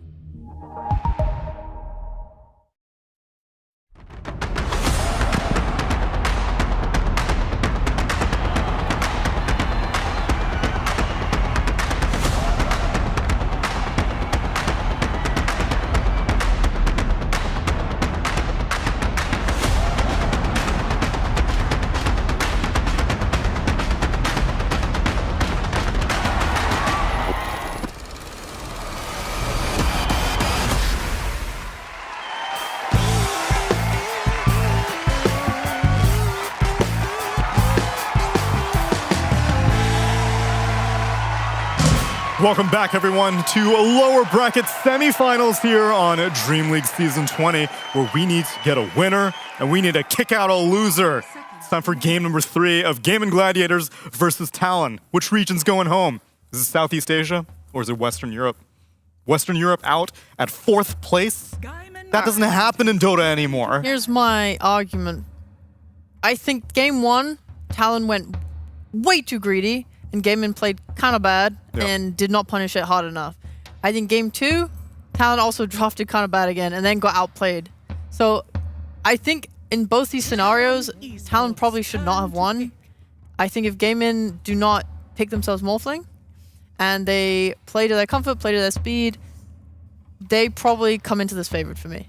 Well, they can't get the comfort of Bloodseeker anymore. And obviously, the Morphling's off the table for 23 Savage. So, more and more carries are starting to get banned out.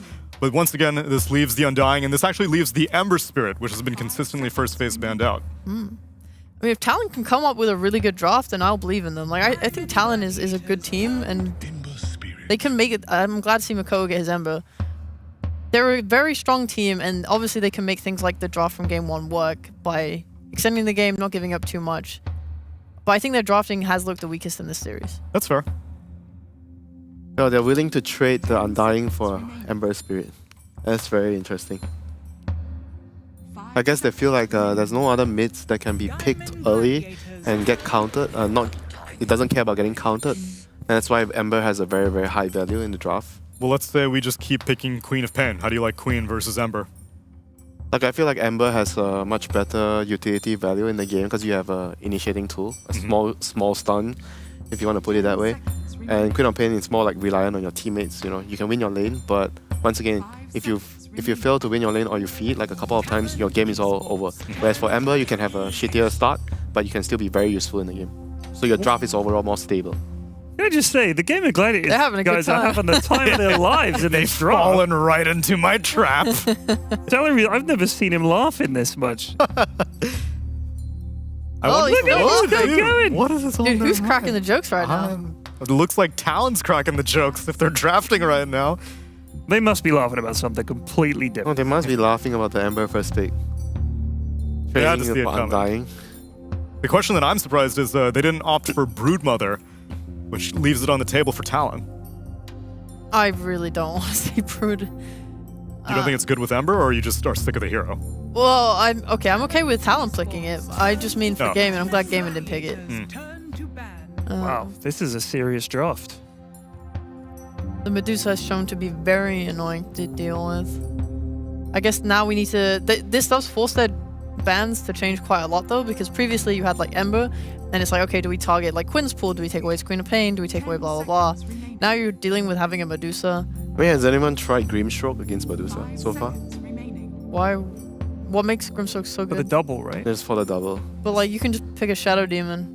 I actually consider the double not to be that good against Medusa, because with split shot, Medusa will just accidentally kill it a lot of the times. Because you're shooting everything in the perimeter. You're randomly going to right-click the illusion, and the illusion's super weak to right-clicks. Fair point, Neil. Thank you. Yeah, Meanwhile, though, we also need to keep in mind that it's Talon, and they will be more than willing to give jabs to Medusa in offlane as well. So we're not guaranteed that it's a 23 Savage Medusa. Yeah, for sure. Usually these teams just draft as... They don't draft as if Medusa's not there, but they draft with that in mind. Yeah. It's... You can't put all your draft into all your countering snakes in one basket. Yeah, but the problem is I think Medusa's still a strong laner, and even when she's in the offlane, I feel this way mostly because I think Ace has still been playing it, and when he plays it, it looks really good. But paired with some strong fall, it can still own your carry, and then it still becomes a problem because it goes to phylactery, but then it still can build into like actual carry Medusa items, which I've seen Ace do. So I think you still have to respect it. We'll see maybe some Diffusal Blade buyers. But would you say that if you already have that idea in mind, that you don't have to ban any of the counters since you're going to swap the lanes anyway? Or do you think that it's still necessary for you to ban like the Anti-Mage to Darkseer if you want to do that? The Anti-Mage seems super necessary, just because Anti-Mage has also been able to be flexed to offlane and be able to deal with her, so it's like just a very value hero. Just against Medusa in Yeah. general. 10 seconds remaining. Darkseer? I don't know. I found Darkseer so-so. You still free from the lane, right, as Medusa against Yeah. Darkseer? I don't feel like Darkseer can actually pressure you too much. Maybe it depends on the position for hero. I mean, they've shown both supports on Gaimin, so Darkseer doesn't even have like a typical classic partner, yeah. Gladiators turn to pick.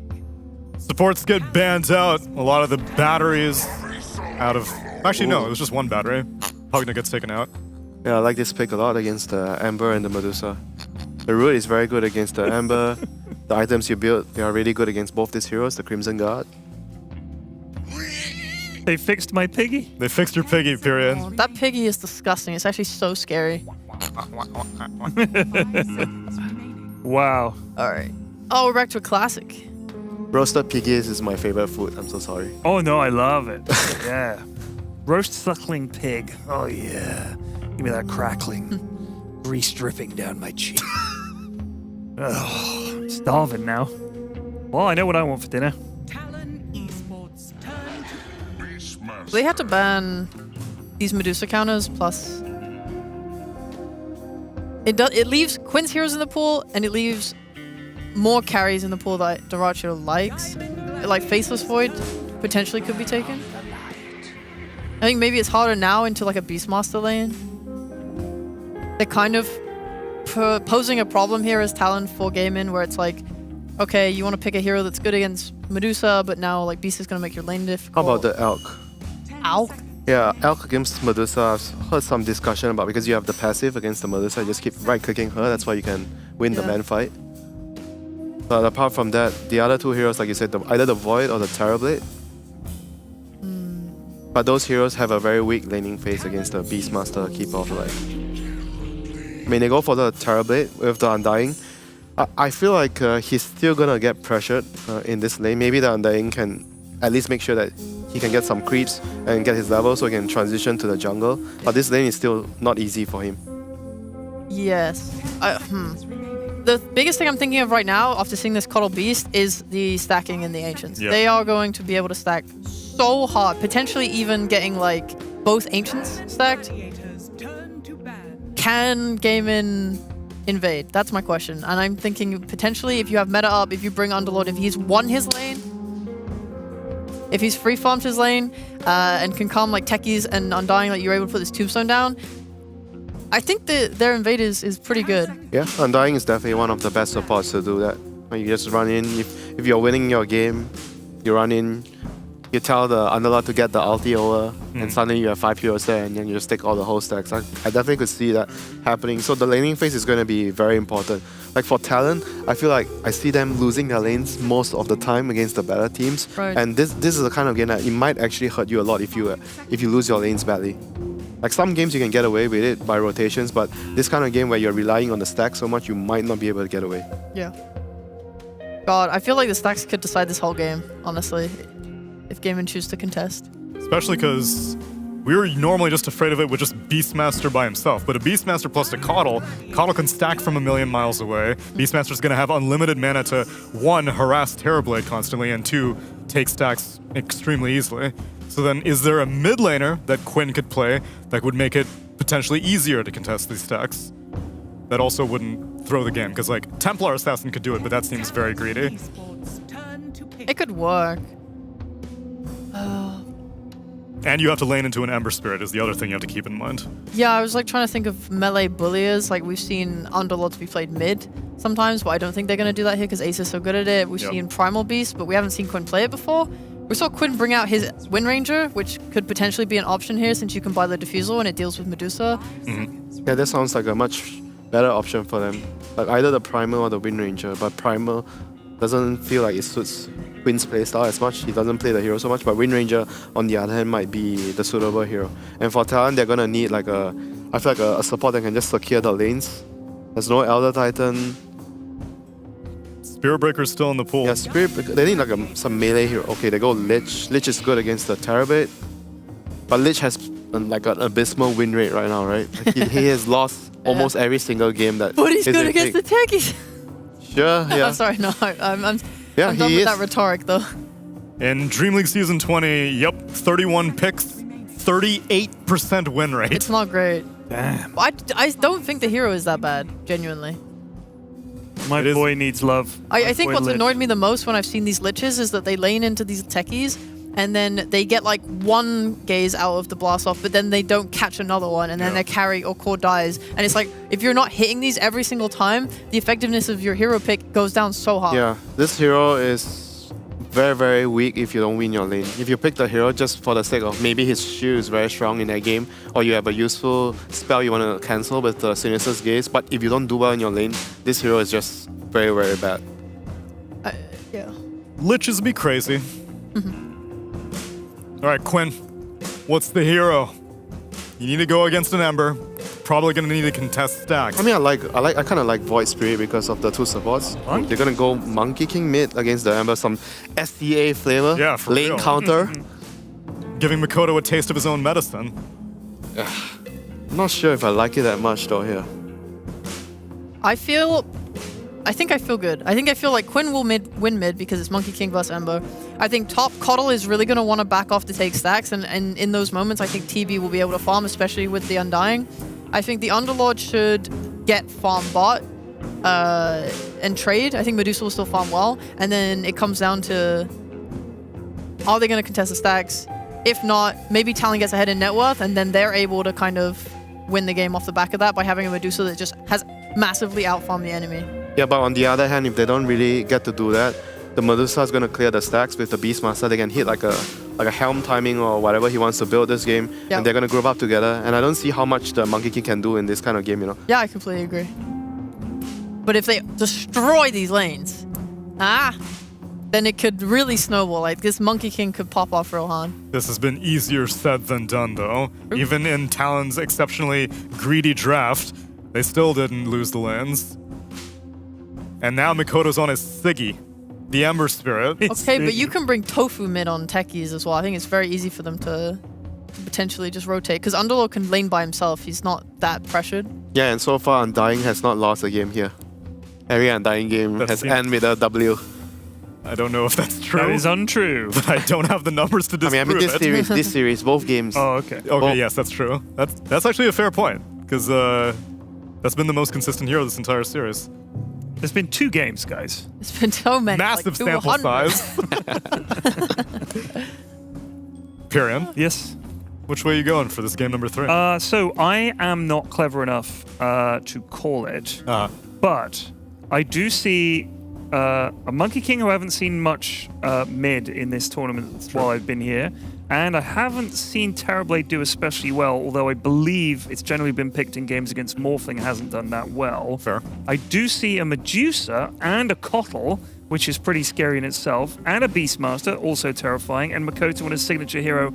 I am leaning towards Talon simply because my tiny brain says those heroes are scarier than what GG have got. It's fine, though, because if you're right, this prediction that you wrote yesterday may be starting to come true.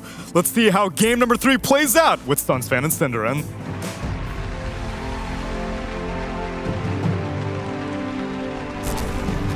Thank you to Pyrian Flax for naming every single hero that was selected in this draft before making a prediction. God, I love that guy. It's very beginner friendly. He makes sure that people who haven't watched the game before will know the name of every hero. Now I know there's a Monkey King mid, though. That is important to know, because that is unusual, especially for Quinn. That does not feel like a Quinn hero at all. But it is an Ember matchup.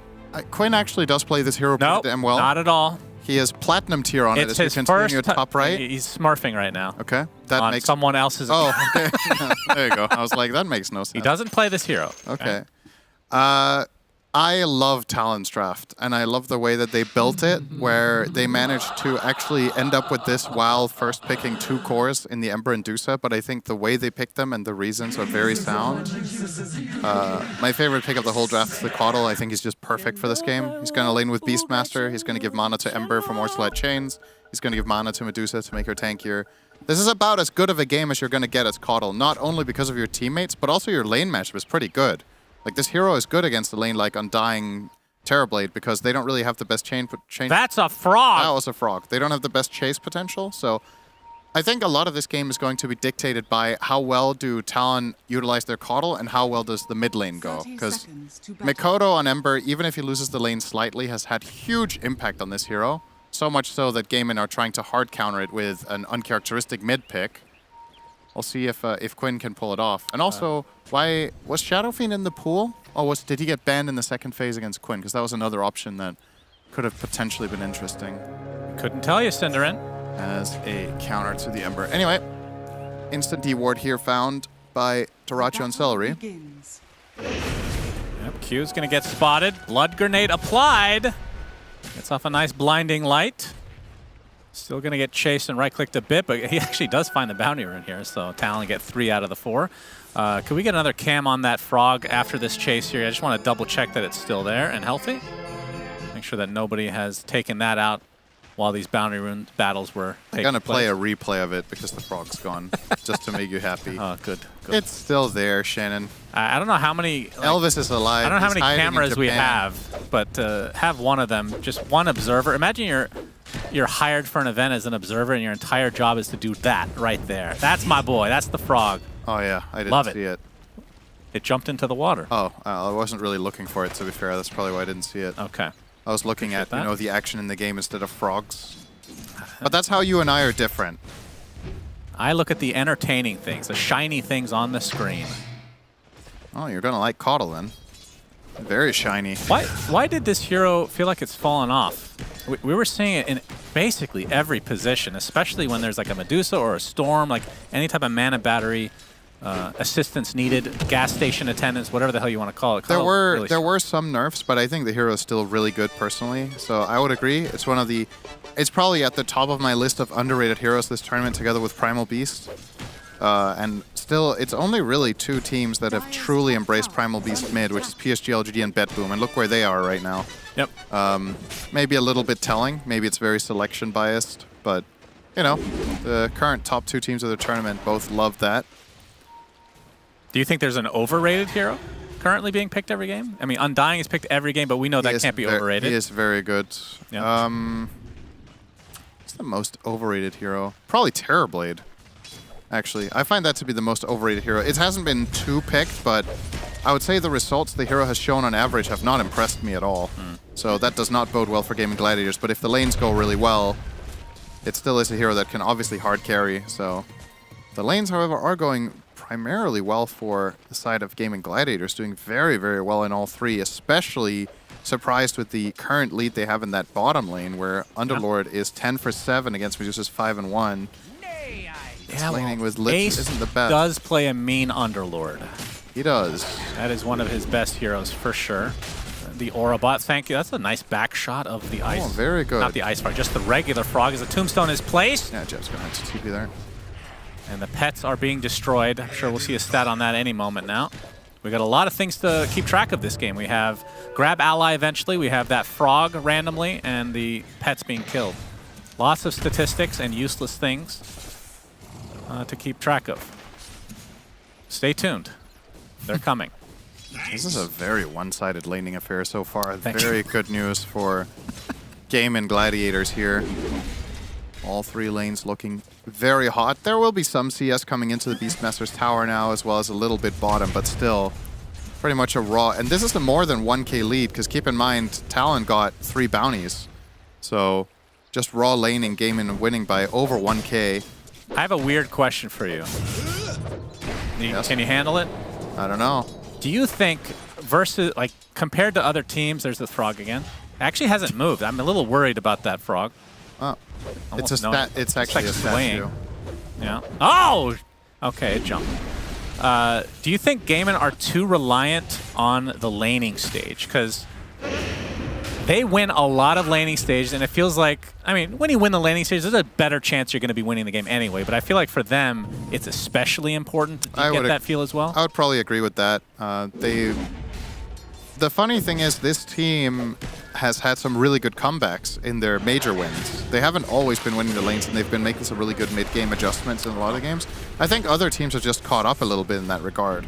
So they're making less crucial mistakes in the mid-game that's Gaming have been capitalizing off in the past. So with that in mind, the way they built their strategies, they are a lot of the time a little bit more reliant on the lanes going well, I would say. I think that's fair enough. But it's just, again, it's the nature of the picks. It's not that I don't think they play equally good mid-game to many other teams. They just prioritize it more in the draft, so it needs to come true more so often than not. Tofu, blast off, but the right click's coming. He will live. Actually used the Lotus Flower there. Bit of a waste. Well, make sure to tweet at him after the game, letting him know. Yeah, tweet at Fogged. Tofu wasted his Lotus Flower Fog. Did you see that in the game today? And Fogged is very nice, so he will reply to anything. Yep, as usual. Yep. Twitter.com/FogDota or something like that. Yep. I actually can't even remember. Either way. It's a good guess. Probably right. 31 and 14 in the mid lane for Quinn versus 17 and 2. My goodness. I mean, at the very least, Talon are very... wow. They're holding hands on their CS. They all have the same. That is true. Look at the discrepancy in all three. They're losing so badly. Yeah, it ain't good. I'm so sorry I said I liked their draft. I should have never done that. God. I cannot. The last time I've seen this big of a discrepancy this early on. Nice rotation from Ollie, though. Gets off the Frost Blast, and this is going to stop Quinn's ult from going off. They don't have any more burst damage to come, though. And now Ollie's going to get blasted by Tofu.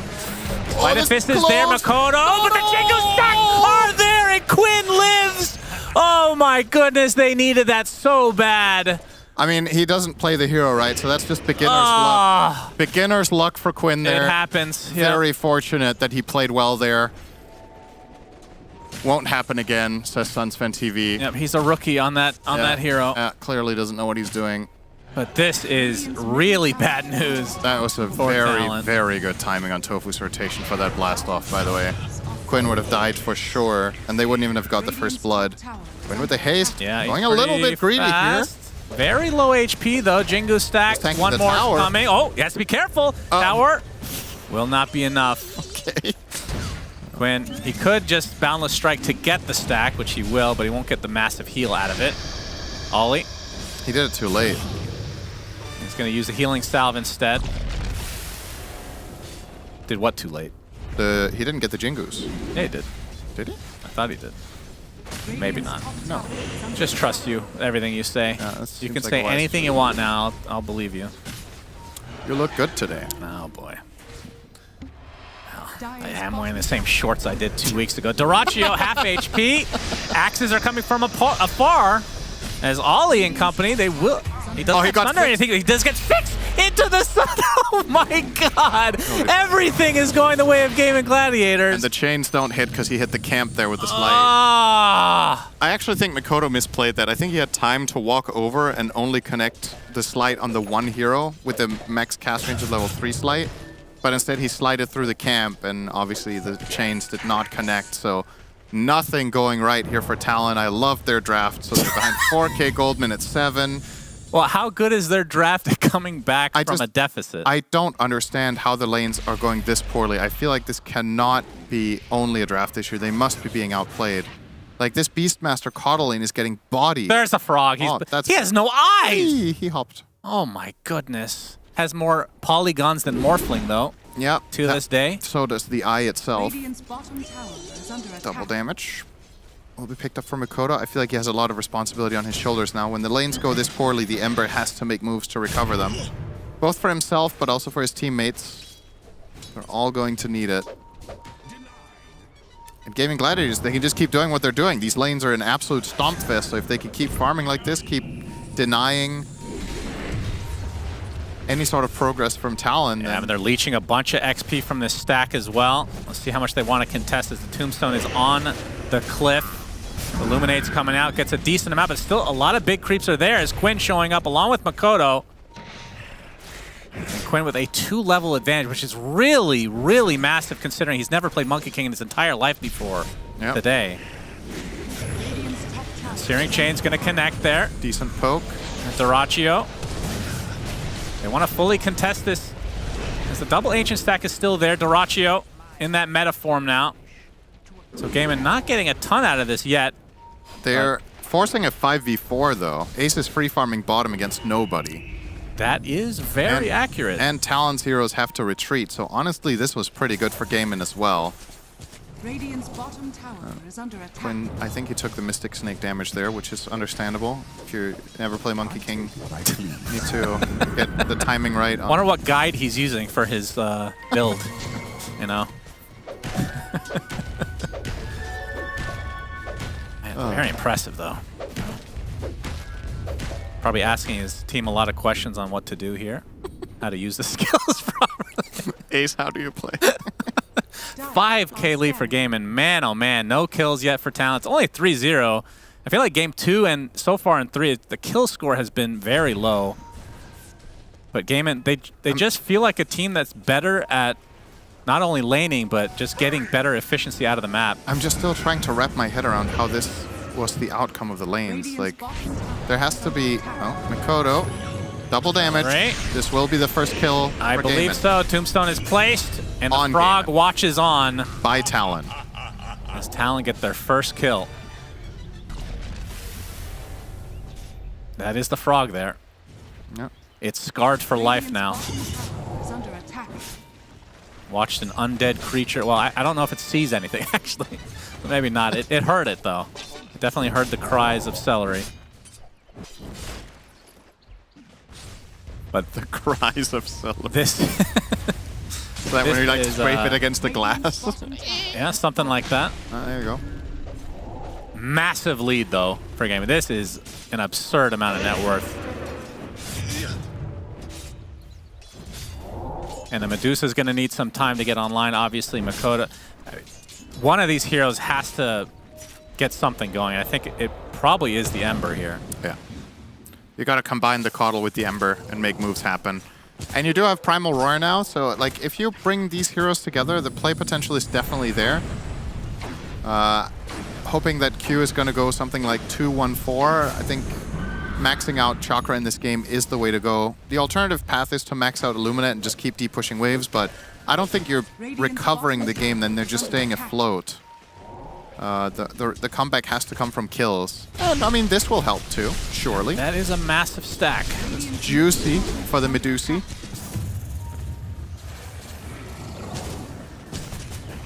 Mikoto going to leech a little bit of XP as well, but you can see Gaming Gladiators starting to make their way over as well. They are late. They are. But they might get kills. Quinn jumps in, gets off the balance strike onto dual allowing. Oh my god, 23 Savage just melts.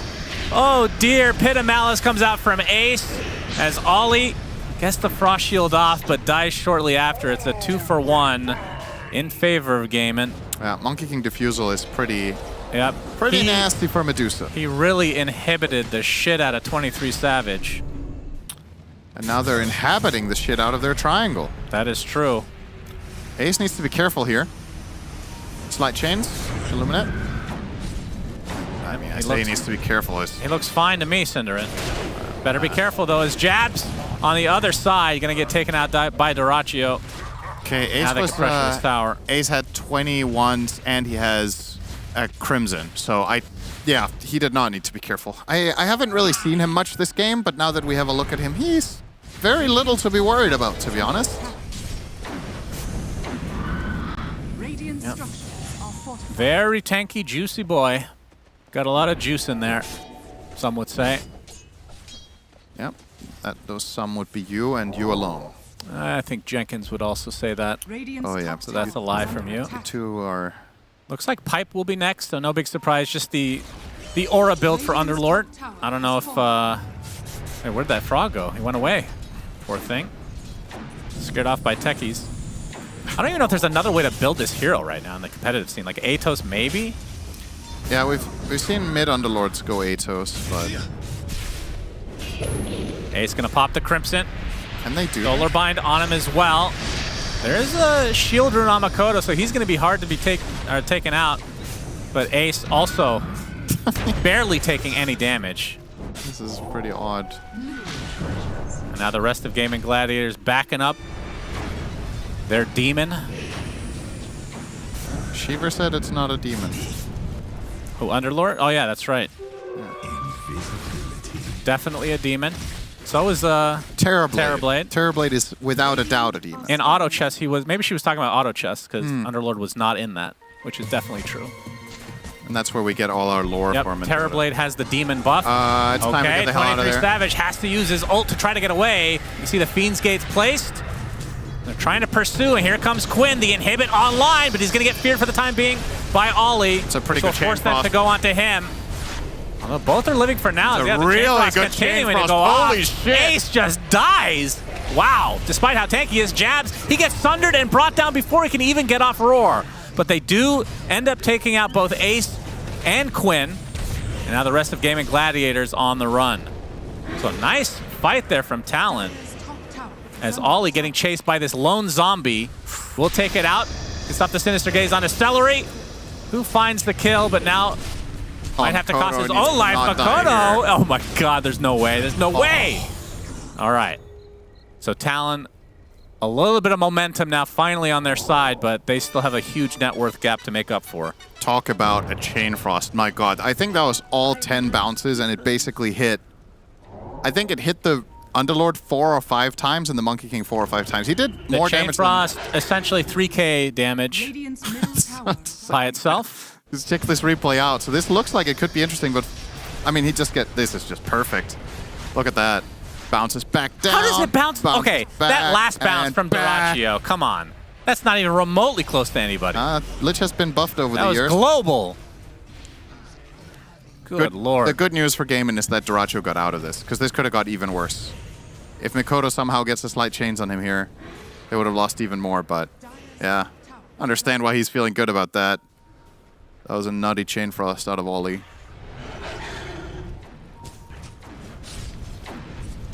And Ace obviously didn't have the pipe or any magic resist of any sort, which I think the cloak is being delivered now. Yeah, he's going to be working on that. That it will is help quite a bit. definitely going to become a problem for Talon when the pipe and Crimson are online.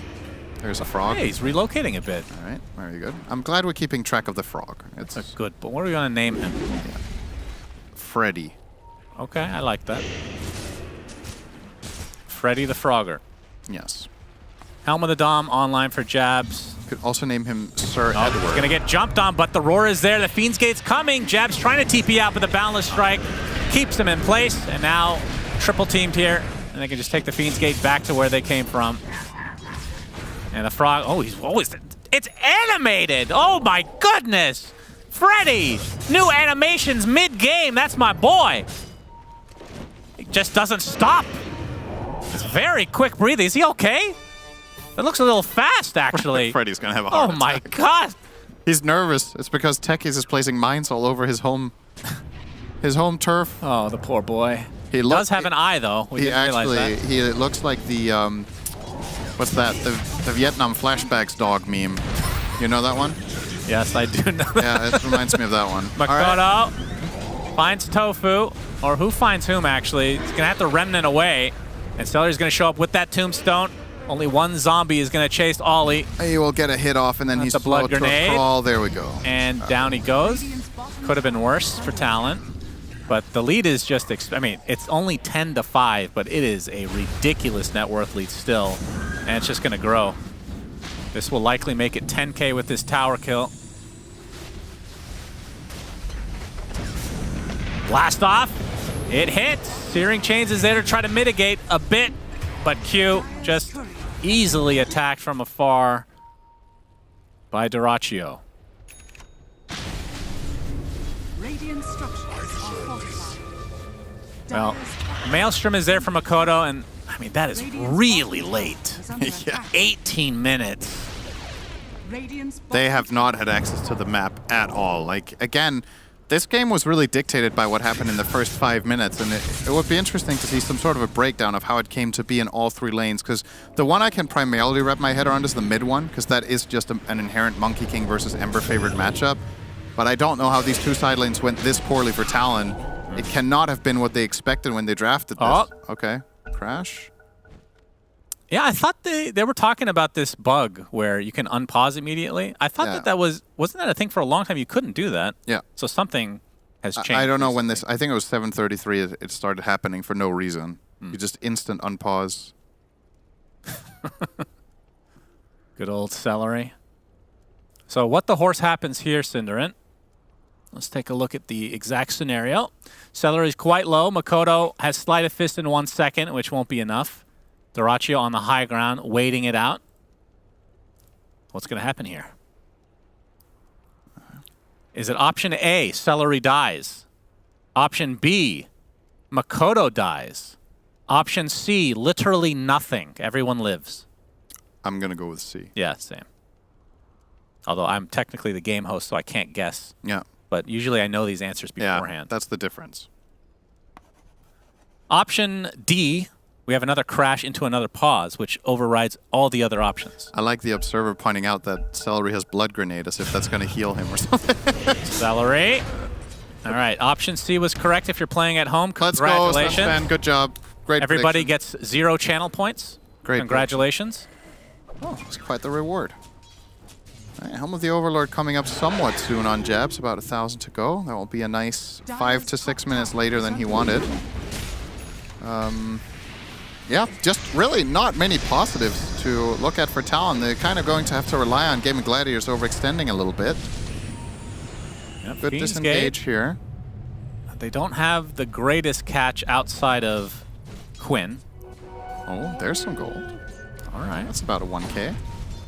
That's very optimistic outlook. That was 600. That's about 1K. Yep, easy.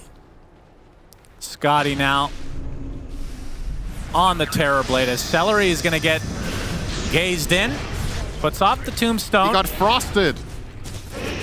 Tombstone will die, but Celery will not. He actually lived. All right. Well, I can't blame Talon. They know that there's likely an entire team of Gaming Gladiator members behind that Undying. But the pipe is now online. Freddy the Frog looking on. Looks a little healthier. Less pale. Exactly the same as before. No, he's... Oh, look at that. He's got a little glimmer in his eye. Oh, shit. Does that bode well for Gaming Gladiators? Jabs. He's going to get caught out, inhibited inside the Wukong's command, and brought down. 23 Savage. All he's trying to do is farm, but Ace will not relent. Freddy the Frog would be proud of Gaming Gladiator. Good old Freddy. Why is Freddy glowing? I don't know. wonder if he is a Gaming Gladiators fan or a Talon fan. That's really the question. Radiant's middle tower is under Or if he has enough brain cells to not understand what's going on around him. Is 23 Savage and company going to surround Ace, who puts down the Fiend's Gate, trying to go through. He's going to pop the Crimson, and here comes Dyrachyo from the side. Stone Gaze is popped by 23 Savage as the rest of Gaming Gladiators come through the gate. And Quinn looking to finish off somebody, gets Ollie first, inhibits 23 Savage, who does no longer have Stone Gaze. He's surrounded. Some mana being provided by Q, but you're going to need a lot more than that. Dude, they did 15% of Ace's health and damage there. Nice thunder from Dyrachyo. Doing Freddy proud. All right, this game is taking me a little bit back to the start of 730. Was it 733 where everyone was just buying auras and it was about who got the auras first and just became invincible? Freddy's liking what he's seeing, Cinderin. I'm getting those vibes. Let's go, Freddy. Boundless strike on the Makoto. He can't reach. Doesn't want to go any further to make sure that they do not disrupt Freddy's habitat in that river. They cannot kill anyone close to him. I thought you were going to say they cannot kill Freddy. That is true. They also can't kill Freddy. That is true. He's invulnerable, as far as I know. He has survived many a war on the battlefield, Freddy.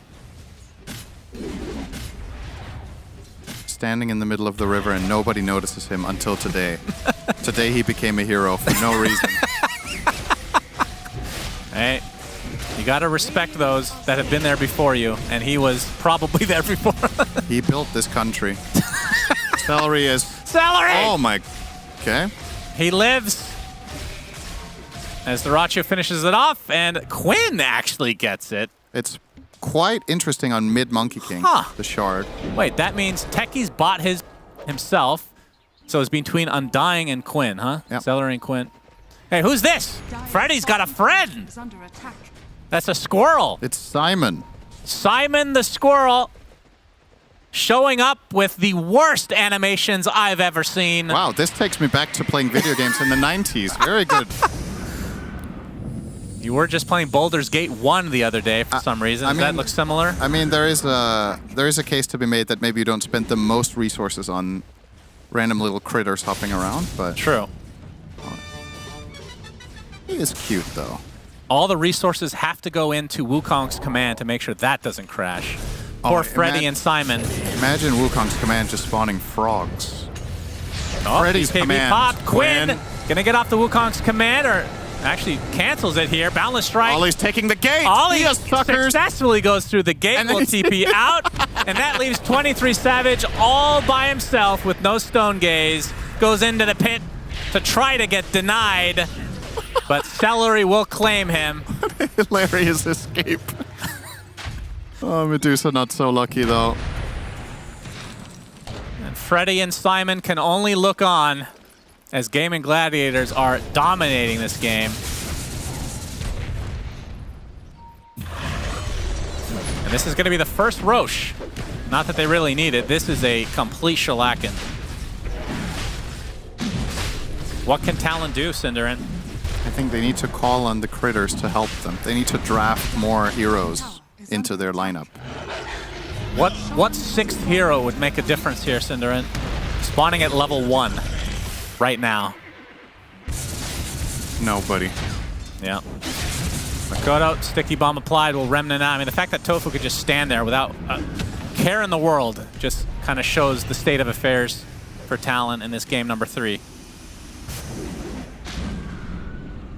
I mean, I guess one thing Talon have going for them is they're decently good at stalling if it comes to it, as long as they don't get caught outside of the base. If they're fighting in the base, they have Illuminate, Blinding Light, Sleight of Fist, Frost Shield to defend the tower. Ah!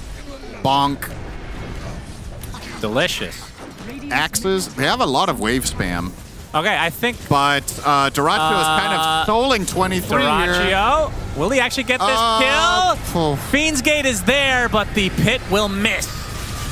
And now, Gaming Gladiators on the doorstep of Talon's base. The fortifications popped. The tomb's down. Something. Tomb is down. Let the spam commence. They cannot finish this push, I think. These spells are going to... The meta will eventually run out, so that is accurate.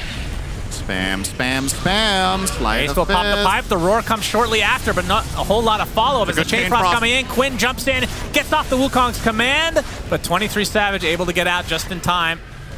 But the buildings won't fare too well for Talent. Spam, spam, spam. They're going to lose their range racks. Well, the Frost Shield does slow it down quite a bit.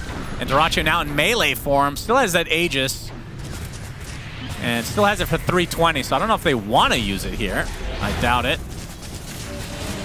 I think Gaiman will back off, at least for now. How much damage did they take there? My God. Greaves, Pipe, Crimson in action. Underlord doing Underlord things. They're going to get this tier 2. I think I misspoke. I didn't realize that they stole the enemy Tormentor for Gaiman, so there was no shard actually purchased. So Techies got it on his own, or got it through the other Tormentor. Very important to bring up now. Yes, absolutely. Just in case you weren't aware, Gaming Gladiators are winning. They also got the enemy Tormentor for their 20,000 gold lead. That's right. Makoto looking to chase. They're going to be spotted by this mine as Tofu continues his retreat into Simon territory. And soon he'll enter Freddy territory. Pretty incredible that you as a random frog can survive playing against techies. At some point you would be close to a mine, you would think. They should make a hero out of one of these. I guess they made Hoodwink. And Pango. But she's not invulnerable, so no, doesn't get the same power. Maybe if you get enlarged into a hero, your invulnerability just has to be deleted for balance reasons. Understandably so. Would you rather be yourself or a frog that lives forever? Myself. Okay. I mean, would I, as a frog, would I have my own mind? No, you would just be a frog. Yes. Why would I want that? Great question coming from Cinderant. Appreciate that. I might go for the frog. Yeah, maybe right now in my company. Yeah. Anywhere but here. Well, meta, I think that's what they were waiting for, is back up. And Dyrachyo still has a minute 30 on this Aegis. Look for them to poke at the very least. But he's going to be found out now. Pops the Manta. Into the meta form. Denies the Wisdom Rune right in the face of 23 Savage. That is filthy. Now the Fiend's Gate is there. 23 Savage. Boundless struck back into the fray. The Roar is there, but that just delays the death of the Medusa. 50 seconds. He is gone. And Daedalus now there for Dyrachyo. At the base of Here we go Talon now. again. Frost Shield going to delay things a bit. But they're going to find jabs. Crimson Guard has popped. Quinn looking to go very deep here. Ollie is going to get taken out quite easily as Makoto will live, but his buildings will not. Well, you say that. They will not live. And you would be right. Now the focus is on the barracks themselves. I mean, this Frost Shield is actually delaying so much. Illuminate coming out as well. Solar Crest applied to Dyrachyo as he's going to back up now that meta is down and Medusa respawning. So not taking any chances. Gaming Gladiators need the power of both Simon and Freddy to actually take these buildings, apparently. The farther they get away from the river and forest, the less damage they do. Observers pointing out it is day soon. Not sure what to make of that. Maybe they're hoping Gandalf will show up to save Talon. What's the third critter to add to this band? Gandalf. Gandalf? Yes, he's going to show up, look west at 6 a.m. or whatever it is he says, and hope he comes in. 23 Savage. They basically already have Gandalf with the Caudle, but I guess it's just a fake. Oh, he's brought back in, and he's dead. 50 seconds of no Snake Lady. All right, well, it's day and 10 seconds. Let's see if he shows up. So far, it's only Radagast defending. Oh, where's Freddy? He's nowhere to be seen. Maybe in the daytime he comes out. Let's see the transition. It's day. He's still not there. Freddy lives on in our hearts, though, as Gaming Gladiators looking to finish this game that seems to never end somehow. It has been over for a long time. This is probably the longest 30-minute game I've won. It feels forever. Top racks down, mid is next. 10 seconds on Medusa. I love cursing teams, man. It's so fun. Love their draft. Down 30K an instant later with only 5 kills to their name. I could not have foreseen this laning stage, okay? I had reasons. I had my reasons to believe in talent. Popped. 23 Savage just spawned. Does not have his ultimate. He's going to get Chakra Magic, but gets harpooned back. Force Staff to safety. So Gaimin not able to claim him there, but they will get the Mega Creeps at the very least. As Dyrachyo killing off the Coddle very easily. As this lead is just insurmountable. Mega Creeps now for Gaimin Gladiators. Simon very happy with the hoppity hop. 23 Savage able to get away. I don't think Simon's going to be too happy with the snake living. That seems like a predator that he has to worry about in his normal life. Hit Ace Analysis on the 3. and 2 towers. Yes, he's not going to die. Simon very happy this game will finally end. The misery of his life will finally be brought to an end. Look at that beautiful face, though. Very cuddly, actually. How is this game not over, for God's sake? 35K lead for Gaimin Gladiators. Simon, stick with us for as long as you can. You bring smiles to the faces of those that are miserable, which is everybody that has continued to watch this game. As finally the GGs come out, which means Talon is eliminated. Simon could not be more thrilled to finally. It's Benny. Oh, Benny the Butterfly joins them really quickly at the end. And Quinn, very, very happy. Yeah.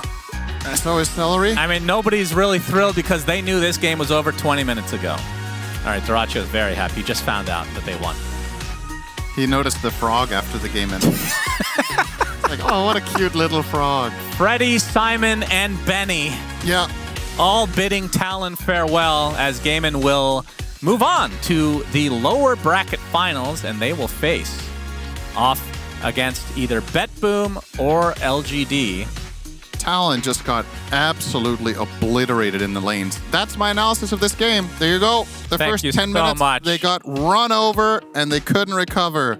The good news for Talon is at least everybody got a kill that game. That is true, and everybody made a new friend.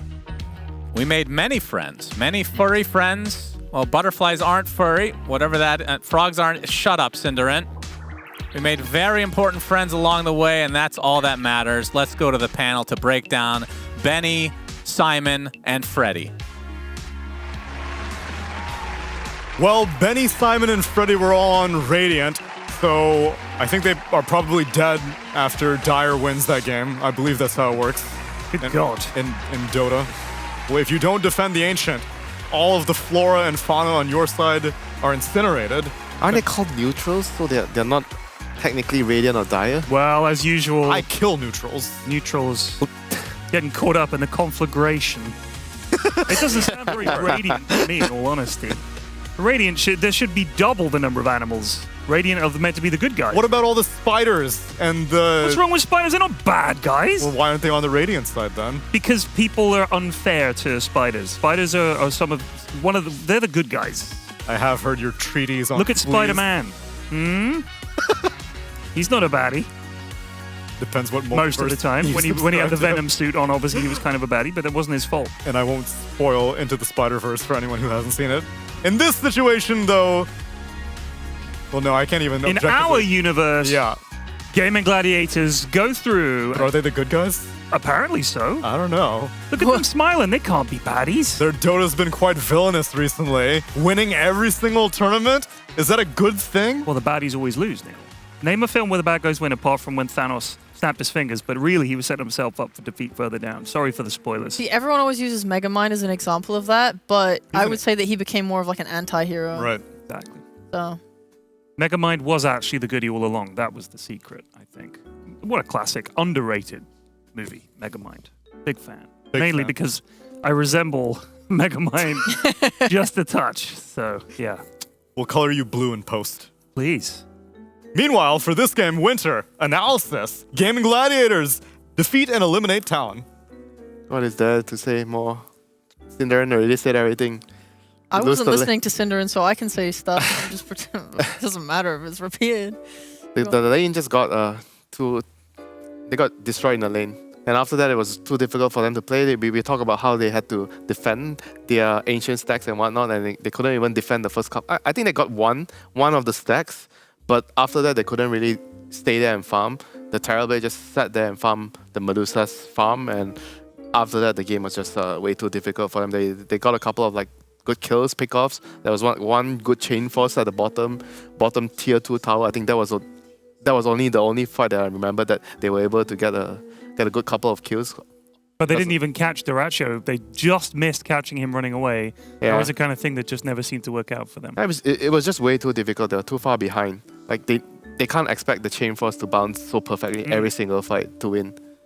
So do you think the Lich pick was like decisively bad for Talon in this? I mean, I didn't really like it, but I also did not expect the lanes to go that bad, you know, especially for the both the side lanes. You know, the mid lane are kind of, you know, Ember against Monkey King, he's gonna lose the lane. Everybody understood that, but the side lanes going that bad was something that I did not expect at all.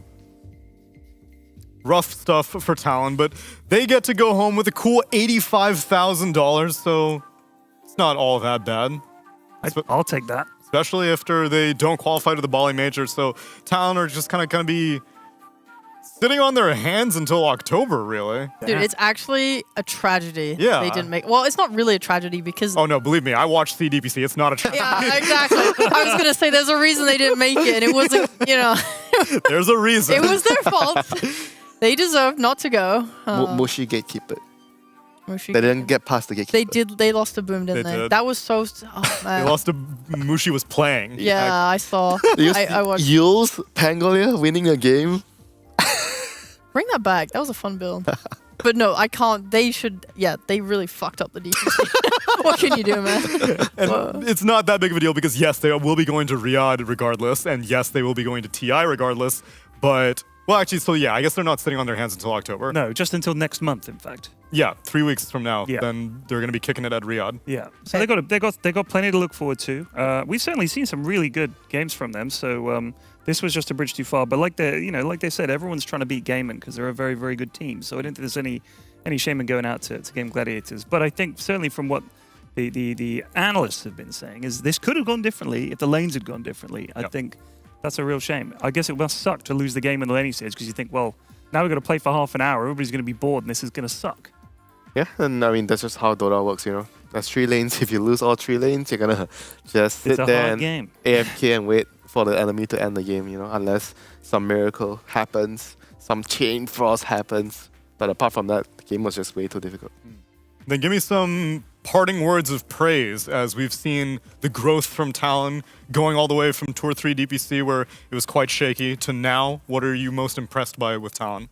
I think the team coordination, the ability to recover when they are behind. A lot of the games I felt like the laning phase have been particularly hard for them. I'm not entirely sure if that's just on the heroes that they pick. Well, we just saw that though. Yeah, I mean, this is one of the games. This is definitely, I feel like it might be both. Like the heroes are not that strong in the lane and they themselves probably didn't play the lane as perfectly as they should be playing. And those are things that I felt like improve a lot. During Tour 3, I just find that a lot of the games where they're losing from the start, they couldn't really find ways of recovering.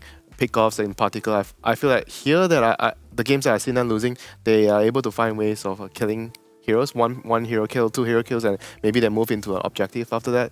And before I was like watching their games when they're losing, it's always like one way. They're losing all the way, and nothing happens. You know, they just lose. Yep. It's fun to see their evolution throughout this tournament. But one team and one player that always has consistency on the mind, we have for an interview, because we got Quinn on the line. Quinn, you treated us to a new hero for once. Where'd this Monkey King come from? What are you doing playing Monkey King? I mean, it's an old classic of mine, and this is a good game for it. And it was just it was the time to not play, the same 3 heroes. So I figured I'd whip something out. Finally, tell me about this Queen of Pain, because I feel like of all the other mid players that I've been watching, you have a heavy bias towards this hero. Is this because you like playing it? Your team thinks it's good for your playstyle? Why just you and not everyone? I think the hero is pretty strong right now. I think there's also just a bit of like randomness or variance to like what's going on within our drafts right now, just due to we're not 100% sure of like everything at the meta, like compared to how confident we were in Berlin or Lima about the priority of everything and what beats what, etc. Those priorities are not set in stone for us right now, so we're still sort of feeling things out. Maybe there's picks that are less ideal or sort of winged in an essence, because we're just not 100% certain of everything. Okay, then I've definitely been noticing that with the draft. So it's not just you trying to throw people off balance by doing stuff out of order. It's you yourself trying to figure out what is the best order.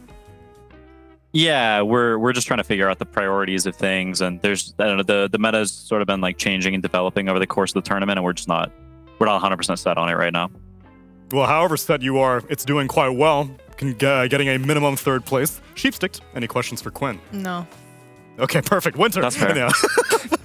Hey Queen, I just want to ask, you're one of the few teams that actually just like to prioritize the support picks. You pick the support picks later in the draft. Can you tell us a little bit more about it? Why is that so? And is it something to do with like the players just wanting that, or the coach just wants to draft it in that particular manner? To be honest, I didn't even know that we prioritize supports later on than other teams. I think picking cores early is something we sort of did in Berlin, and I think it's more tied to core heroes than it is supports. Supports being picked later is more just an byproduct of choosing to pick the cores early, but it's not like with supports in mind. It's with like the draft overall in mind or the cores. Okay, thank you so much. What's up, Quinn? How's it going, buddy? Congratulations on the win. Hello. We've been talking a lot about Morphling, because he's in every bloody game. He's either picked or he's banned. Is this a hero that you guys are getting more comfortable? We know that Dyrachyo, when we talked to him, was saying he was still getting to grips with the hero and wasn't really comfortable on it. Have you guys sort of... how are you working on that as a team? As far as people's individual comfort levels on heroes, that's just sort of up for them to figure out and fix. As a team... I don't know, you just sort of have to play games with it and against it. You need to become comfortable, like, knowing its strengths and weaknesses. A lot of that just comes down to playing games. We tried first picking it a couple times. We've tried playing against it sometimes. We'll probably, continue to try different things. Pick orders or playing against it or whatever in the future, different counters, etc. Because you just sort of have to do stuff by trial and error. Whenever there's a tournament going on for this long, it's hard to squeeze scrims in because you're just playing so many officials that, like, it's hard to treat scrims totally seriously. So you just have to, take the games you can and learn with it as you, lose and win, etc. Great answer. Thanks, buddy. Last chance, Sheep. Any questions? You have a song that you'd like the band to play? Ooh. That's an interesting question. How about Wannabe by the Spice Girls? Ooh, I like that. All right, we'll load that up while I can ask you one more filler question. Okay. It's gonna be grand finals, Quinn. Which team would you rather face in a best of 5? PSG LTD or Bet Boom team? I would rather play LGD because that means Bet Boom lost, and then we beat them in lower bracket, which means they don't get direct invited to Riyadh, which I think is funny. That's actually a much better answer than I was expecting. That's great. All right, well, if you want to be a hater, then we can also maybe treat you to a little tune that is sufficiently key swapped so we don't get copywritten. Nice. Excellent key swappage. By the Spice Girls, Playoff Pandas.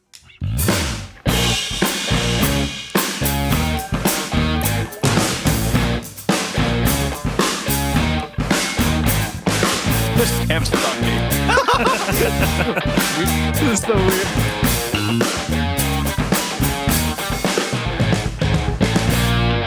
And that is Wannabe by the Spice Girls. Quinn, excellent request and congratulations on this win against Talon. Looking forward to another podium finish from you guys on Gaming Gladiators. You're my favorite Spice Girl, Quinn. Yeah, me too. Thank you. Wait, is he more of is he a posh? Is he a sporty? Is he a scary? I think it's kind of mood-based with him, I think, because sometimes he can be scary Spice, for sure. He can be. When he's at Is he ever Baby Spice? No. That's reserved for RTZ. Yeah. No, he's not a Baby Spice. But when he's on form, when he's playing his best, he's Sporty Spice right there. I like it. For He's eSporty Spice. Esporty Spice. Because we got some more esports we need to get to. But before we do that, I think we may need a slight shift in panel. Okay. Winter and Sheepstick, it's been a pleasure having you. Oh, we need to make a little bit of a rotation. I know. Okay. Go on. Piss off. Not everyone get up at once. All right, fine. Winter first. Okay. Bye. Bye, Winter. Bye. Of course, classic Brit wanting to queue behind him. You have to fight me if you want to get me off the panel. Not physically, please. No. Sorry, I should be stepping in between this. No, you two. Thank you for pretending like you'd be scared of me. We're not going to rock, paper, scissors for it either. Ready? I lost, therefore you get off my panel. Yeah. What? Okay. Goodbye, everybody. Bye, Goodbye. It's been great. Now, see, usually we do a commercial break for these things, but we've got something very special planned, because this is Dream League Season 20.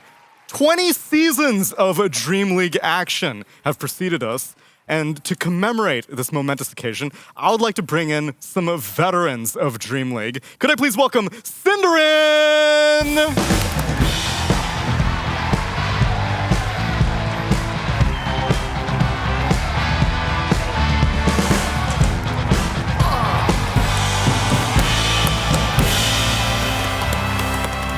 What are you clapping for? You're just as much a veteran as I am. Is he, though? Aren't you? Yes, but I'm clapping because you're also a veteran and game recognized game. That's right. Well, then it would be my honor as a host to recognize the game that has preceded me for many, many years in this chair. It's my great pleasure to introduce Shiver!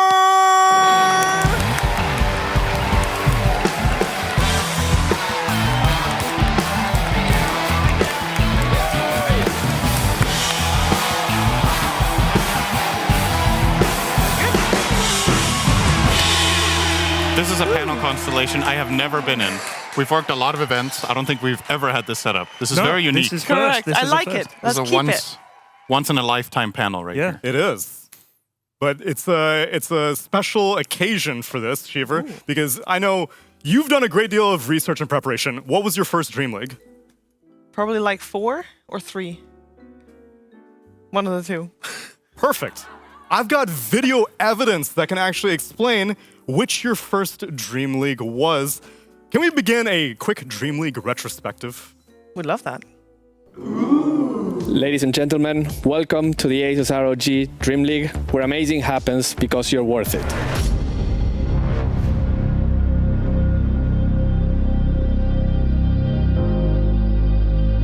Back to the Aces ROG Dream League Season 2. I'm Luminous. Oh my god.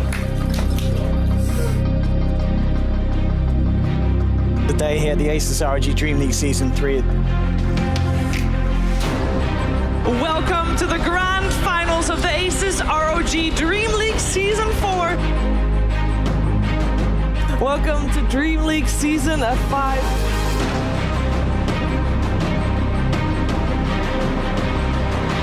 Aces ROG Dream League Season 6. Dream League Season 7. On Dream League Season 8.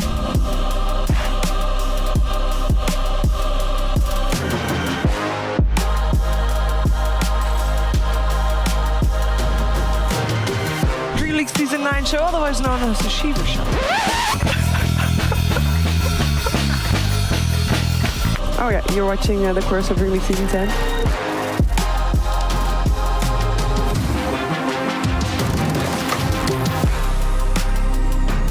In the Stockholm Major.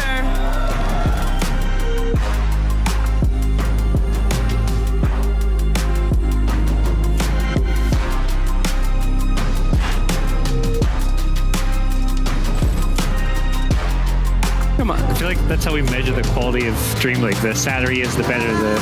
Yeah, you okay. Seriously depressed. Season 12? Yes. Dream League Season 12 Champions Alliance! For the Dream League Season 13 Major.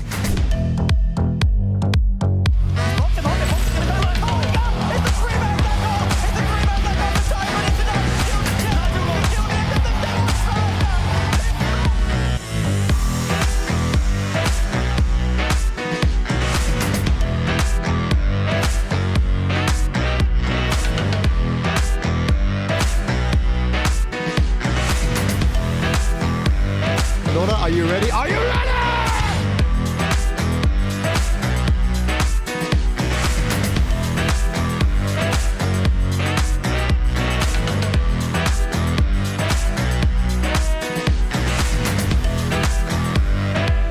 Red button time here, DreamLeague Season 14.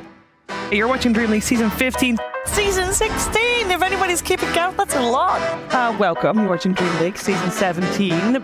It is the last week of Season 18. Good to be back. You're watching DreamLeague Season 19. Good morning. We are in for another season of DreamLeague. So happy to have you join us. DreamLeague Season 20, ready to kick off, and I know We've done a lot of crazy things over the years from the kickoff season to now. Jay? Oh, Jesus, a homeless guy got in. Oh, it's Jay. It's Jay. You can talk in your little British accent, but just remember your whole career is a fucking accident. Oh my God, they're all stuck. I picked a good one. Stop. You're going to lose right away. Fuck It's off. going to fall. don't make it fall It's down. actually going to fall. Fuck off. Damn it. I'm gonna put DreamLeague at the top. Oh no, man. This is where we look to shine our best. Okay. Oh, that's not. I would not do You're that. just though. back in Juvie, Slacks. You're just back in Juvie. You Just actually take it in. yeah, not that much, but yeah. No, I eat this like. Slacks.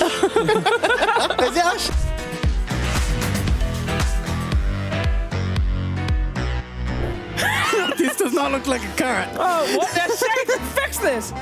I'm not great at drawing carrots, dude.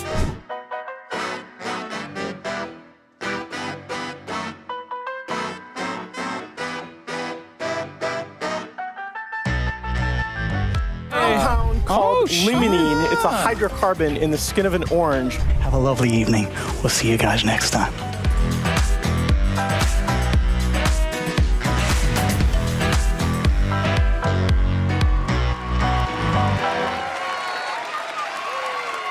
That's very wholesome. That's DreamLeague for you. This ain't your typical Dota broadcast. Over 20 seasons, many shenanigans have happened, a lot of Dota memories. And my favorite part was seeing how you got more hair and Slacks got less hair as time progressed. That's pretty true. Oh, emotional. Sorry. D1. It was a time lapse. It was. How many years has that been now at this point? 10. 10 years. It must be 10, because it was probably winter 2014 that I joined, which was Season 2, apparently. So it would be almost 10, so it's 9. We'll have to do something else 8.5. for the 9 and the 10-year anniversary. We should. Synderen, But, I mean, that guy right there. Pyrian, what's your enduring memory from DreamLeague? Well, apparently I wasn't in any of those. No, but you were at the, because there's, people think it started at 1, but it didn't. No, there was the kickoff season, so there's actually been 21 seasons. Yeah. The kickoff season was me, Bruno, James, and Draskell. Good memory. And we would drive from the Good Studio house, which is about 45 minutes, it felt like, from the studio, in Wepass's sister's car. And we broke down one time. My enduring memory, I was out here for weeks. We broke down in the middle of the motorway, in the fast lane, and we just had to stop the car on a bit and just get out and hope that we didn't get hit. And a car came and picked us up, and we arrived at the studio on the back of one of those pickup sort of car rescue trucks. Yeah, I remember that, and I remember sleeping on the floor in Bruno's room and the state of the good house, which was disgusting. There were piles of clothes everywhere, and they never had any coffee. I remember thinking, this is fantastic, and I hope I come back more. And I've dipped in and out over the years. We've worked together on DreamLeagues, of course, and yeah, it's always lots of fun. I look forward to coming out here more than most events, I'd say, because it's always going to be a laugh, and there's always content planned. But as you saw, I'm never in any of it. No, they you were, specifically though. plan around me not being in it. So you would hope that you'd think that I'd never been here. It's tragic. When you do relapse, it's like, or relapse, that's Relapses. the wrong word. Relapse, yeah.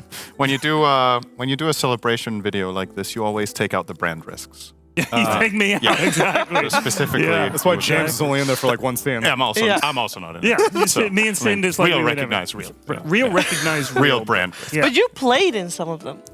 Yeah, so that was probably going to be my... Go for it. I think my main memory, so one of the clips you saw there, of course, we only show the winners, but... That's why I'm not in it.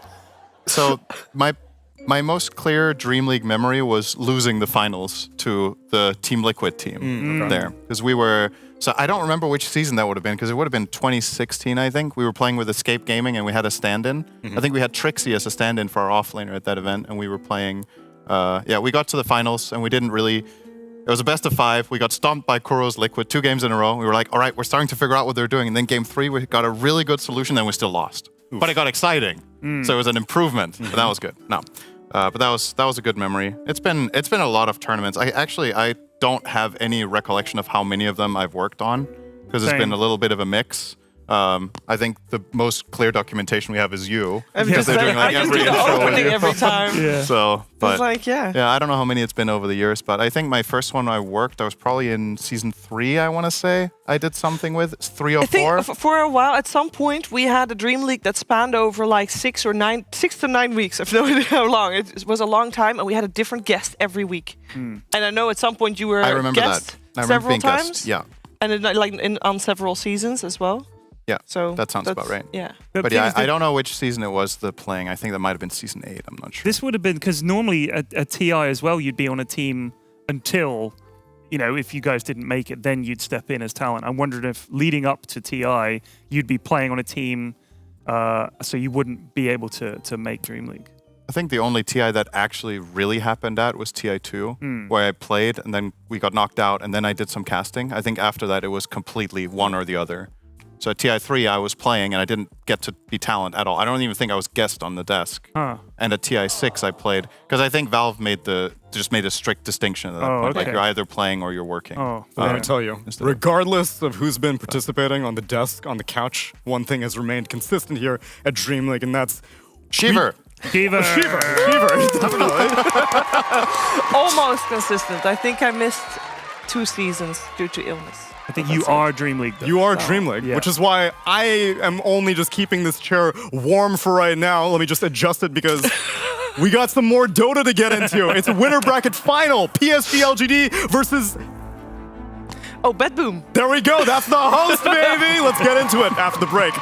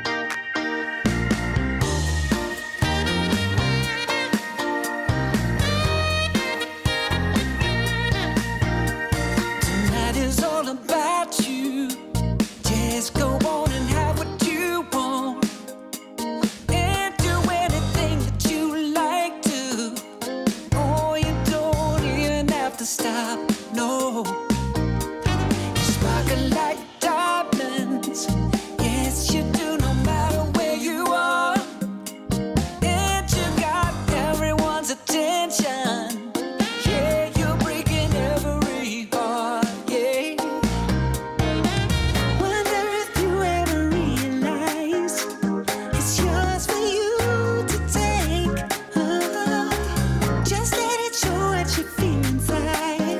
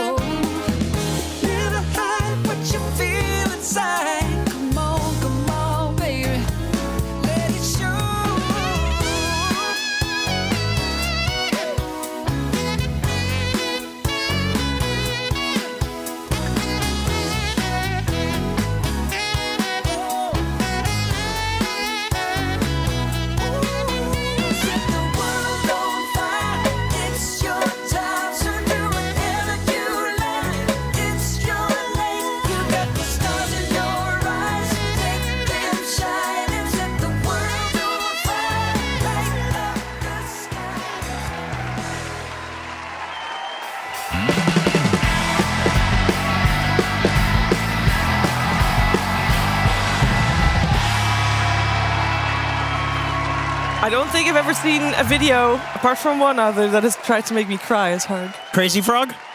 No, it was a different one. Crazy Frog. I mean, on broadcast. But you know what? There's no time to continue to try and make me cry because we got some Dota to go through. We got an upper bracket finals right now. Draft is live, as you can see. I got Effie, I got Purge, I got Jenkins, and we are well in. So the best part about my job is getting to shut up and listen to smart people. We're just straight out of the frying pan into the fire today, aren't we, guys? Right into the damn draft. Yeah. I mean, Purge took my seat, so I'm not okay. It's not. It was not. Someone forced me to take her seat. I'm not a little bit of It was a bit of a civil war going logistical on. nightmare. It's fine. It happens sometimes. So talk to me. We got a PL first phase. We got a Morph first phase. It's lovely. Illusions against the Morphling. Typically pretty popular. Mana Burning him is good too. It's not so much about his attribute shift these days. It's like waveform, in my opinion. Like he just keeps getting away. Yeah, I agree. Burn him. Hero's hard to chase. PL, obviously one of the best chasers in the game. That Phantom Rush, you can always catch him. And every single time Morphling gets picked in the first phase, we pretty much see the counters getting banned out in the second ban phase. And PL always comes to mind as like the carry counter, the #1 carry counter. And we've seen time and time again throughout this tournament that you can just first phase your cores so long as you see one core that you're good against. It doesn't even matter. And teams like Talon have been first phasing their mid and their safe lane when they have first pick. So far so good for both sides, honestly. I think Spirit Breaker as a hero has been rising in value. He's just really excellent at setting up for kills around the map, and the way that Betboom have been playing recently with their heavy priority on Primal Beast on mid lane from GPK, which I feel like they borrowed from LGD, but figured out they really like it. He needs to be paired with supports that can keep up with his pace, have his ability to go on the same targets, right? So I think SB plus Primal is a very good combination together, if that's what Betboom are looking to set up. Yeah, I mean, I would like that. I think one of the more annoying heroes to play against in Dota as Undying is Primal Beast. You don't do anything to him, and like you pop the ult, and you're like, oh, look how tanky I am. Primal straight up just like tramples on you. You can't do anything about it. You clear the PL illusions as well. I mean, I could see either team taking the Primal. It's just like very contested between these two teams. I think a lot of teams looked at LGD at the start of the second group stage, and they're like, this is the team that is innovating the most and doing it the best on the letter patch that came out. A lot of the other teams were a little too afraid to do it. LGD was not. They are, but Betboom have been very good at taking the ideas that were good against them and playing them really well. So I just feel like this GPK Primal is what Betboom needed all along. I was incredibly surprised yesterday with how they stomped the tiebreakers. I didn't expect to see a 2-0 at all, but I just feel like this hero opens up the way they play such that Nightfall is the only win condition on the team, and that just works for them so well. When they're just relying on Nightfall, they pick an initiation hero on Pure, and you just have this gank-oriented, doesn't care too much about his farm type of hero on GPK, and that just looks so good for them. Yeah, I've actually been pretty impressed with how Pure's changed his playstyle from just playing Doom to like all of a sudden he just adds a bunch of other heroes, and some of them are cheesy in the sense that they are non-typical offlaner heroes, but he still looked excellent on them. So I feel even more confident about Betboom right now than I did during Group Stage 1. So they look great. It's hard to see that, hard to know if he just had Doom because he was his only hero in his pool, or because people just kept giving it to They just give it to them, yeah. I would say it's probably the latter, because he seemed very excited to play the Enchantress he did very well with. And I think what's really good for Betboom is that Enchantress, the way that she wins the game is by like dominating the lane and then snowballing. Doom wins the game by like losing the lane, honestly, and then just farming, getting huge in the late game, and then winning the late game. Like, these are two entirely different play styles. Sometimes you have an offlaner or just a player that can only do one play style, but that is just not Pure's MO. This is a good player. There's some good kill opportunity for PSG LGD. The Ember Sky matchup is a classic. A lot of amp damage as well. Helps you kill Morphling. Not the best against. Oh, they go for the counter, which always gets banned. Oh. I think this also, the Ember pick was a deny pick. It would have looked really good for Betboom as well. It's GPK's most played hero. It's very good against PL, and they did not have enough lockdown to deal with Ember. But now they're countered. Now they have to deal with the Necro. Two Jenkins. I mean, we saw Shiro play Ember by accident the other day. So I really wouldn't mind seeing an Ember flex and just picking a better matchup for the mid lane. that didn't look bad at all. Like, where can you flex the Ember when you have Pass. this TL, though? Sorry, just making sure that I wasn't going twice there. I guess it is an inflexible Ember. That's actually really unfortunate. Yeah. Ember off lane? I don't know. I mean... Nah, that sounds to me- horrible. You just have to take, take the L on it. I think another answer is to just get a hero that's very good against Necro in the game, because I think that's like part of the reason the hero's hard to pick and most teams don't pick it. Batrider is top tier against Necro. It's probably the best hero. Pugna's another one, but it's banned out because it's a good support, and it's Bet Boom, of course. I think Sky is really solid, actually, at dealing with Necro if he has the setup like chains early on. But the condition for this is that Sky has to have a good time. He has to get that level 6 early. It can't be one of those things where you have your support Sky running around level 5 at minute 13. Like, it's very important that he gets Mystic Flare to play with his Ember and kill this Necro. And the reason why they go for the Sky instead of the Mirana is because Sky is better at dealing with Morphling than Mirana. So now you have this kind of idea where your Sky support can potentially get 2 core kills that are really important in Morph and Necro early on. Yeah. But it's entirely dependent on his laning stage going well. So I feel like it can be a solution, but it's a risky one. Especially when they have to pick their last hero before they see the last one. They don't even know what the offlane matchup is. So. And they ban out Axe, Primal, Darkseer, Mars. They take out all of the key offlaners that would have comboed with these heroes really well. Yeah, I think we're going to get into the new hero territory for New. It could be tied, honestly. Could be tied. Yeah. Or it could be Brew, but the problem with Brew is he doesn't stay by himself on lane all too well. Like, if we're talking about how Sky has a lot on his shoulders to play versus this Necro and help his Ember out, then you need an offlaner that can sit on lane by itself for New. I would generally lean towards some pipe carrier, though. Ideally, they fit it into their... Because it's all magic damage on Bet Boom for a long time. So maybe auras work, but... Interesting. Okay. It's a lane winner. Like, this is one way to help make Sky better, too. Like, they're going to have so much magic damage between the two of them that whatever gets picked, they're going to be able to blast it. Even, like, Tide is not that survivable against Magic Burst. It's literally just damage between the two of them. They don't give a shit if it's Kraken procs. I don't know if I like the Visage too much, honestly. Because I feel like, okay, overall, the idea of winning your lane, like Morphling in the first few levels cannot sustain that well versus Visage's nuke. But as he gets more levels, gets a stick, you know, he's playing against Sky and Visage, you know, he just gets a stick, tries to live through those first 3 levels, they don't feed any key kills. Overall, Morphling is going to be fine, right? And then when he gets kicked out of the lane, the issue is just the Visage pressure, but I feel like they can rotate on this Visage with Ravage plus Necro ult. And if the only stun on your team is a Searing Chains, you just buy Lotus Orb, which Necro loves to buy anyway. Tide buys this item anyway, you know? These heroes will dispel your only stun, so you're banking on snowballing your lanes hard enough and hoping that your PL has a good game and just winning off of that, winning out of having more farm than your enemies. But that's hard to execute. Yeah, it's going to be tough. I mean, they have a really good 4-man lineup, like Visage looking for kills, Ember, Sky, and they're Undying. Like, they're going to be really good at skirmishing with those 4 heroes, at least, while their carry hits creeps.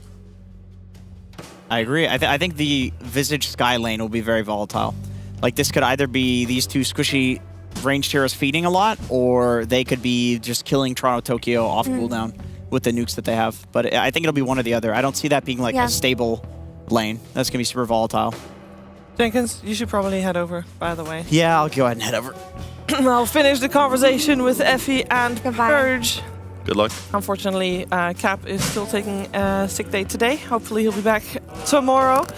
So Jenkins is preparing for the cast. But final thoughts? I think PL is a really good win condition. I just feel like if LGD's lanes go badly, the way that they take their fights is going to be much more difficult than Bet Boom, who have a Ravage to play into, have an SB to charge it, have a lot of ways of catching. And I feel like Nightfall's been so good at Morphling that he should be able to play into a Visage lane without feeding. All right. It's a best of 3, of course, so whoever takes game 1, at least the other team will have a chance of forcing out a 3rd game. We're going to head over to that first game, but first, some playoff pandas.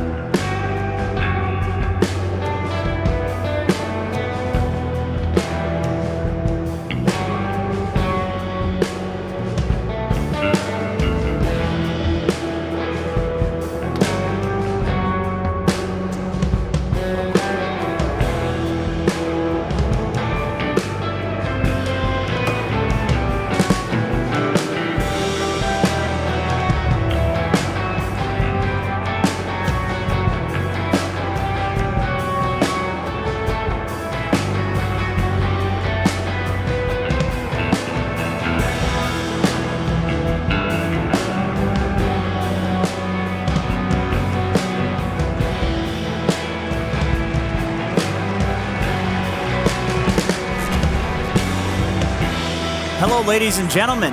Welcome to Game 1 of Bet Boom versus LGD. This is the upper bracket finals.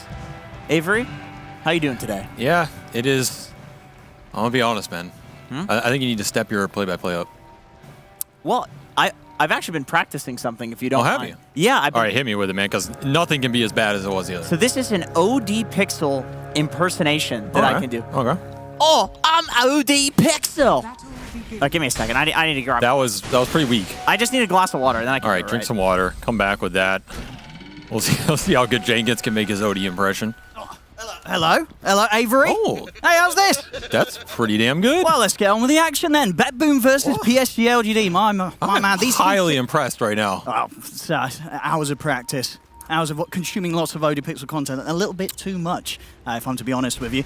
But we're here today, Bet Boom versus PSG LGD. Avery, yes. This game, this series, it should be phenomenal, right? This tournament so far, both of these teams, they've been stepping it up more than ever. They're being consistent, and now getting to see them go head-to-head with these two lineups. What are you expecting, Avery? All right, these are the two best teams of the tournament, hands down, right? They have gaming waiting for them, but this is already off to the bloodfest that I expect because Bet Boom, they have slowly been getting better over the course of the tournament. I feel like every game I watch them, it's a bit more convincing. They're getting less of that throwing nature that they had at some of the past tournaments out of the way, and they're becoming a bit more consistent, flowing into some of their staple picks here. I mean, the GPK Necro, that's what the K stands for, the Necro there, of course, and LGD, they have a lot of draft thinking about that. They have a lot of draft flexibility. That's what I love about this team. They're willing to pick pretty much anything for new and believe that this guy is eventually going to pop off in the game.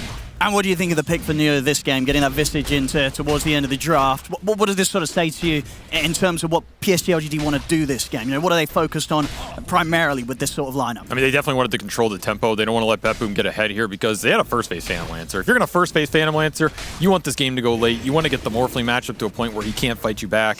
I think Visage is just here to make sure your towers don't fall. At least you get objective trades, and then you have some auras for the fight.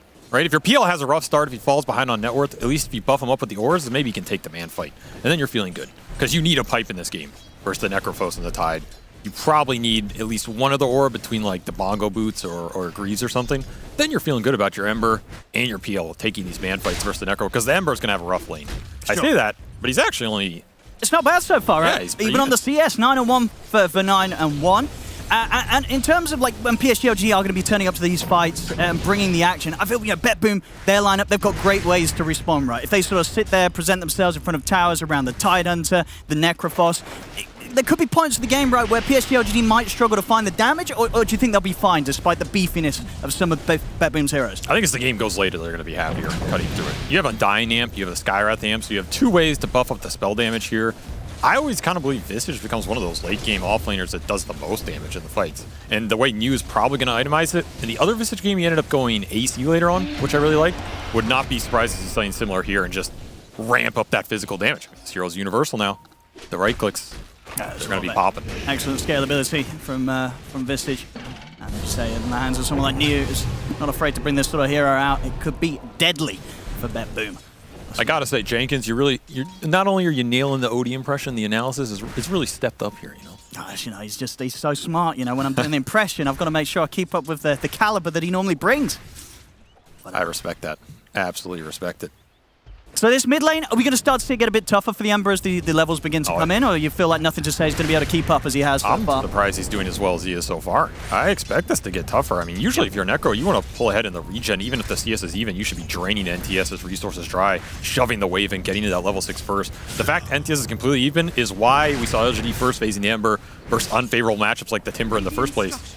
If he has this good a lane phase, it bodes really well for LGD going into that early mid game, because then their tempo creator's fully online. Like, the Visage is going to be behind here. His lane is a little rough.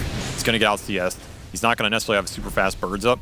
So you want the Ember to go in, create the space for the Skyrath Mage combination, start proposing some threat on the board. Yeah, and I imagine when you look at the heroes that Bet Boom have, it should be quite a free platform for the Ember to hop around, right? It's not going to be easy to focus and trap this Ember, if nothing to say is playing his cards right in the early fights. And that might just fall more to Nightfall here.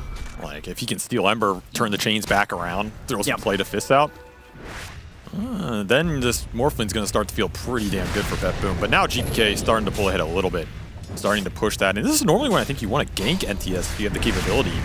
Would not be surprised to see Toronto Tokyo try and commit a charge towards mid, but this is a hard hero to charge. Yeah. Maybe he feels like the connection isn't there, but the The level 5 to 6 is going to come online for GPK here, and you really want that Reaper kill. Yeah, you can feel nothing to say. He's maybe going to try and bait a little bit. He's got the fact that the stick charges are building up. 8 stick charges and a Pharaoh Fire could be enough to sort of play into the hands of an overly zealous dive coming in from BetBoom that can be responded to with a backup TP from PSG LGD. I mean, the only question is, what is GPK going to buy? Is it going to be Blade Mail? Is it going to be Radiance? Is it going to be Midas? What do you sort of feel tends to work the best? And in sort of what different situations do you lead either way? Is it sort of just down to how good your mid game, your mid matchup is going? Are you sort of looking at the other lanes and feeling like, what do I have to do as a Necrophos mid this game to keep everything in a good position for the rest of my cores? I mean, I think his job is basically to shut down Phantom Lancer. So whatever itemization he feels like is going to slow down the peel in the fights the most, he's probably going to go for here. So that's probably Radiance and at some point Shiva's Guard, but he might do that Blade Mail in between. Good backup here from Toronto Tokyo. Planet came in with a rotation, but TP's coming from BetBoom. They turn it around, and GPK is set up to take nothing to say down. Didn't even need the Scythe. He gets to save that for another day, maybe another NTS life. This is perfect timing for BetBoom. I mean, Planet's got to be careful. If they come back in with a charge. Yeah, this is a super high threat on the board right now. And I would not be surprised to see BetBoom linger around here and just kill NTS again when he comes back in. I think LGD are worried about this. There's not a lot of side lane pressure to draw BetBoom off of this middle lane right now, and they are staying there. NTS. Let's have a look. I mean, both supports for PSG LGD coming in as well. Yeah, you have Catapult Wave too. This is lining up really nice. He's still half a level off 6 here for the Ember. Save's going to be able to grab the power rune as well. Haste rune onto him, so that will help him with a potential for diving. But see, nothing to say. He's playing very safe, keeping himself beyond the tier 1 tower and not in a spot where BetBoom will be able to make that jump. So back to the side lanes they go, the supports. On the river, Toronto Tokyo. Wants a little blood action here if you can get it. The bash! That'll do it. Of course, of course. That's what the winning TI does for you. You get the better RNG upgrades.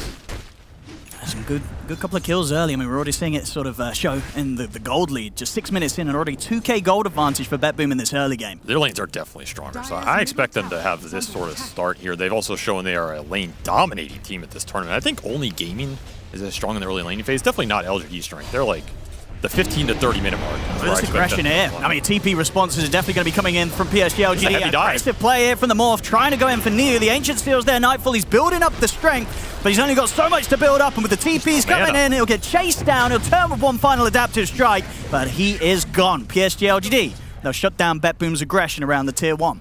The one thing I like about that is at least you get the Wisdom Rune. Like, Toronto Tokyo is going for this play because he just wants to create some diversion, then you get double Wisdom for BetBoom here. So that's pretty nice. I mean, I don't know if Nightfall feels too bad about it, but that is a big kill to give to the Visage, who was really struggling down there in the one-on-one.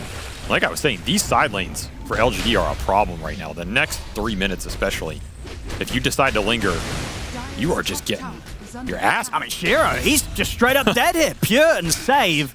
Just run him out of the lane. I mean, a great awareness there to abuse the fact that, of course, earlier the TP's coming in from PSG LGD supports, taking them down bottom. They knew there was no one. There was going to be no help for that poor old PL. The only person who can respond in this LGD draft is NTS. And he had probably the worst lane matchup that he somehow did the best in. But it's still a bad one, so he's getting his resources drained, and the levels coming in for the BetBoom supports. These are aggressive supports they have liked the entire tournament. Toronto Tokyo almost level 6 and maxed bash. It's a lot of damage, but no detection. Ooh, does get sort of knocked out just the range of the sentry that they did have on the cliffs. They won't be able to finish that kill off. Still very happy with this early portion of the game. 8 minutes in, tier 1 tower being taken down. I'll buy some time with it with the fortification, but this early lead, I mean, how as PSG LGD do you go about slowing this down? What sort of do you look towards as being sort of the item or the level in which you can group up, maybe look to do something to catch BetBoom by surprise or respond to their plays? That's bottom lane, the kills, they just continue to keep coming in for BetBoom. They take out Planet, they take out a Tombstone, the gold for BetBoom, it continues to skyrocket. The reverse Tombstone value, not what you want to see here if you're LGD. I feel like it has to be getting U6 here. Like, you need birds up. You need to combine the Visage and the Ember and get at least one of these cores off the lane for BetBoom. It's either the Morph or the Necro. It's just going to require a lot of numbers at this point. You also don't have those support ultis, which is all your damage in the early game. They're going to go again, and now with the level 6 on Toronto Tokyo, they've got the extra bit of control with the Nether Strike. Another kill to take down Neo. This lane continues to be a beautiful place for Nightfall. I mean, all 3 cores farming to their heart's content as PSG LGD struggle to keep up. And the early utility, it's going to come in for BetBoom here. I mean, you have an Atos being built on GPK. The way Nightfall's being involved in these fights, all 3 cores for BetBoom are happy to join these engagements. And finally, LGD are going to bring some numbers. Yeah, trying to get something to happen here around Nothing to Say's Ember. Jumps forward with the Remnants, closing in on to save in Toronto Tokyo. Another Remnant to help finish off the Rubik. Everybody here chasing down Toronto, Tokyo, and Nightfall. Another set of the steering changes. The Ancient Seal will do it. It's PSG LGD able to find a bit of an opening around the power of the Ember. It's not easy considering the start that Nothing to Say has. These are difficult moves, but they get away with it. They get 2 kills. Yeah, honestly, I've been impressed with NTS's game. Like, it doesn't look great on the net worth, but I don't know what you wanted the man to do.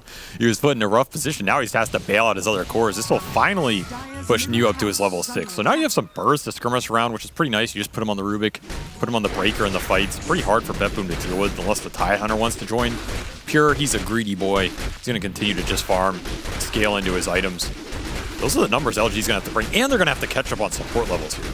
Like, they are a long way from these support ultis because they lost the double Wisdom Rune. Just a huge disadvantage on the map right now.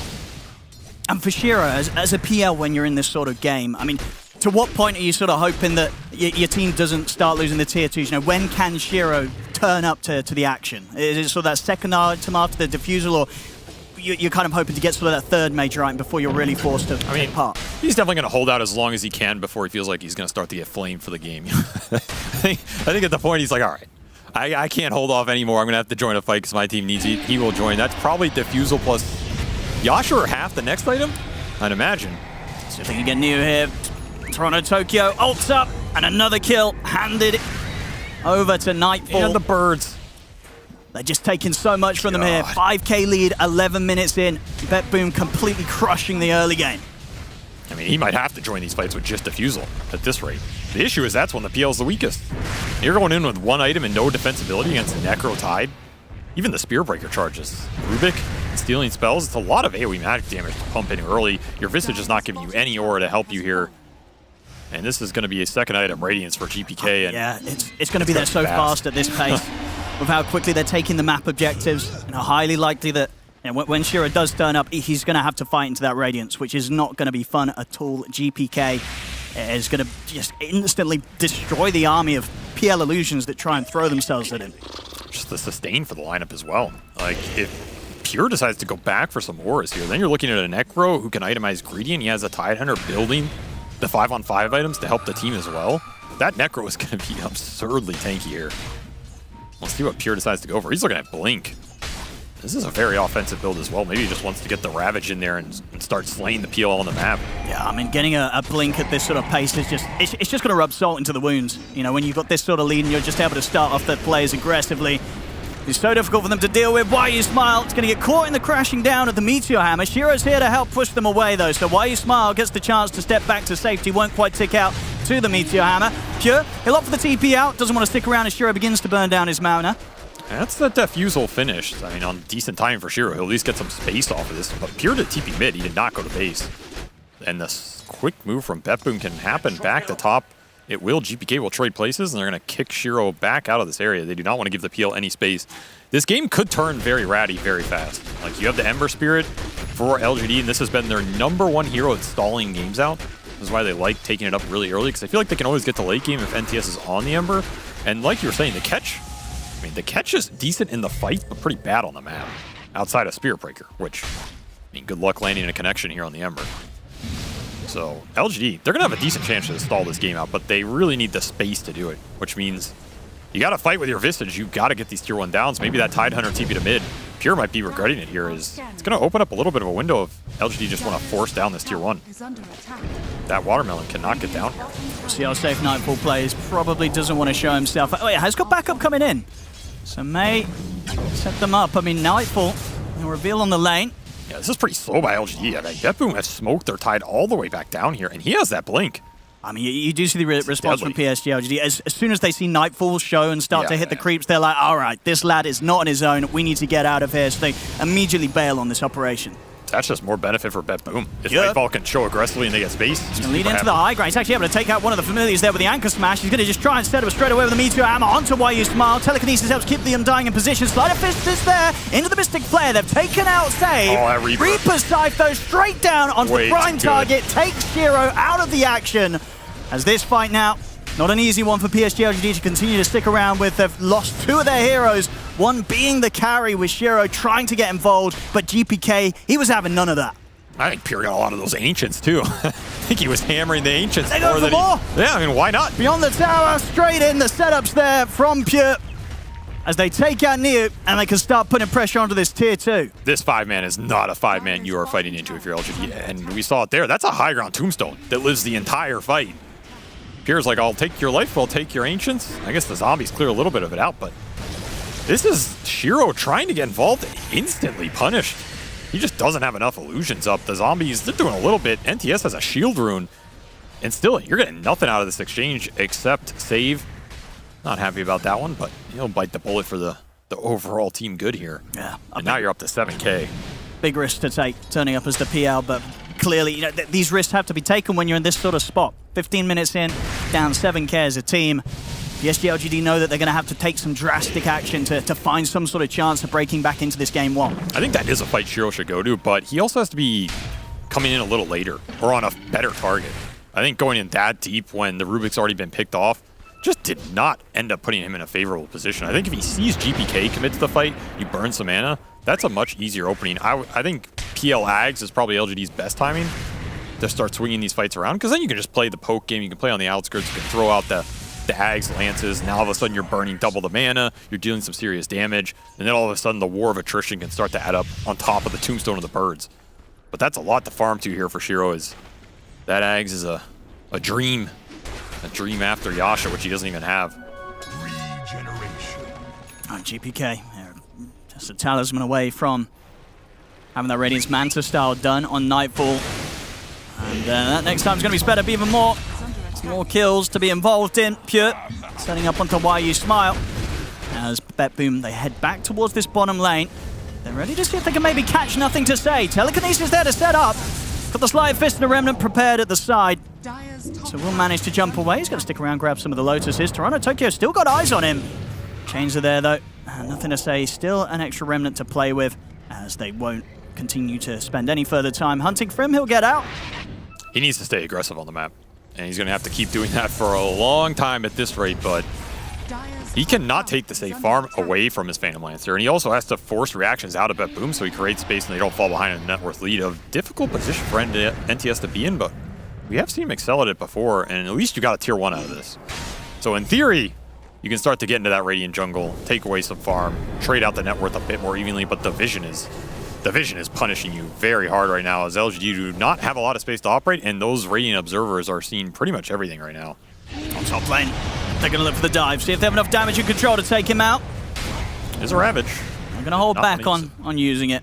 A high chance even with the Ravage stun. Wouldn't be quite enough lockdown to kill off Nothing to Say. They don't need to take these risks right now with the lead that BetBoom have. No need to throw these ults out for these single kills. They know they're in a comfortable spot. And they much rather take these fights where LGD are forced into them. Like, this is aggressive positioning. It is going to get immediately punished by BetBoom. I mean, you cannot push a tower right now that casually, especially versus the Spirit Breaker, who can guarantee the vision. TP1 hero, you're stuck in a bad engagement. NTS try and make it up on the other end. Nice save. Get caught by the chains, but stolen chains used in turn to hold back Nothing to Say. That just feels bad. Yeah, they can't quite kill him. Safe. He's able to walk off. As PSG LGD don't want to jump up into the high ground. At bottom lane, Shiro, he's been found by Toronto Tokyo. Knife for the bash is there. Whoa. As Shiro out again. Top lane, Pure this time round. He'll use the setup. The follow-ups there from GPK with the scythe. Both the mid and the carry eliminated once again. On top of that, Rubik living, as you said, truly. And he's back in. Now the mini Undying. Turns into the Undying zombie himself. The kills just continue to roll in here for BetBoom. Yeah, there's just no room to operate. I mean, the second your NTS Ember's off the map, everything is going to collapse here for LGD. It's just a feeding frenzy for Toronto Tokyo. Nothing is stopping this Spirit Breaker right now. It's looking rough. Neo. Very little chances of escape here. All right, look who's waiting behind. A little Necrophos to get some extra Heartstopper region, or at least attempt to. That Radiance was finished by GPK. That is an incredibly fast Atos Radiance here. You do not have the auras up. You do not have the 5-on-5. It is definitely going to be split push action now for LGD. It's just a matter of can you do it without getting caught, because so far, you've not been able to get much off the map. This lead has doubled in the last 3 minutes. And Pure's got a pipe on top of everything. Finding the damage to cut through this lineup. It's going to be very, very difficult for PSG LGD. I mean, where does sort of their best bet lie? Is it going to be around looking at these tier 2 defenses, trying to set up for those, or are they just going to continue to sort of play this kind of 4-man, move around the map while Shiro struggles to get these core items, and then just look to try and turn things at the high ground? You need an aura on you. You need probably one more items on Shiro here, which means NTS is split pushing. You're just splitting the map as much as possible. You can afford a couple pickoffs, but then at some point, yeah, you want to take that defensive fight around a tier 2. Maybe the Roshan, if you think you can get good enough vision, but honestly, that seems impossible here. I think you're playing for high ground defense almost. Like, you got a bait and overextension by BetBoom, basically, where they go in with a bad Ravage where the damage doesn't line up, and then you can punish everybody else. Because I don't think you're taking down Pure at any point in this game in the near future. It's got to be the Rubik, the Spear Breaker, and maybe the Morphling if you land a Clutch Silence. Which means you need BetBoom to jump hard and be in a position where they just messed up. I mean, is there a specific tier 2 that from what you've been seeing on this patch, tends to be the more appealing one to defend? You know, the one that pro teams do put more effort into trying to hold? I'd say they're pretty even. I mean, maybe the tier 2 Safeling. I think that tends to be one people like because you can get in these trees on the upper side. You can get a high ground cliff ward, and then you see around the flank. But that's also like going into a high ground into your own Dire jungle, which could be awkward for LGD here. Honestly, it's any fight where they can get a high ground tombstone. It's probably what's going to feel the best. So wherever they feel like they can accomplish that, I am all for it. These tombstones are going to melt if they are not displaced somehow. And look, a little cheeky Roche force, but they're going to try for this, but BetBoom. Nightfall knows. They're very aware. And they do have the ults at the ready already. Toronto Tokyo Nightfall starting to try and push them out of the pit. Backups coming in. PSG LGD, they've got to get out of here. Planet won't have the luxury as he gets blown up in the pit. They've got the catch onto YU Smile as both supports will fall. And it looks like maybe not all the cores will get out. They're looking towards Neo. We managed to use the familiars to hold back both GPK and Pure. Get a little bit of a flash of vision there with a Meteor Hammer, but Neo, he's going over the TV, but a great charge across the map for Toronto Tokyo. Clips him at the edge of the charge, sets up for GPK to take him out with a Reaper's Scythe. That was instant awareness there for Toronto Tokyo with that play. He was ready to go, ready for the drive-by. I'd phrase it as luck, but maybe it was instant awareness. That was I don't think he saw him, dude. Dude, he did. There's no way. You're giving him way too much credit. Dude, this guy's a TI winner. What do you mean? I know he's a TI winner. He was ready. Yeah, but even he said the best strategy at TI is a little luck. I guess. It's still working out for him here as he will collect one of the kills, but not the other. And barely walked out. Now that one's luck. He lives on minuscule HP. Toronto Tokyo gets away. Nothing to say. Not even able to stick around and finish him off. That was a weird Roche attempt by LGD. I mean, I kind of get it. They weren't committing the PL or the Ember. I feel like it's one of those things where like, oh, they're not going to think we're doing it because we're showing 2 cores on the map and maybe we'll get away with it. But BetBoom read it pretty well. Get the punish and get that Roshan. It was probably theirs no matter what. At least you're not losing too many cores, but you're telling me this is skill? They know he's in the trees. There's no way they see him. Toronto's like, right, he's going for a TP. I'm going to stand in position and immediately charge. Maybe I'll pass by him and cancel the TP. Actually, yeah, maybe. That actually looked... He did have a smile, but I think that was that's more evidence to me. I think that was more of a I'm pretty good at this game smile. You know, he's like, dude, I'm good. You know, he knew there. Good stuff from Toronto Tokyo. Gets him another kill. Keeps this lead. Continuing to blow up to incredible proportions here. 17k lead now for BetBoom. Yeah, 23 minutes in. This is getting very insurmountable. I mean, maybe skill and luck are 2 sides of the same coin. You know, true. That's Dota too, right? Who's to say that the pros are actually good? Maybe they're just the luckiest. Maybe. Oh, little birdie. Oh, that's nice. It is nice. I don't know what the relevance is, but... He's managed to sort of master the art of standing on something whilst not actually touching it. It's true. This bird's hovering without even moving his wings. What do you think about levitation? It's one of these government birds you've got to watch out for. Oh, you think it's a fake one? Yeah. It's hard to tell these days. How do you spot a fake bird from a real one? No, you don't. They spot you. Anyway. They're just kind of scaring me right now. See what they can do around this mid lane. Pure, level 15. He's got those tendrils online too. Looking for even more lockdown with what I assume is a Hex here. And Heart done for GPK. Good luck getting the damage through this man. He's massive. Yet to die this game, of course, 5-0-5. Yeah, when GPK has 0 deaths, you know you're in trouble. That is not a good sign for you. They're going to charge through on Shiro. Does finish the Ags. They get the setup. Will he get to use it? They got the tendrils. They're keeping him locked down. The Reaper Scythe's there, and Shiro out for 50. Another kill for GPK. Getting those stacks up as they're going to be ready to push towards the high ground pretty shortly. Here, Bet Boom. This game just collapsed so fast for LGD. It's like the first 5 minutes. These lane matchups went way too bad for the lineup to take any sort of recovery fight, and they're still trying to look for anything on this map. I mean, 5 kills for a team that has been pretty dominant in the mid game. This is just a straight outclass right here. That Ember pick getting massively exposed. As GBK puts on a Necro Clinic, the pipe will finally be finished for New. That is a big piece of the puzzle here, but this is very late. As BetBoom are immediately punishing your base. Yep, no reason to go anywhere. With the Ravage still at the ready. BetBoom more than happy to take any sort of fight that PSG LGD throw themselves into. The racks, they're going. So is Planet. Dive forward here with the waveform. And now, even though that they have Shiro back up, they don't have the full lineup. You can start the poke here, throw the slights and throw the lances and drain some mana. That's decent damage to Nightfall, but he's still got the Aegis to rely on. Jump forward, they're looking for the Undying, they've got him. GPK with a double. Even the hammer landing. They're going here for more. They push deep. forward. They're surrounding New and Shiro. There's the Ravage catching the two of them. Shiro's gone. New as well. They're running out of buybacks. They're running out of everything. GG is called. BetBoom come in incredibly explosive here in this game one. 26-6, 27k lead, 25 minutes in. This is BetBoom at peak former. Yeah, here at really A3. There was no stopping them in this game. I mean, this is their MO. If they can win lanes, they're going to take it every time, and they're just going to run over the map. They're still a very confident late-game team. Like, even if this game went late, it's not just 100-0 that LGD win it, right? And if they go into game 2, they're definitely going to be thinking about these matches more, definitely thinking about how to get to their strength, which is the mid-game more. If you're BetBoom, you're definitely feeling good considering you gave up 2 kills between all 3 of your cores. GPK with a perfect game, and Pure Nightfall only falling once, and that was pretty much in the early game. I mean, Save, you're 0-2, man. You got to step it up for game 2, but otherwise, you're looking pretty damn good. Yeah, just all over the map and just in the faces of PSG LGD. Too much for them to deal with. And we saw, like Toronto, Tokyo, 3-2-19, involved in 22 of the 26 kills that they had. This Spirit Breaker in the hands of Toronto, Tokyo, this might have to go, Avery. I think it's the best hero of this tournament. Like, I think he's at the point where he's probably just going to take Spirit Breaker if it's in the pool, irrelevant of the other heroes in the game. He's just way too comfortable on it. Well, there we go, ladies and gentlemen. What a game one from BetBoom. We'll see if PSG LGD can step it up in game 2. But as for now, BetBoom, they'll take game 1 of this best of 3. So convincing. BetBoom with the victory. I'm joined by Effie and Purge. And this has been a beatdown, Effie. You predicted this one.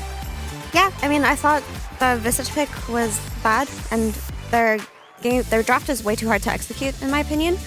I'll talk about the things that BetBoom did well, but I really just need to say, if you're picking no stuns into a lineup with stronger lanes, you have no way back into the game. Like, how do you get back into a game where you can't even catch heroes? Like, that's just the way to simplify it. So the lanes went really poorly because they had the Necromid versus Ember. Ember doing well is dependent on Sky having a good game. But Sky couldn't have a good game because they lost pick Visage. And their PL couldn't have the best lane because instead of picking Tide, they gave away the Tide. And then everything just like snowballed so quickly. Like it felt like by like 15 minutes they had a massive gold advantage. We got to see an Atos on a non-universal hero for the first time in probably a month, which was cool, but very useful when you gank those side lanes on the Necro. Your solutions are either like get a lot of movement speed, buy Blink Dagger. Atos worked well though. And then the Radiance transition guarantees the matchup against the PL, among other things. So yeah, it was really well played by BetBoom, and they've powered up so much in the last week. It has been insane. Nice cast, Jenkins. Thank you. I must say, I'm impressed with your OD Pixel impression. It's very good. I'm working on it. I mean, people were complaining, so I thought I had to get better. And if a wheel isn't broke, then why reinvent the fix the wheel, Purge? I kind of prefer your caricature instead. I think it's more funny. Which one? The bully? Yeah, your first OD impression. Well, I wasn't before you cleared out. your throat. Yeah. Wasn't warmed up. I had to clear my throat. But I do a lot of characters, so. Very good. I would like to summon the Jenkins, the co-host that also analyzes character. Okay. As you can talk about potentially, we've chosen for a head-to-head the offlaners because that is where we keep coming back to. These were the overall last picks from both of the teams. Visage versus Tidehunter, co-host Jenkins. Yeah, I will say like one thing about this, and I'm going to unleash Effie upon the world. I will say that there's an obvious net worth differential here. Pretty much any stat that we would have chose, there would be a differential, and that is the volatility of that Sky Visage lane. Perhaps it was the Spirit Breaker that they thought they could abuse. Oh, this isn't that good of a 5. We can run a double-ranged squishy hero versus this lane. No, they couldn't, Effie. That was not so great of a pick, I would say. No, it wasn't, but I already complained about the draft you did? while you Okay. were recovering. Yeah, So, but I can double down if you Yeah, guys go ahead, want. go ahead. So I really think that in that draft, they had 2 options, right? They had the Brew or the Tide. If they take the Tide, maybe their lanes, maybe they don't have necessarily like the most explosive mid game that a Brew provides, but they don't give away the Tide. And with all of the offlane heroes banned out, Pure wouldn't have had the best pick versus PL. And if you take the Brew, at the very least, the way you deal with the Tide that you're giving away, because obviously they're going to pick Tide into PL, you can just throw it up in the air and ignore it for 7 seconds. So I think there was like a tragic misstep with this Visage. The idea there I understood, but it just didn't work. There's a concept purge that we've seen PSG LGD do. The bend, don't break. Why did they break so easily in this one? Because I feel like we've seen PSG LGD behind in the lanes before. But oftentimes they are able to slow the game down and they are able to wait until the peak timing for their heroes. What made it impossible this time around? Well, one thing that hurts, and we were talking about this in the draft, we're like, oh, they need some person that can set up ganks, and they just didn't really have that. I mean, Sky plus Ember can get kills, but it's usually good at getting kills between the minutes like 10 and 20 or something like that. So if they're way behind, they can't just rely on those 2 heroes to solo kill. It's basically like a Sky with a little bit more damage, solo killing somebody. That's not going to work. So they need some offlaner that had that was like a Mars. That could be like, I'm going to stun this guy, do damage, and Sky's going to nuke him, and a 3rd hero's going to nuke him. Like if you're behind, you need more heroes to accomplish ganks. Yeah. And Vig doesn't do that. I feel like there are just these unreasonable games where as a player, you get picked something, you get hard countered, and then it's also like, oh, but you're also the only hero that can be played around, so good luck! And it's like, it just never, ever works. Like, this is a story as old as Dota, where you have, like, basically what you were saying is, like, the only hero that could be played around for ganks is Ember Spirit, but he's hard countered in the lane. So, who do they play around? No one? They just play from behind and come back? That seems like a shitty attitude, and that's where, like, there must be a blunder in the draft for that to happen, because you're never going to find a Dota player that's like willingly accepting that they're going to play from behind. It's just never it's never worth it. Maybe they picked the Visage because they wanted someone to hit towers, so maybe that's why they felt that was important. They're like, well, doesn't matter. Buy Meteor Hammer. Don't pick on Visage. any other hero you're saying? Yeah, that's really true. Don't do that. I mean, honestly, like, this is a draft loss, complete draft loss. But Betboom did play really well. Like, the only lane that was under pressure on Betboom's side was their Morphling lane in the first few levels, because he kept getting right-clicked and nuked down by the Visage. But the second the Morphling hit his stride and got like level 4 or 5, all of a sudden the SB and the Morph were just pressuring the Sky and the Visage. They were diving them, They were going behind the tower. They weren't allowing them to even capitalize on this lane. And then they just brought more heroes towards them. And the Necrophos was completely untouched because the Sky didn't accomplish what we said he should in the draft, which is get that early level 6 and play around Ember. But he couldn't play around Ember because his Visage was so vulnerable. So it just felt really weird, like not characteristic of LGD with that Visage pick, but maybe they were trying something. I don't know. They tried something, it failed. It seems like the path that PSG took, it kind of only went wrong in the end. Or did they already start an opening with something? Because obviously we're looking at things that they should do differently in game number 2. And normally you focus on the start of the draft and alternating that one.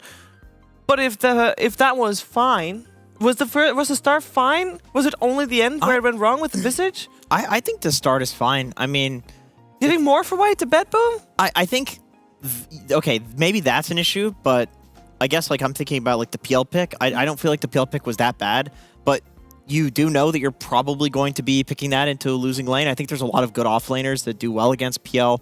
I think like a big issue is that the Tidehunter, it was good against all 3 cores of LGD. It's like it counters the Visage, which is the last pick. It counters the PL in lane, like pretty hard counters. And then you have this like Ember that also, if you put a Tide versus an Ember, he anchor smashes once, Ember's at like 20% or 80% HP, you know, can't sit in lane versus Tide. Like, he's good against all of these heroes. So I would say, like, in the later stages of the draft is where the issues started arising. Well, we're going to find out what's going to be changed in the later stages of the draft, but of course, all the later stages of a draft depend on the early stages of a draft, which is coming your way after a break.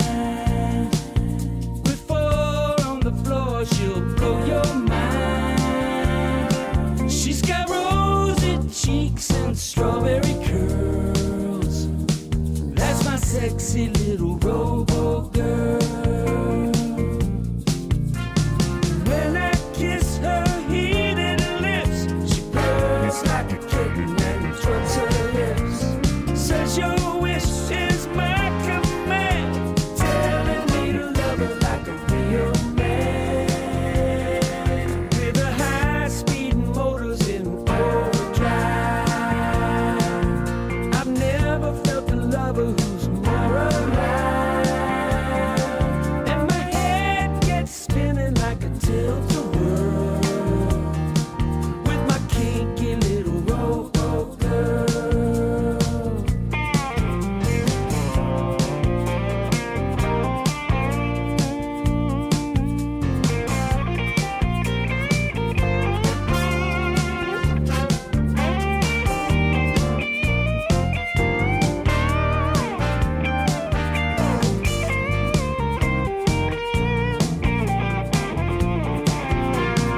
When she puts her squeeze on me, it's enough to drive me to my knees. She don't need no diamond ring. All she ever wants is to be her friend. Working all day in the rat race, dreaming of a rising perfect face. When I'm home at night, all is right with the world. Since I found my little robo girl. When I'm home at night, all is right with the world.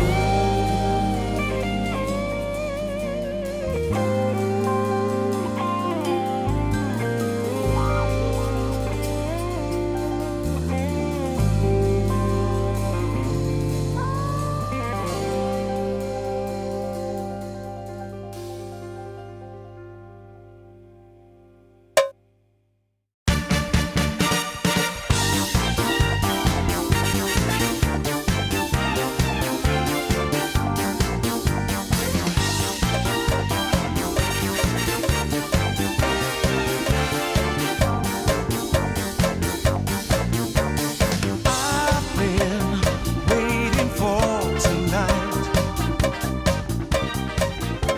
'cause I want to take you out to Dewarding on Slark is a science, but it's a science like an apple falling from a tree and bonking a guy on the head is a science. It's very simple, but delving deeper into the mechanics of it teaches you a lot about the world, or in this case, the world of Dota. The number one rule of dewarding on Slark is use the shadows to your advantage. For the uninitiated, Slark ult deactivates when you're in vision. This means that if you enter into enemy observer ward vision, you'll see the ult buff fade away from your UI. If you walk out of vision, the ult will activate again after 0.5 seconds.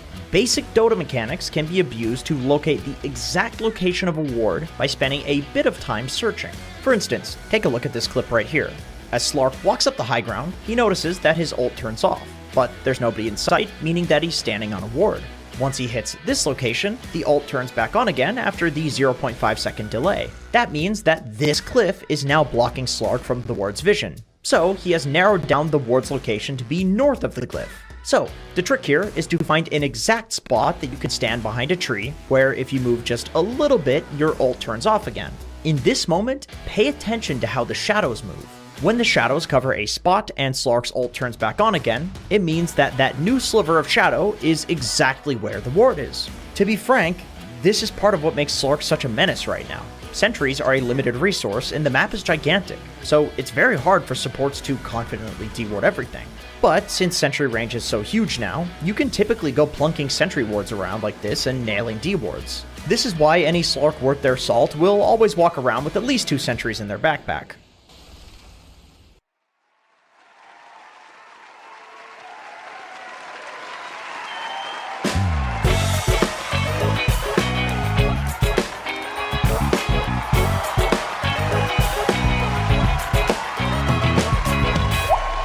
You know, people get really clever from all these DHL pro tips, and I know you're getting cleverer, more clever every time.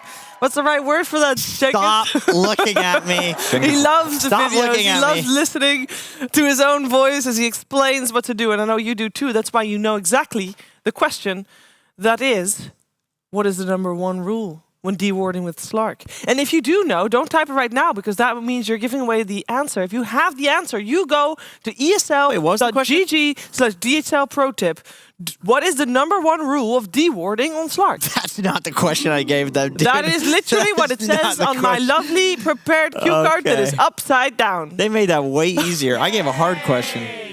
It's I have to read it like this, otherwise I can't. You want to hear the question that I gave them? What's the question? How long before the Slark ult goes away?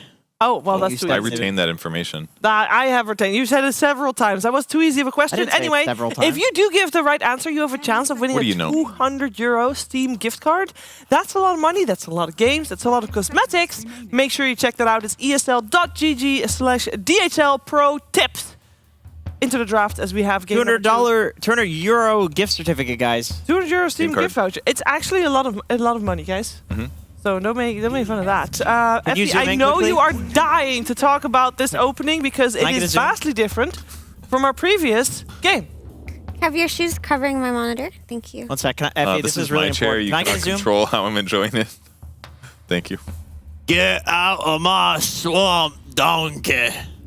It just makes no sense. You can go back. Wait, doesn't Shrek say It is, that? first of all, that's a dragon. No, the Second little of horse all, says it. That's not a dragon? Yes, it's spitting fire. What are you talking about? Well, that's Donkey's wife.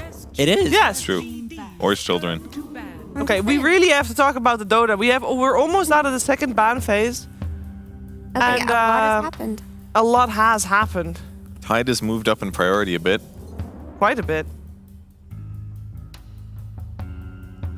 I don't understand that. I'm not gonna sit here and lie to you. I don't understand that. It's got to be a just this series thing. I don't feel like Tide is a first phase hero. I understand it. Okay.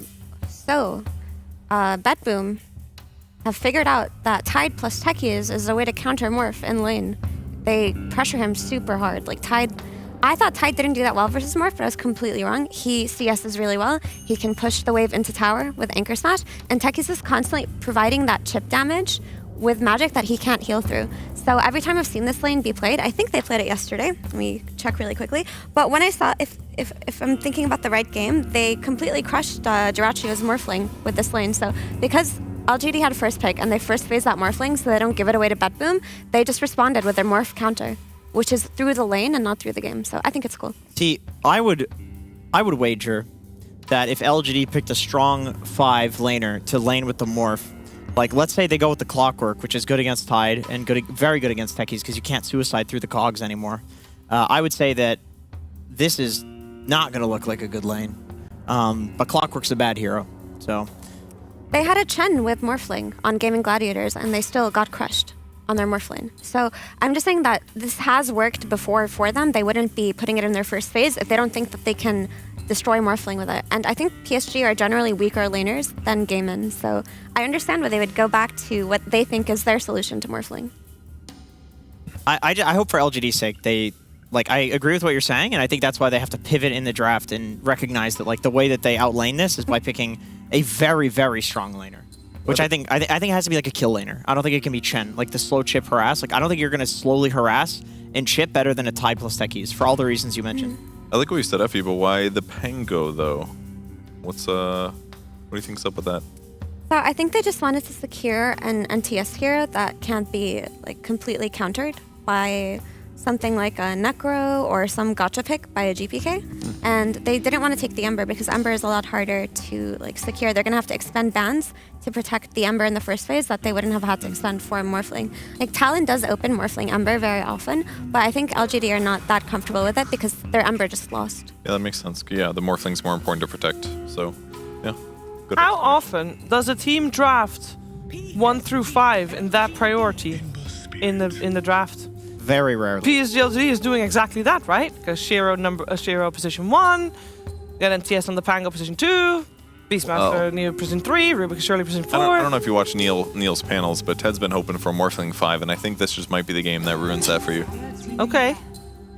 What? We'll see if that gets He has used. a friend that plays Morphling 5 and keeps being like, when are we going to see it? This is not the game that we see. If you ask him how much his Yeah. friend loses, though, then you get... Or what the average MMR is of the friend in question. There's a lot of questionable answers that come out when you start asking those questions, Purge. Yeah. I mean, honestly, I think LGD's draft is fine, though, even though you're seeing their 1, 2, and 3 in this order. We've seen how easily Beastmaster can recover from bad lanes. So even if they pick something like a Terrorblade that can punish this Beastmaster, he should be able to do fine. Mid is pretty stable, and Morphling has proven to be the best carry of this patch. The issue is, yeah, he is going to be playing into this Tide Techies lane, but as Jenkins mentioned, they can try to pick a healing hero or any kind of strong 5 to enable him. So it looks way better than last game, I will say that. But on the other hand, BetBoom have the Ember plus Silencer duo, which is honestly really good. I don't like Silencer as a laning hero because I feel like he gives enemies a kind of a power spike to take advantage of him with. They can just kill him on lane over and over. But Silencer's one of the best support heroes to cover for Ember. Is that a Clockwork ban there, Jenkins? Yeah, that's a Clockwork ban. So they go with what Effie said, which is to pick a strong healing 5, which I think that's another way to answer it. I mean, you're not going to out-harass the Techies and the Tide, but you don't care about getting harassed with an ABBA as a 5. It's kind of cool too because you can just do a full morph and then heal him when he's low too. Like one missed coil when he's got 300 HP is really valuable. But no other team has been picking Abba as a support really. He's been a core recently for quite a while here. It means stat gain's worse. There's some downsides to playing him as a support. I think there are downsides, yeah, especially if you're playing versus global. Like, 5 Abba does not have gold to buy Lotus Orb. Like, if he plays into silences, like a Sky Silencer or Silencer, global, it's really difficult for him to save the correct target. So they're going to have this Ravage into global by Toronto Tokyo to cover for the save. Because one of the cool things of 5 Abba is if he gets Ravage, he can just pop his ulti and then shield the Morphling or something and save him from situations like that. But Batboom having a silence makes that a lot more difficult. And they picked the Monkey King to abuse the Beastmaster on lane. Yeah, should be good. You can dodge the axe damage with Mischief. You can kill boars if it gets low instead of them getting denied. It should give them some fight back against that dual lane. What I like about Monkey against Beast is that when Beast goes to farm Ancients, you can jump over and contest him while he's doing that without hindering your farming abilities too much. Like a lot of other carries, they head over, they lose like 3 waves doing that. But Monkey, because he jumps across the trees on the high grounds, he loses very little for doing that. Yeah, I like Batboom's draft again this game. I feel like their lanes are slightly stronger and their team fight is better and they have ways to cover for Ember's weaknesses. But LGD's draft is much more winnable than the last one. Like, Morphling is a hero that can win this game if he gets to the late.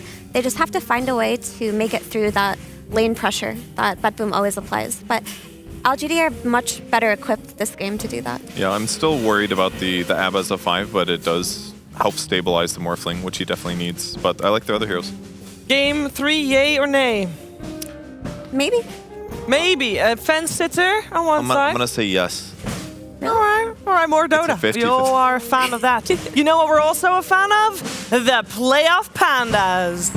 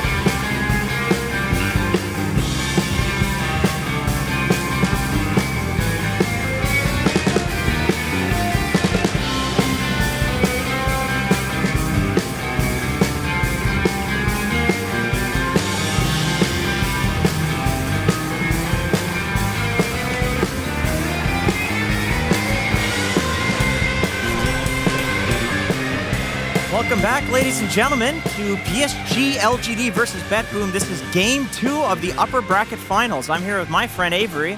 That's right. How's it going? Pretty good, pretty good. I liked your impression Game 1. It's pretty spot on. You want me to do it again? Well, I think people are pretty used to it, yeah. Once you start to uphold a certain standard, it's hard to go back.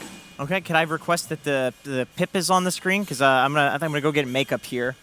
You want makeup? Yeah, I think I'm gonna just fully invest into this character, this OD Pixel character. Okay. I don't know why you're doing that in the middle of the cast. Hello, it's me again. How did Avery? That was the fastest makeup I've ever seen in my life. That was their fastest. Very good, very good. Anyway, Game 2, Avery, I think the question on everyone's minds is there potential for this to be another beatdown? Or do you give PSG LGD a bit of a better chance this time? No, I mean... Have they got a lineup that's less likely to collapse at the pace that it did? Hello. Look at that makeup. It's the best I've ever seen. They're magical. They do some magic. They really do. But yeah, what do you reckon? Are we getting a close to one? Do you like PSG LGD's chances a little bit better this time? Yes. I do not think this is a draft that should get run over easily. No, that'll come down to Batboom's execution. I mean, you can always get run over, right? Maybe you're just tilted from Game 1, but I don't expect LGD to be that easy of a 2-0 here, especially in the upper bracket final. So I expect them to fight back. I think especially with NTS, like he was doing fine in that lane. That was super disadvantageous. It's just you can't outplay Death Pulse. It's not a skill issue. It's coming for you. Yeah, it's just there. So this is a matchup that is a bit more skill intensive, but it's still Ember favored. Still, I expect NTS to do fine. And then I think Morphling should freeform this game. So I think LGD should not get run over in the lanes, and we're going to have a good old-fashioned brawl. I mean, what did you sort of think from the draft perspective from both of these teams? Did you like the way that PSG OGD sort of take the Morphling and Rubik that they played against last game, and the BetBoom, they said, well, we'll take your Ember? I think LGD was very happy with that first-round trade. Yeah. Like, if I get Morphling and their response is Tide Hunter, I'm pretty happy. I know the Tide can do some things versus Hero, the base damage reduction, the tankiness, the ores in the fight to keep your supports alive. You can't really steal the Tide and do anything with it. I think the matchup's fine, but I don't think it's Slane. I look at it and I'm like, oh, they shut down my Morphling with that Tide Hunter pick. You know, they got me. Not really. I'm still pretty happy if I'm LGD. I feel like I got Morphling in a decent Morphling game. He's going to be able to steal the Ember later. He can steal the Monkey. This Monkey King matchup, historically, it's been great for the King, but I feel like nowadays you just ag steal the Monkey and he has no attack speed. What are you doing in those fights? So to me, Nightfall, he needs to find a way to be able to start on Shiro in these engagements, just chain set it up and really abuse the global silence.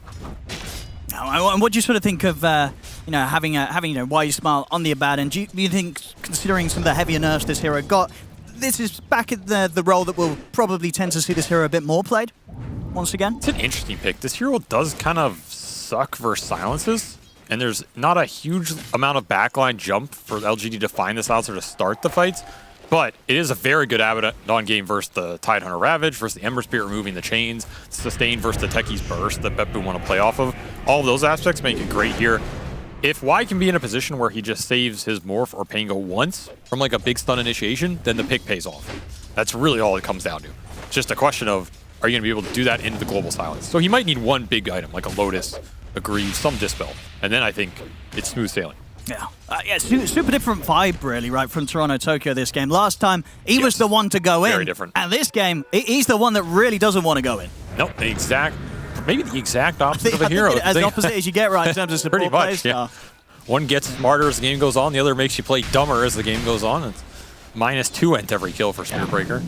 Showing his versatility here. Toronto, Tokyo this series already. Battle for the Lotus, but the lane with the stun will not get it. Y will gobble that up, and that is a nice carry to get the Lotus on. I feel like Morph and Medusa are like the two best, just because they use the mana and the HP super efficiently on the lane. The Shiro's going to be happy with that. Maybe Y will keep it and say, I'm the real carry. Screw you. But Pure, he's not stopping Shiro from farming, and this is where this game should be a lot better for LG. All 3 cores doing fine in the lanes. They're a little bit behind BetBoom, but again, BetBoom has probably been the stronger laning team this tournament, so I think LGD are fine losing slightly in the laning phase, at least if they get to that mid-game where they can play their style of Dota. Yeah, I think for the last time round, it was about the 6-minute mark where BetBoom had managed to build up a 2k gold lead. So we'll see if it reaches for those same numbers. I mean, already we're starting to see that BetBoom, they are still having that lead, even if it is ever so slight so far. But, yeah, especially Nightfall. Nightfall's doing very well up here. Early boots, he wants to get the aggression going. And, I mean, Monkey King safe lane, this is a hero where if you start to rack up those kills, you just pull ahead and suddenly you're just hunting people down. So this is a lane that might get aggressive for BetBoom here over the next few minutes if they can try and punish New getting to his regen item, which it's going to be boots first for New as well, trying to outrun the Monkey, but he also doesn't have the sustain for the silencer. He's very volatile lane top in the next few minutes here. As this lane will probably be a lot quieter, because I don't think BetBoom are going to kick Shiro out. You cannot pressure him through the Morph and the Abaddon sustain here. Yeah, I mean, that's the thing, right? Even if Shiro makes some mistakes, it's a little too long, the HP gets caught, he's going to get bailed out.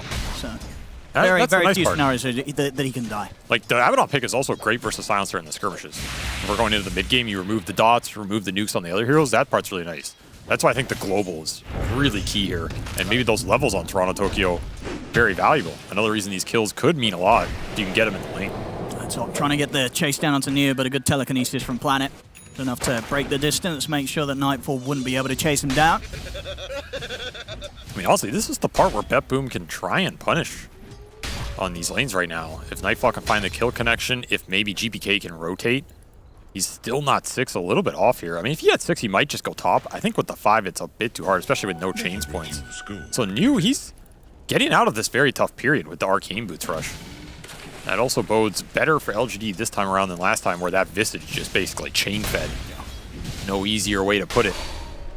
I mean, and one of the differences we're seeing as well this time round, kind of switched around the other way, you know, with GPK playing the mid-Ember. Last game, when Nothing to Say was on his Ember, so that pre-level 6, right, we had all these supports coming over to the mid. This game, we're not seeing any support rotations towards this mid lane. What was the difference here? I think the side lanes are a lot more support dependent. Like, both these teams want to play those duel-on-duels because They want to start to ramp up the pressure as we go into the later stages of this. And this time around, Neo, he has got the backup Oh, of the Why You shield. Smile. We'll be able to offer up the shield, help him out a little bit, but it's not enough. First blood goes to BetBoomers. Toronto is able to finish the kill. See Why You Smile on Planet, try and chase Nightfall down. He's going to have Primal Spring up in a second. He's going to be able to dodge that miscoil. Back under the tower, he'll be fine. And meanwhile, over in the mid, support movement did come in from the side of BetBoomers. They're able to get in under the tower and take down that Pangolier. Get Nothing to Say out of the lane. And that's a DD rune as well, bottled up for GPK. oh, he's living the life here, man. Nice little gank action into that 6-minute DD. Cannot ask for a stronger rune outside of And maybe look, the haste. I mean, already, we're seeing the same sort of numbers here, 6 minutes in. BetBoom once again. The laning phase, these guys, they do it well. They have been dominant in the early game this entire tournament, and now they're doing it versus arguably the strongest team in the event, because LG, #1 seed, not looking too hot in either of these games, and they're just not finding the kills. This is another reason those Wisdom Runes punished them really hard last game, because their supports did not find the kills. If you're not finding those and you're not getting Wisdom Rune, you're just stuck in a bad spot. So LGD really need to pick up at least one of those two in this game, especially for the Rubik. He's a lot of their follow-up damage on the Pango rolling, on the Roar. If you don't have an early spell steal here for Planet, I mean, what are you doing in this game for LGD? Because suddenly, the later half of these laning stage, as you pointed out, it is starting to escalate a lot, and you don't have a lot of moves. That's the downside of the Abaddon. He's not ganking mid. He's not setting up kills for your team. He can maybe counterplay it, but can't counterplay double damage. I mean, over the mid, I'll be able to pressure back. Nothing to Say. He's going to think about the Rolling Thunder, but he'll get caught by the jumper save. Finally, the Thunder comes out. Will manage to escape. Has to keep his distance, though. GPK's going to have Slider Fist back up in a second, but the support backup's there. There's Nothing to Say. Will be shielded up. Save. This is pretty awkward. Trying to hide in that bit of a corner on the high ground, but he will get found. They'll take him out. So they'll get Save, and they will keep Nothing to Say alive. I like the rotation there from LG. Need to slow down that Ember momentum, especially with the double damage. If your Pango goes down there again, and you just take a bunch of damage on your tier 1 mid, you're feeling really slow in this game. I mean, this mid lane as well. It looks like they're ready to go back in. Yeah, why not? Oh, they get the curse on Nothing to Say. He's lucky to still have Why You Smile around. And the resources are getting depleted here for LG. Just gonna have to give up some space here, heal, get back into this action. Did split the Wisdom Runes, so they got that going for him this time around. Let's hope they know the news alone. This is the problem. You leave this Beastmaster alone, he's just gonna get run down. There's nothing he can do in this matchup. That Planet turns up a little too far away and a little too late. I mean, compared to game one, we're sort of seeing already a similar build-up from BetBoom. Is there any sort of saving grace that they didn't have last time, PSG LGD, when they're playing from this far behind already? I mean, they don't have to play in a Necrophos, so that definitely helps. I mean, that hero just punishes you really hard when you lose mid lane and you lose some space because he becomes invincible, as GPK had 0 deaths. But the issue is the lockdown for the Ember is not great here either. It's a lift. So I feel like GPK is going to have similar freedom.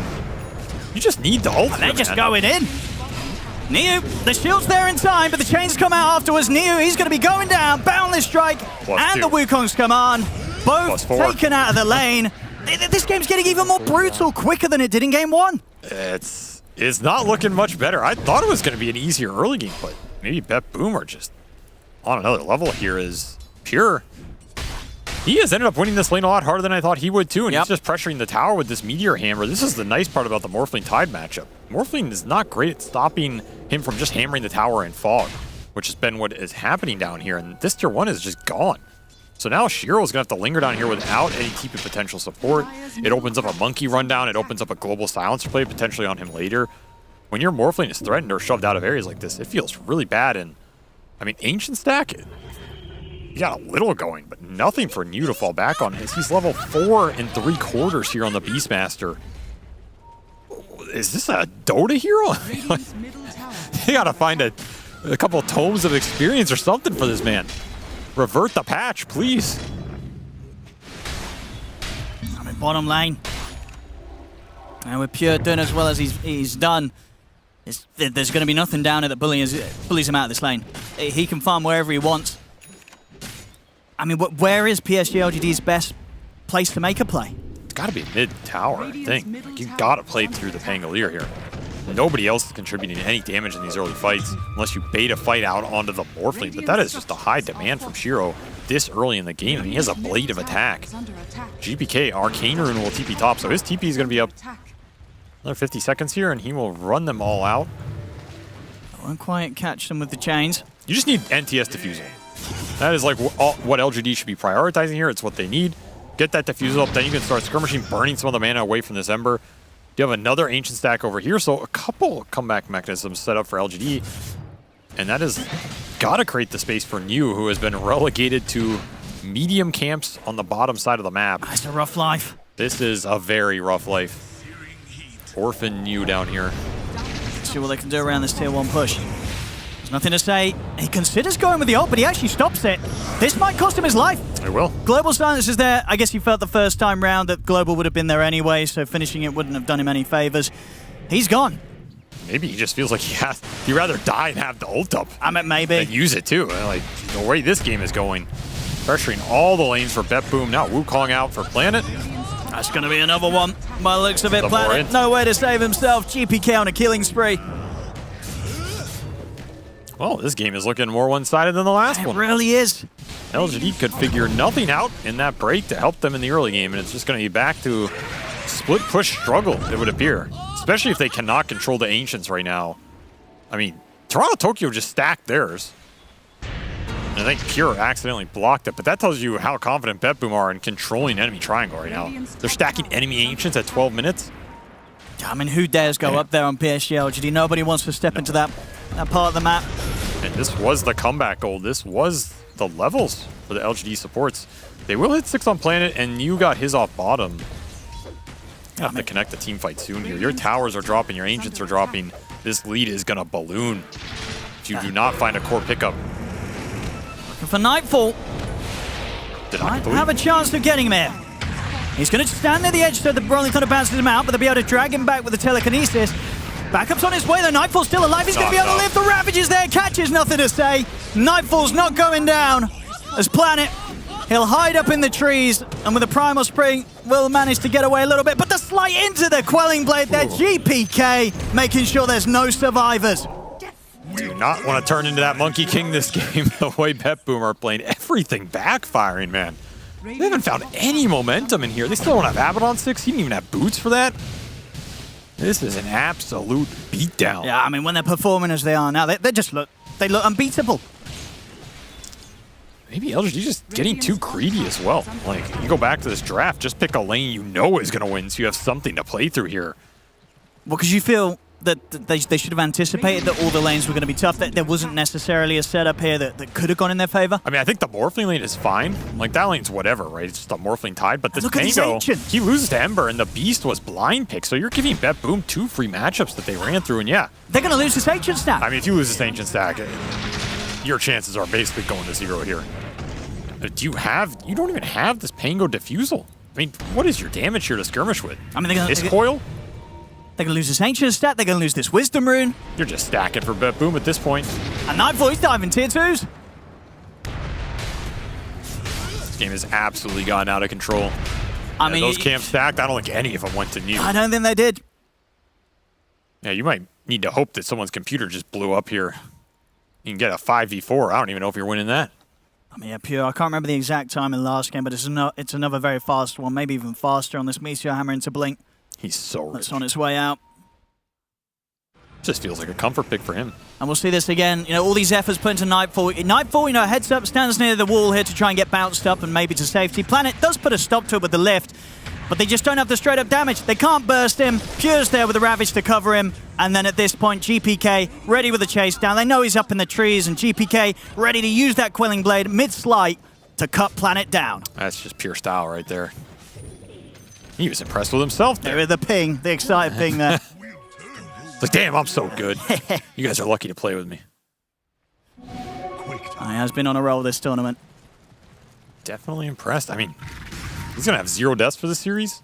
I think he might, right? It's looking like that. That is going to be a crazy stat, as Y still does not have level 6 here. He is a walking ring of protection. That is a sad life. LGD are still looking for their 2nd kill. I think it would only be their 8th in the series overall. Gotta find something. You need the Pango Diffusal. That's really it. I mean, you just get the Diffusal and pray that Bet Boom 5-man into some swashbuckles or something. I mean, They're coming here, Bet Boom. Approaching from both sides. That's why you smile. No time to be borrowed here as he's still just halfway through that level 5. And you're getting the insta-steal every time you kill these supports. Well, yeah, what are we up to stealing now? their He's up to 14. Not bad, not bad. That's about an in a minute here. And top lane, I might be able to set up for some more in to be stolen. As Nightfall jumps in, Raw's going to be used with the globals there to keep Nightfall covered.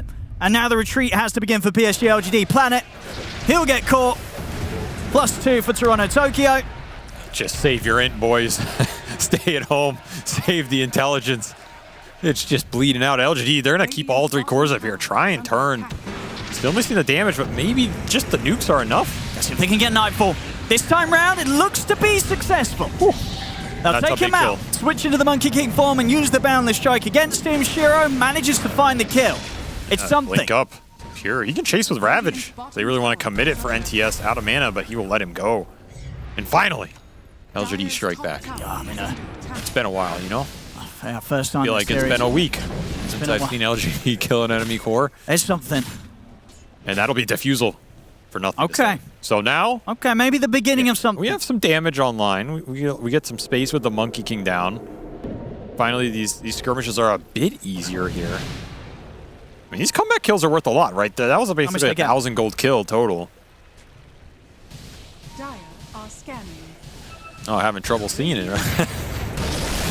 Welcome to the world. They're going to get the jump, though. Shiro was not ready for that one. He was indeed not. But we have level 6 for Y, so, you know, small victories here for LGD. At least they can hold their head high during that Abaddon ult. Let's Bet Boom continue to run over the map. GPK, he's going to be ready to chase this. Slight change, while you smile. He's got the shield. We'll try and Sam was considering a Raw. I think it's better he died without you roaring. I think so. Nothing was going to be saved there, even if he gets his ult off. Absolutely nothing. And they also find Why You Smile's courier, so that's going to be the Pavis put on a hold for a bit. TS continue to rat up a little bit. There's just not too much wave cutting action that can happen for LGD anyway. At least the Ember had some potential there. The Pango is okay at it, but this game is just going to get accelerated way too fast. And Desolator for Nightfall. Oh boy, that is a push item. That is an end the game item. It's going to be a lot of right click as well. Any hero that yep. stands to be unlucky enough to get anywhere close to this Monkey King, they are going to get ripped to shreds. And you keep bleeding these supports. Now you're feeding Int away. Now you're feeding Deso charges. Suddenly these random Rubik or Abaddon kills, they're a lot more valuable for Bet Boom than LG can justify. A lot of problems to solve and not a lot of time to figure it out here. 2 to 15. Another early game shellacking. Just playing into this silence, there's nothing to say. Having to go for the BKB after defusal. Oh, death. I mean, come on. We don't have to rub it in like that.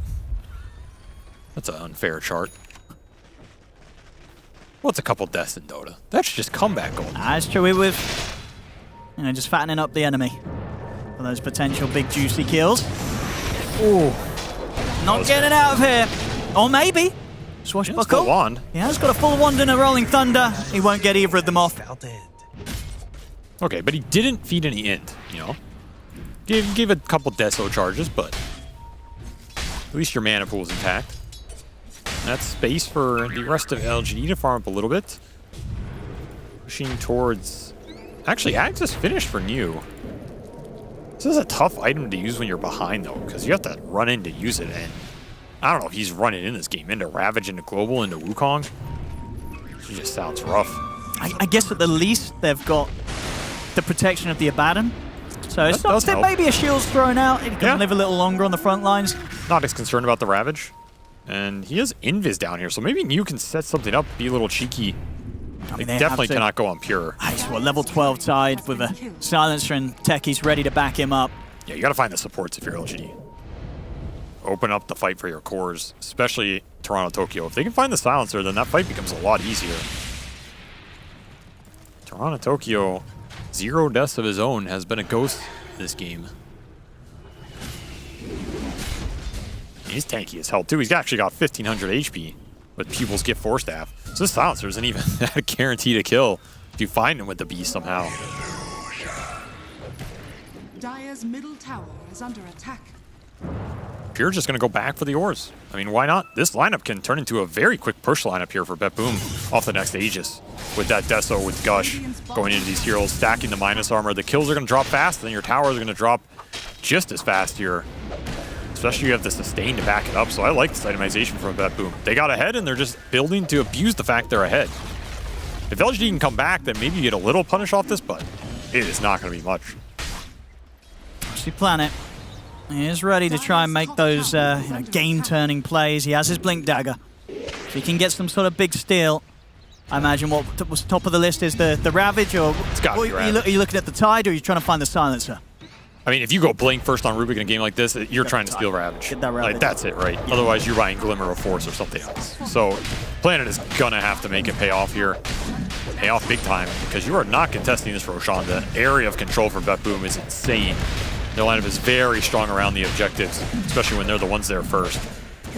So LGD continuing to split the map. Manta up first hero.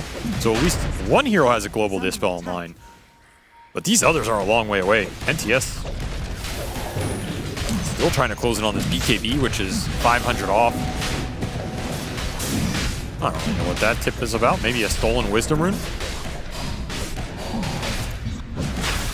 Denied it. Oh, very nice by Y. So getting a little guerrilla warfare on the back line. Toronto Tokyo did not appreciate it. At least for some of that time where they're in the pit.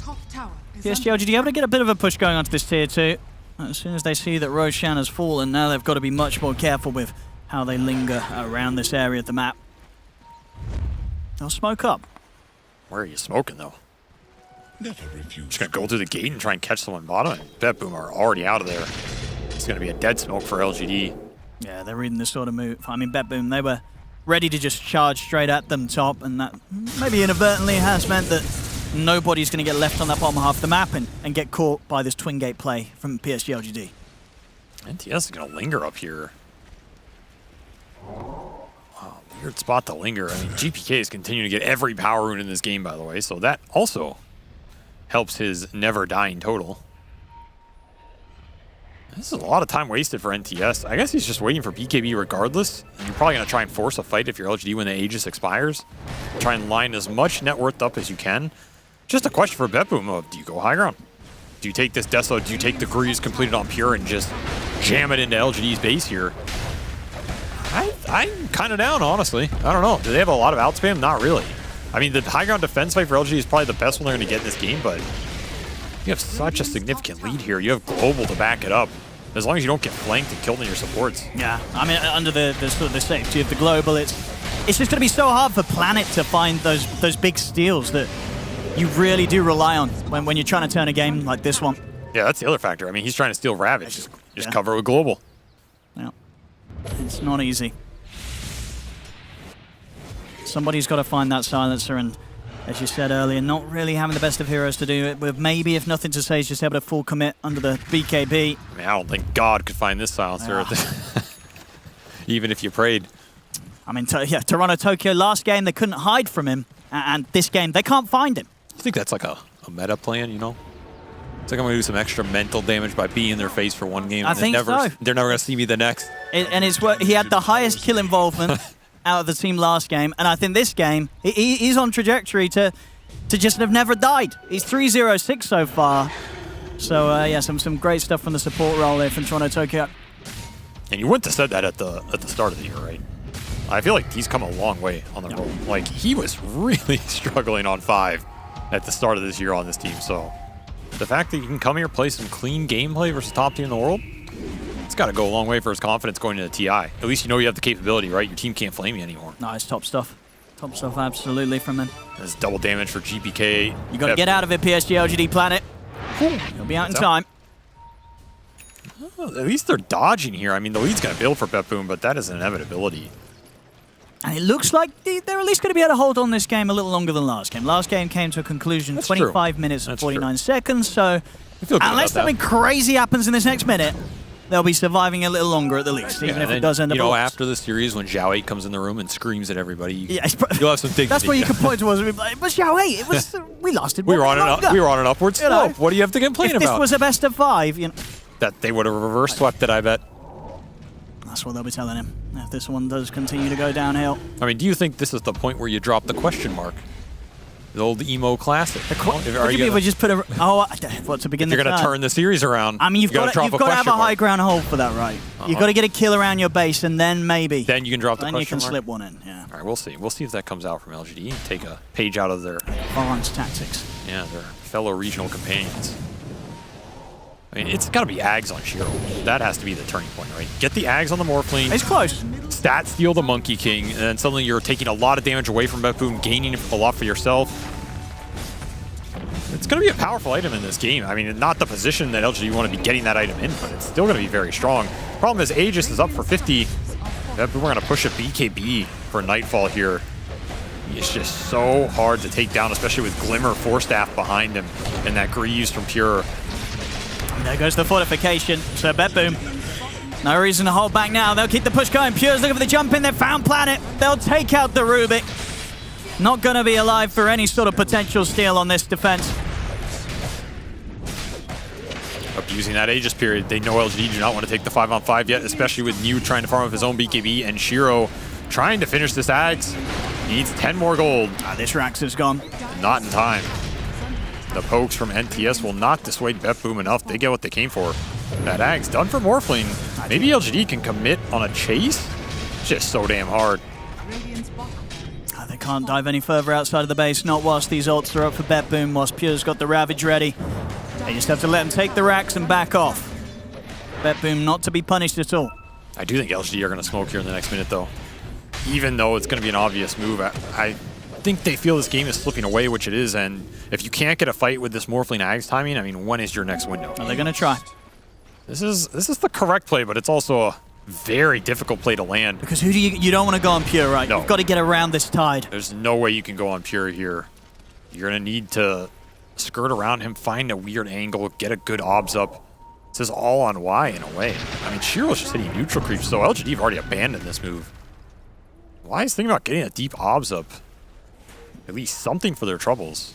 They're going to bring some heroes in a mid. I mean, this tier 1 mid is still up, by the way. 30 minutes almost. Yeah, they've only taken one tower this game, PSG LGD. Do have the Deep's Radiance Radiant Observer here, but nobody's showing on it for Beppoon, so this is just a failed smoke.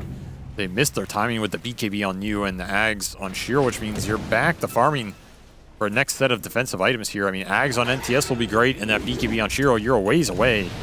And Beppoon are going to make a move of their own, which is a lot easier. Well, why you smart will certainly be left on his own here. Did steal the Tendril. That's a nice little spell to have. Yeah, stun lasts a bit longer here. Oh, they want their Wisdom Rune. Shiro, he's going to be able to grab it in time. For the boys. See if he's in any trouble here. He's going to be able to turn. We'll be able to jump up to the trees before the Global's there, but now he's going to get caught there. There's no way back down. Niu pops the roar to try and hold them back, but Shiro's gone, and he's out for 50 with no buyback. These lanes are far for Beppoon. That is the saving grace here for LGD. Their base is not immediately going to get hit, but GPK is going to linger here, despite the Tendril threat. He is not afraid, and Pure, this man has absolutely no fear, and for good reason. They're going to have to wait for the Morphling back up to re-engage here. They have no roar. They have no BKB on you either. Still waiting Abbott on ult. You're just going to have to keep poking, but this looks like another lane for Beppoon as they continue their onslaught. 70 seconds without the global silence. I mean, you have to find the fight. They're going to try. There's nothing to say. He's in with the BKB. Tries to get on top of Nightfall, but the Glimmer's there. Nightfall's back to safety. And the blink out as well. They can't get a catch on anyone. Just dancing around him at this point. They'll have to morph back up here, but the Rax in the middle already close to going down. They'll get him. Save able to finish them off. Another melee Rax taken by Beppoon. And this is without that Aegis. Next one's coming up in a couple of minutes. LGD still looking for their third kill at 30 minutes. This is just a clinic. Absolute clinic here. Beppoon came to win this tournament. They are showing why. It's like I said, every series I see this team, they look better and better. If they get to the grand finals, I don't know. Oh yeah, good luck. I don't know what to expect. Yeah, like, what do you take away from this series? You know, don't lose lanes. Easier said than done. Still a lot to be done here for PSG LGD if they want to have any chance of recovering. What is going to be next for Nightfall here? Scotty? I say next, it is already done. So Monkey King will push himself up to 3,000 HP here with that Glimmer of Force Greaves behind him. Shira's going to try and feeling great. Scramble his way towards a BKB. Nothing to say. Close to his next item if he wants to spend up 500 away from the Ags. I mean, there's a lot of extra damage and burn in the fight.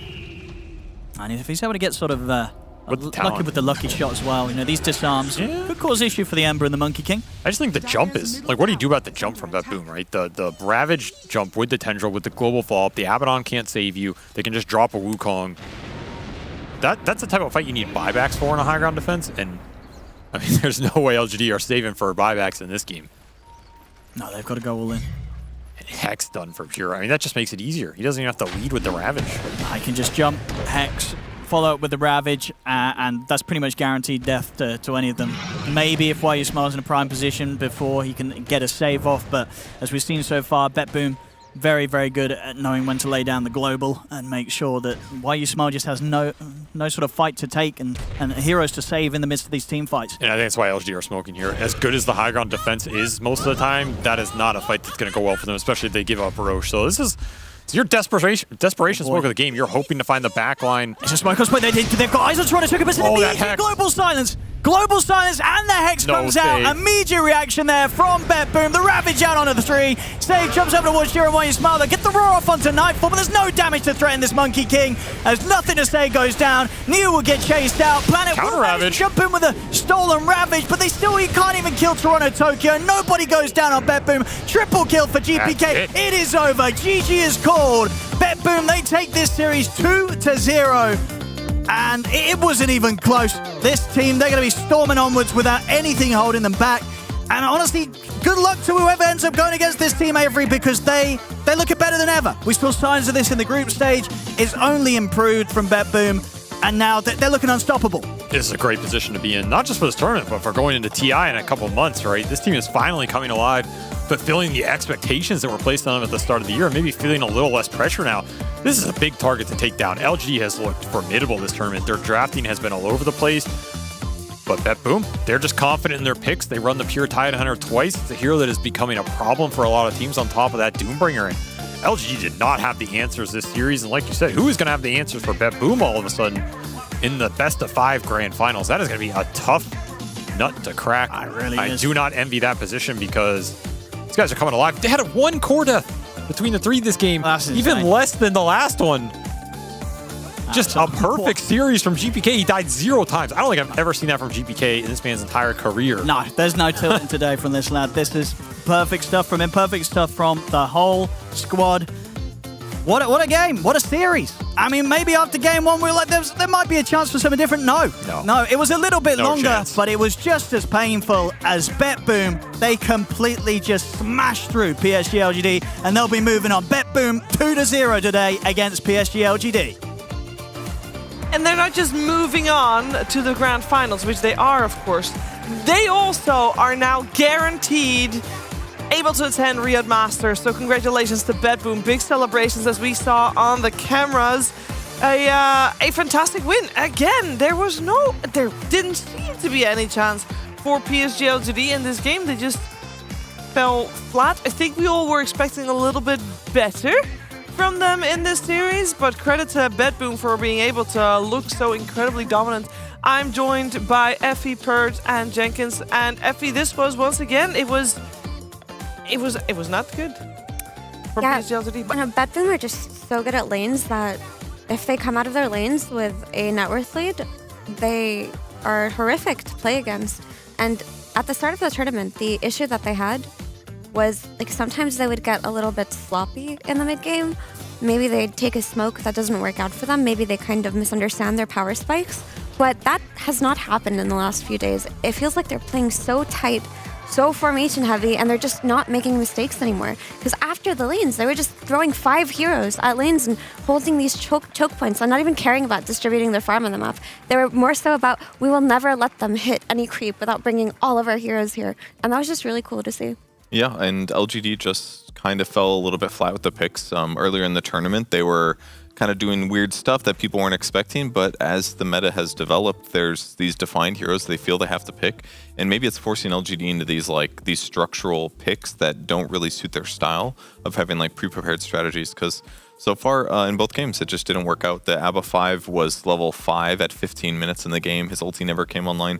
For that hero to be good, you either need to dispel like a really annoying ability, or you need to like be there at the right time to like barely save a guy that allows you to turn. And he was always there. There was like 2 or 3 times he'd like TP and help save a guy, but then they would still die anyways. It was just like 200 too much, 2 damage. So the pick fell flat, and then after that, they didn't have a good way to like group and get kills. Yeah, you talk about like the meta progressing as the tournament progresses and LGD kind of defining the meta, and this Tidehunter, this is looking like a really solid hero, and I feel like Pure plays it really well. One thing that I think differentiates really good Tides from just average Tides is like really using the Ravage as a combo breaker. Like in a lot of these fights, he had an opportunity to hit like a 3 or 4 man Ravage, and he would hold it. He wouldn't just instantly use it. He would wait until LGD has like fully committed to the fight, and he has heroes nearby where it's just like the most devastating Ravage either. And that's like hard to do. It's such a bait to like, I can get a 4-man Ravage right now, but it's not the best Ravage that you could get. Like in the fight by the Radiant Triangle, he waited for nothing to say to jump onto the high ground and put himself out of position until he used the Ravage, and then they just insta-kill him because he's on the high ground. There's not that risk of him getting away because he's on the low ground. And that takes some patience, man. Yeah. That was a cool fight. It's like he's just waiting there. Looks like he's doing something stupid, and the moment he goes off, he's like, just smiles. Gotcha, bitch. Gives him that Tide smile and Ravages. Yep. Yeah. It was a strong performance of BetBoom. They moved to the grand finals, the first grand finalists here. Of course, PSG, they're not out. They're just down in the lower bracket, and they're going to play against Gaming Gladiators tomorrow. But I want to continue talking about BetBoom a little bit longer. Ideally, I want to talk to BetBoom. We'll get ourselves to that one in just a little bit. I think it's miraculous that this is a team that was not supposed to be here. They weren't invited. They weren't invited, Effie. This is a team that were a last-minute replacement for Execration who couldn't get here. I honestly love when that happens, when teams that nobody expected to do well just come out of nowhere and perform really well. It reminds me of last year when Boom didn't even make it to Division 1, but then some team gets disqualified for cheating or whatever, and then they just take their slot, and all of a sudden they get first place, and then they win the LAN tournament that happened in Dubai right after, and it's like, what? How? Where? So it's just really great that situations like this can happen, and it's proof that Dota isn't necessarily always so structured in terms of who's the best and who isn't. It's just some people figure things out more than others, and it really depends patch to patch. And sometimes it's coincidental. Sometimes you just get lucky, and a team doesn't make it. Execration doesn't make it to DreamLeague, and we have BetBoom. Yeah, I mean, sometimes a team just feels good. Like I really feel like sometimes you have these like qualifier runs or like DPC run where like it's that one week that like Nouns, for example, like has to beat TSM, and then they actually do because it's just a really good week for them, and they're just like feeling it. Just the synergy is there. They feel good about the heroes that they're currently picking. Nobody's really figured them out yet. Maybe the next week they will, and maybe the next week they're also getting less vitamins, so they're a little more depressed and they play like shit. Like it really, at this point, like Dota's so close to the highest possible level, the really small factors do end up mattering. Yeah, but in the same vein, like this team was supposed to be this good for a long time. Yeah. It just took time for them to finally do the role swap and then make that work. So this is overdue, but now that it's working, it's like, okay, now they're clicking, and they're also like the best players in their region at their roles. Maybe Pure is a different example because he's used to be a carrier or whatever, but like still incredible set of players that made a lot of things happen at this tournament. Funny that in Dota this is a rarity. The Dream Team doing so well. The Dream Team has been doing fantastic, and part of the Dream Team is Nightfall, who's joining us here this evening. Nightfall, congratulations on a great series. Hello, guys. Thank you. I have to ask, because of course we keep bringing this up because BetBoom coming in as a replacement for Execration. When you're in a situation like that, do you and your team put any expectations on the tournament that you basically did not have any time to prepare for? I mean, no, not really. We didn't really set any expectations. We just came in and like played our game and tried series by series to perform well. Yeah. So when I say like you didn't expect to be in the finals, is that fair to say, or because of after the first couple of days of play, where you're like, okay, we got this. I mean, yeah, probably like after a few days of DreamLeague, we realized we can easily win this tournament, and here we go. We are in grand final. Yeah. What do you think is the main reason that you and your team are so dominant right now? Because it wasn't just, oh, we beat PSG LGD. No, you guys smashed them, basically. I mean, as I said, like before, like main reasons are we're just playing really good as team right now and have a good atmosphere and team dynamic between people, no conflicts and stuff. And the second thing is just every player on his role playing really good Dota. And if you have two those things, it clicks. Like it's like you're gonna win everyone. Yeah, it's showing. I have two questions that are a little bit less serious. One, I want to know your favorite neutral item at the moment. Doesn't matter which tier. I mean, favorite one, it's probably either Aquila, because when I play Morph and I get Aquila, I know like the game is over. And the second one is how's it called, the Courage item, like gives you like 18 damage, I believe. Yeah, and armor when you drop armor. it. And armor when you drop it. Yeah, it's kind of super broken. So. Yeah, I can understand that. And my second question, that is not very serious. Last time when we talked to Toronto Tokyo, you guys just made it to boot camp, and apparently there is a pool and a chef. And I'm very interested in the chef, and I want to know what's the best thing he made so far, or she. I mean, I don't know. It depends on what you like. He actually makes really good food, no matter like what type of food. I mean, for me, it's for me, it's carbonara. It's like my favorite. My boy. Dish. It's a good choice. He also good in. He's like good in any meat. Yeah, I'm just. Yeah. Sounds amazing. He makes good meat. I am jealous. I'm also joined by Effie, Purge, and Jenkins. They'd love to ask you some questions. Okay, hi Nightfall, congratulations. That was a really great series to watch. I just have a couple of questions for you. So your team has a history of not performing very well in LAN settings while you play really dominantly online. Can you kind of give me your reason why you think that happens? Hey, I mean, it's first two LANs was rough for us, and I'm not sure if I can say in general why it happens, but we were just playing bad. I don't know, we were just playing bad, just overall as team, and there's also some things like, for example, in first major, like people got sick and they had big temperature. Like when important matches came and they couldn't perform, and we were just playing bad overall. I'd say as team we weren't really ready to be top one team at this point. We didn't really we didn't really work that hard, and didn't put like a lot of work, to like become best yet. So and for second major, it's. Some clowns behind, don't mind. And for second major, we just had stand-in. It's first, and I just swapped to like position one back, and I needed some time to be able to perform really well as well. Yep. So couldn't perform that good on first one.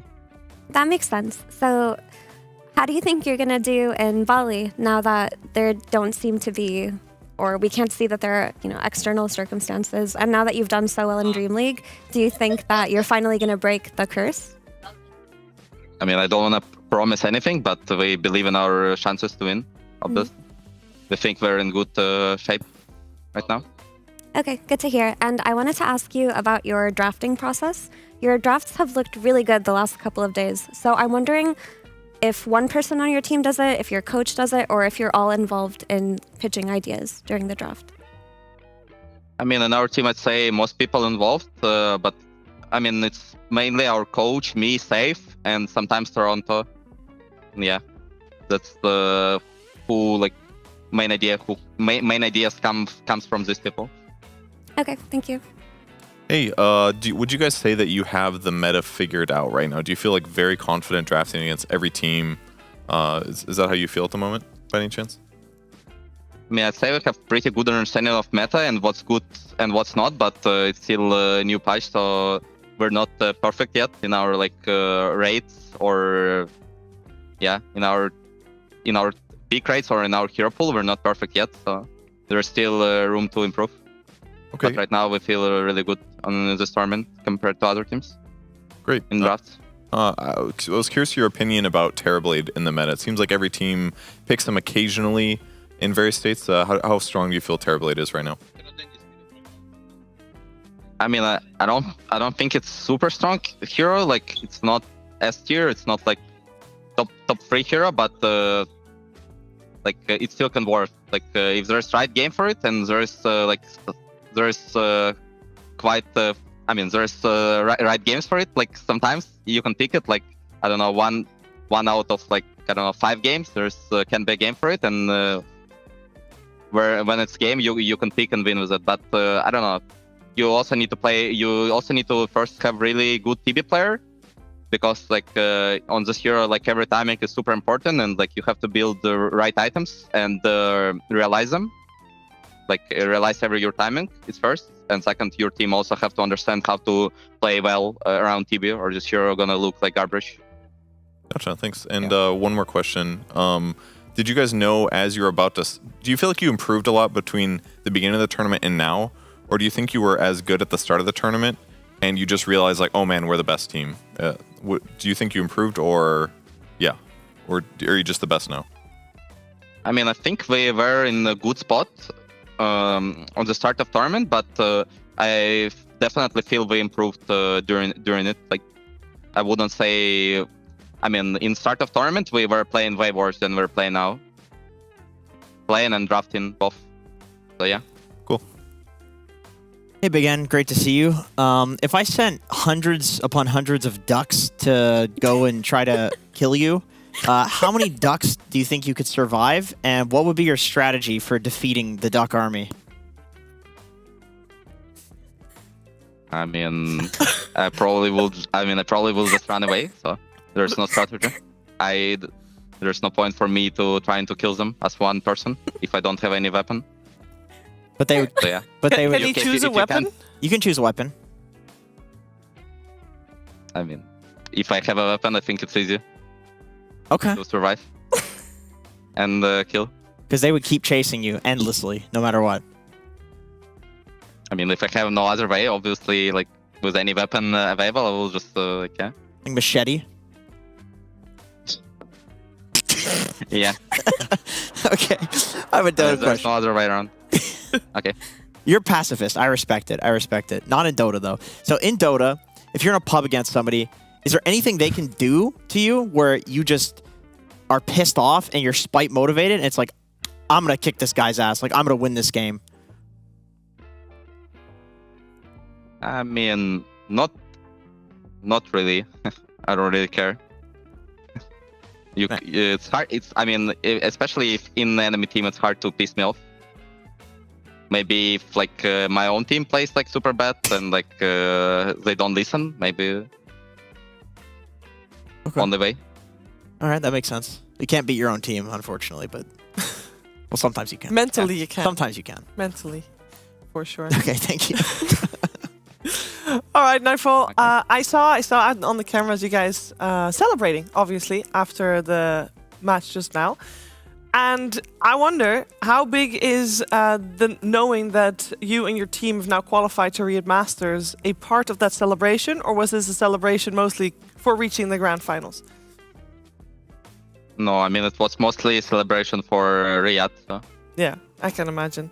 Looking forward to seeing you play tomorrow in the grand finals. Of course, you've got one of 2 opponents. Gaming Gladiators or PSG LGD. I know you beat both of them convincingly already, but is there any team you'd like to play against more than the other? Probably Gladiators. How come? It's more fun to play against the EU team. Okay. Well, we'll see if that's going to happen. Thank you so much for taking the time to talk to us. Enjoy the celebration still, and see you again tomorrow. Okay. Thank you, guys. Bye. Thank you very much. He really did not want to fight hundreds of ducks. Who does? Some people. It's just also ducks. They look very innocent, you know? Not if there's hundreds of them coming at you. Not so innocent now, who are they? knows if they're coming in for the hug or not? When they start pecking you, then it'll be obvious. You know what's terrifying? Hundreds of geese. That would be scary.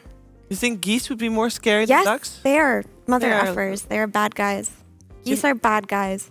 I think I'd only be afraid if they all like flew at full speed and took like in a row, just kept Yeah, ramming me. are they just waddling? Because they just But look if they're really like funny. landing No, some of and them are attacking like me, kamikaze ducks. I mean, it depends on which wave you're at.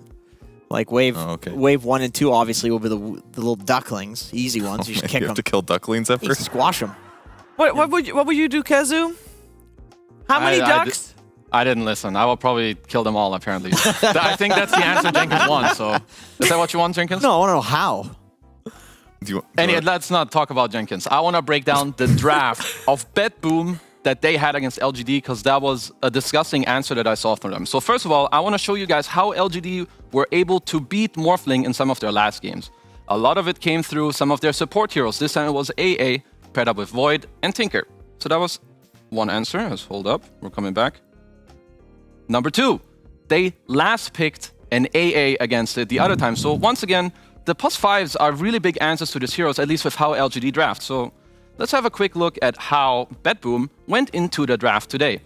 So they banned out the Morph and the Brood in the first phase, as we can see here, to just make the closing pick harder for them. They allowed them to pick Undying, which now means there's no ET, there's no AA in the draft. So I think already this setup is very good for them. So they pick PL, sure, it's a good answer, but once again, I love their answer in the Rubik.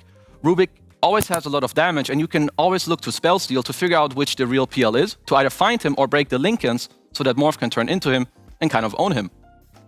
Moving on, LGD pick Ember, but once again, BetBoom have like kind of an illegal answer, in my opinion, with the Necro into Ember. First of all, you lane well into him, but currently the PL is the only hero who's good against Morph. So what happens when you now pick a counter against his PL? Suddenly Morphling has an absolute free game once again, because he has nothing to worry about. And then we have another clip here. Basically, the only thing that LGD could try to do in this game is hope for some miraculous kill with Ember Sky somewhere in the early game. But GPK, he's kind of equipped for this. He has early treads, he has stick charges, he has a Fairy Fire available. And I think when this play fails, which it barely does, in my opinion, LGD's win rate goes to like maybe 2%. Let's look what happens 2 minutes after. Pure's chilling top, 2 cores are dead, Nightfall is free farming bottom, GPK is going to free farm mid because, well, they can't do shit to him. And at minute 10, they're up 5k gold at 9:30, taking mid tower. So I think BetBoom just had an insane preparation. They made LGD kind of look like noobs. And speaking of noobs, we'll throw it back to Jenkins. Thank you. Got him. Got him. I will say, I think it's very good points that Kazu raises, but I was very distracted by him being able to draw such nice circles around the hero. It looks so clean. The arrow was a little bit lackluster, but that was an awful presentation. Just bad. Just bad. Get out of here. Relax, Jenkins. Okay, I'm sorry. Or the relax. ducks That was with good. them. That was actually good. It He's was too good. smart. He's just too smart. You should go back to playing. That's true. Making us all look like jokes. You're a joke, Sheever. We're all a joke. Life's just the No, whole clown fiesta and the whole circus all together. No, not everything is a joke. Some things are a joke. Some things are make-believe. We're going to watch some make-believe. I was trying really hard to find a segue here, and I found it.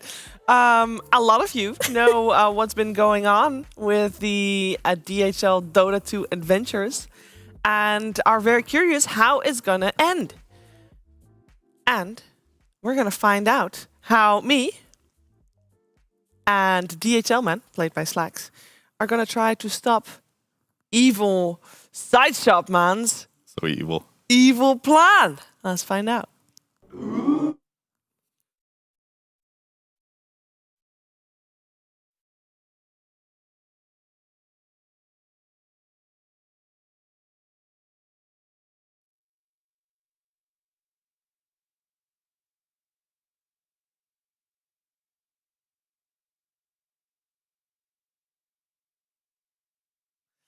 Don't worry. We want you to fully experience the full thing, which obviously includes audio. So this was just a teaser. Do you want to do voiceovers for it? No, because I don't have many lines. I don't have any lines. That's fine. You can do all the other parts. We'll just switch. Yeah, put it on again. We'll do voice. you'd No, be no, a good no. select. Put it on again. We'll leave the mics active. Did you have fun We can't do it. being the evil sideship man? Did I Wait. just spoil that it was you? Wait, don't break the immersion. I've played a couple of evil characters now. I'm more comfortable with evil laughter because I've had to do it like 6 times on camera. I usually have like 3 good evil laughs per day before my throat starts acting All right, up. give me one good evil laugh. I shouldn't have brought this up. No, I can wait. That's horrible. Sorry, I need way more. I'm sure we got to heal. Okay, you What's my can have some time motivation? to practice because. I need motivation. Oh, we have a music coming up for the evil laugh. Okay, all you evil laugh, please. Just listen. Open your arms up. Just Jenkins thought stare into the sky and do that it. he spilled monster energy on himself. No, it was me. That was really good. Thank you. You need motivation. You gotta have something in your mind. All right, we fixed the video, and now that you've had a teaser of Purge's evil laugh, here it is for real. DHL Dota 2 Adventure Time. You must stop him. It's up to you now. Shit, my glorious plan is still good to go. Oh no! I'm too late!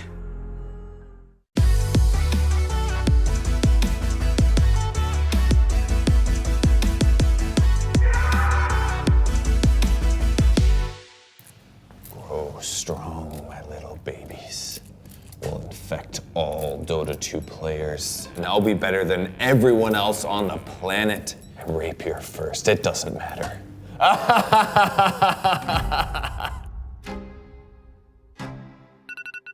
Hello world, it's I, Side Shop Man. These are my cordyceps. I've been growing them carefully for a very important purpose. I want to infect the minds of every single Dota 2 player in the entire world. Disrupt their frontal cortexes. Make sure that they can't play Dota well anymore. They're gonna be so bad, they'll be worse than me. I haven't won a game since Overwolf got banned. I need this. The whole world will tremble from my wrath of nature. Oh, fuck.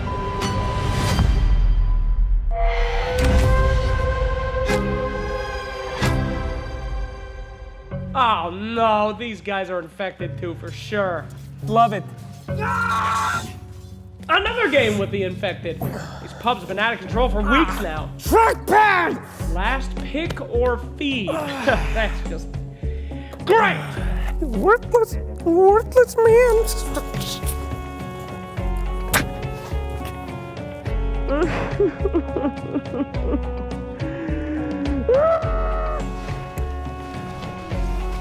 Oh, come on. Come on.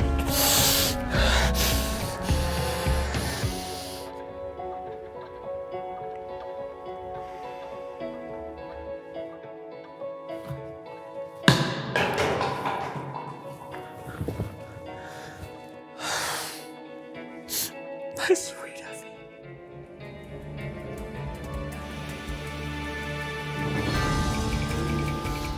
All we need to do is triangulate the side shop man's location, stop the contamination, and figure out the antidote. Now, this all sounds impossible, but together, Effie-Bot, we got this.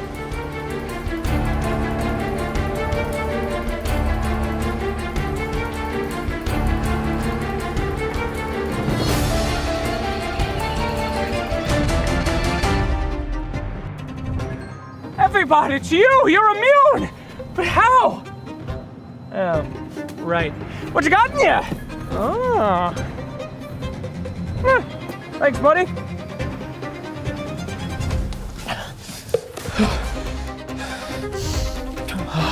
Side shop, man. Even you deserve to be saved. Of course. Hey, I have the antidote, okay? I need you to look at it. Look at it. God, it's so good. Take it in. Take it all in. It hurts so bad. We've all done it.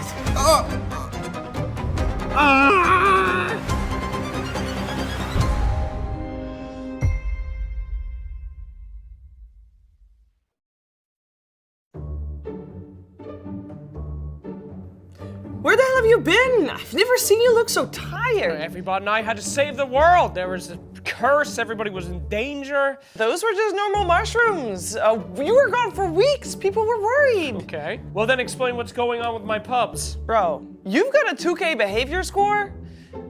Do I need to say more? Don't think we need to say more. It was all just in his head. What do you think? What do you think? Yeah, Purge. My mushrooms didn't work. Dude, I will say your evil laugh was top tier. Yeah? Yeah. The first one or all of them? I would like, the first one especially, I would like Effie to attempt an evil laugh. Me? Yes. Can Why? we have, because I am enjoying this. Okay. You gotta imagine a scenario that would have you have an evil laugh. What's got you really pissed off right now? I don't know. Hang on. Method acting. She's gotta get into the zone.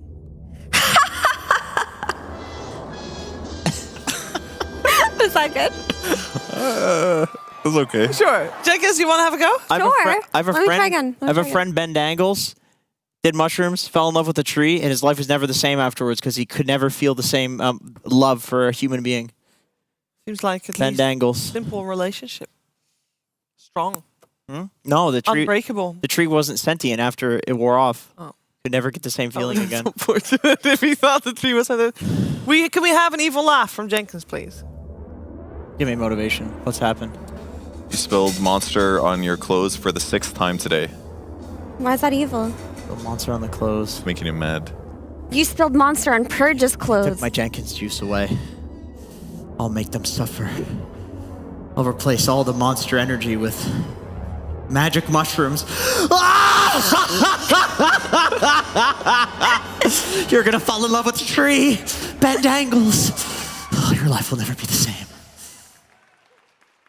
He's got a better unhinged laugh. Right. It's very... The best evil laugh is one that is a real laugh. That was not a real laugh. You could play the Riddler, basically. You need to be like a little crazy, or a Joker. The first one was really loud, I'll say that. Probably blew some eardrums out. Sorry, you asked me to do it. But it did say, to be continued, by the way. I have to read a thing.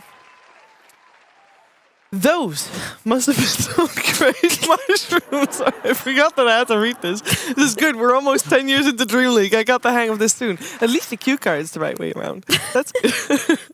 We got progress. All right. With Slacks having lots on his mind, he can use your help at the next ESL 1 event. And this is a very good one, because you do want to win a trip for 2 to the next ESL 1 event. You should trust me on this one, please.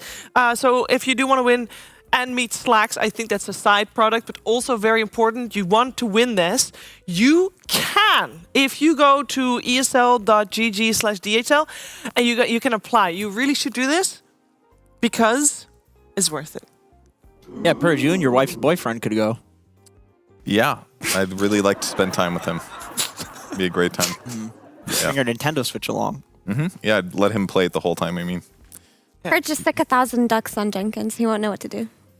That's why I was asking people, so I could figure it out. I will say this day went by so fast. We've had 2 series today, and it was 2 series that were 2-0s, and they weren't just 2-0s. They were... Actually, that's not true. The first series was a 2-1. Some of the games felt like 2-0s, though. But the second series was very fast. I think we thought we would be here for longer. I feel very well rested. I could go on for a little bit longer, but, you know, such is life. Let's take a look at the brackets, because we're in the playoffs. It's a weekend filled with games, but games go by really fast, especially if they're 2-0s, like Betboom just smashed PSG LGD to the lower bracket, where Gaming Gladiators is waiting, because they were able to win against Talon earlier today in the lower bracket semi-finals. The lower bracket finals will take place tomorrow. We'll start at 1 p.m. CEST. Now, I will say that, of course, we're live about half an hour or so before the show, and that is worth tuning in for, as you know by now. So make sure you tune in at 12:30 here, and then later on in the day we have the grand finals of PSG LTD taking on the winner of whoever wins. Oh, Betboom, yes, okay. See, I just blindly trust production, and sometimes that's not the right thing to do. But Betboom is playing in the grand finals, as we know, against the winner of the first series. Who do we think BetBoom is going to face? I mean, we heard Nightfall. He wants to face Gaming Gladiators. He thinks it's more fun. But do we think Gaming Gladiators is going to win from PSG LGD is the question. I think Gladiators and LGD are going to look at that performance today, and they're both going to choose to lose the lower bracket finals. Why? Because they don't want to play. They don't want to get beaten in 20 minutes. I mean, the game PSG LGD lasted 30 or so. It's just the last 10 minutes were not very even. Did they? That game looked very over. Nobody wants to fight the 14 Dragon minutes. Cheever. No princess is worth that much. Well, I will say, PSG LGD and Gaming Gladiators have faced before, of course. But it was at the start of the group stage, like day 2 of group stage 2. And it was a 2-0 for PSG LGD, but I think we're at a point where that could be very different due to just the amount of time that has passed and the amount of lessons that have been learned. Any final words, Effie, on today? It was a great day. Yes. Tomorrow, Purge, please give me my seat back. That's my side of the couch. I'm going to sit here for 24 hours so that he cannot get it back. Uh-huh. Yeah. That's side of the couch. Evil laugh moment. Do an Ivy evil laugh. Me? Not that hard. That's awesome. Gotta practice. He's done that a lot. He's actually He's done like that a lot. throwing his head up. You did that too. Huh? Yeah. Is that what you have to do for an evil laugh? Of course. I did that too. But you guys didn't like it. You understand No, now. right. Give Effie another shot. Okay, Effie has another shot of evil laugh. Go. I'm gonna first pick SF in every pub. You're the arm thing. Why not? I don't know if that's adding. If that Why not? makes Because it more evil. it like opens your body, you know, like ha. I think it's just because her voice is not deep, so it's Your voice is not. My voice is not deep. I'm sorry. Apparently, my voice is not deep either. Listen to me. That was good. Is that a real one or a fake one? That's right. It was a fake one going into a real one. That's always the most real. That was an evil. How can you keep an evil face? Because that's what you have an evil face while you do it. I didn't mean to make an evil face.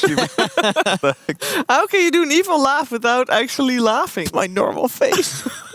Please, don't be so mean. Oh, I'm delaying the inevitable. It's that time of day where we have to close the show, but you know, I kind of don't want to, but we kind of have to. It's all good. Thank you for joining me on the panel today. Playoff Pandas. So I've never done a close today. Are you guys going to play us out? Is that what's happening? That's why you're here. No, Yeah. I'm not gonna. I'm not Let's gonna do try. it. I will need some practicing if I want to try and get on the drums sometime. But ladies and gentlemen, it's been a pleasure. We'll be back tomorrow, 12:30 CEST. Come back, more Dream League Season 20 with more pandas as well. And right now, we're heading to some playoff pandas as well.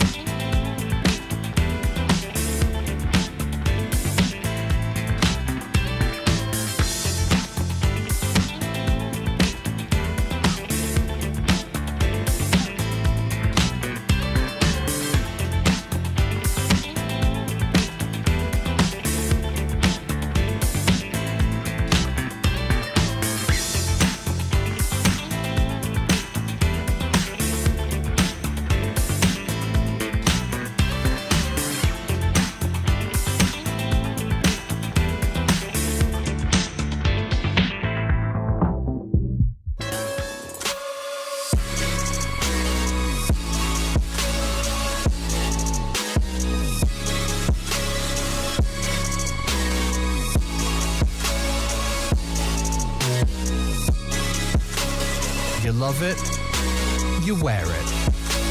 What's your style? Get your merch at shop.eslgaming.com.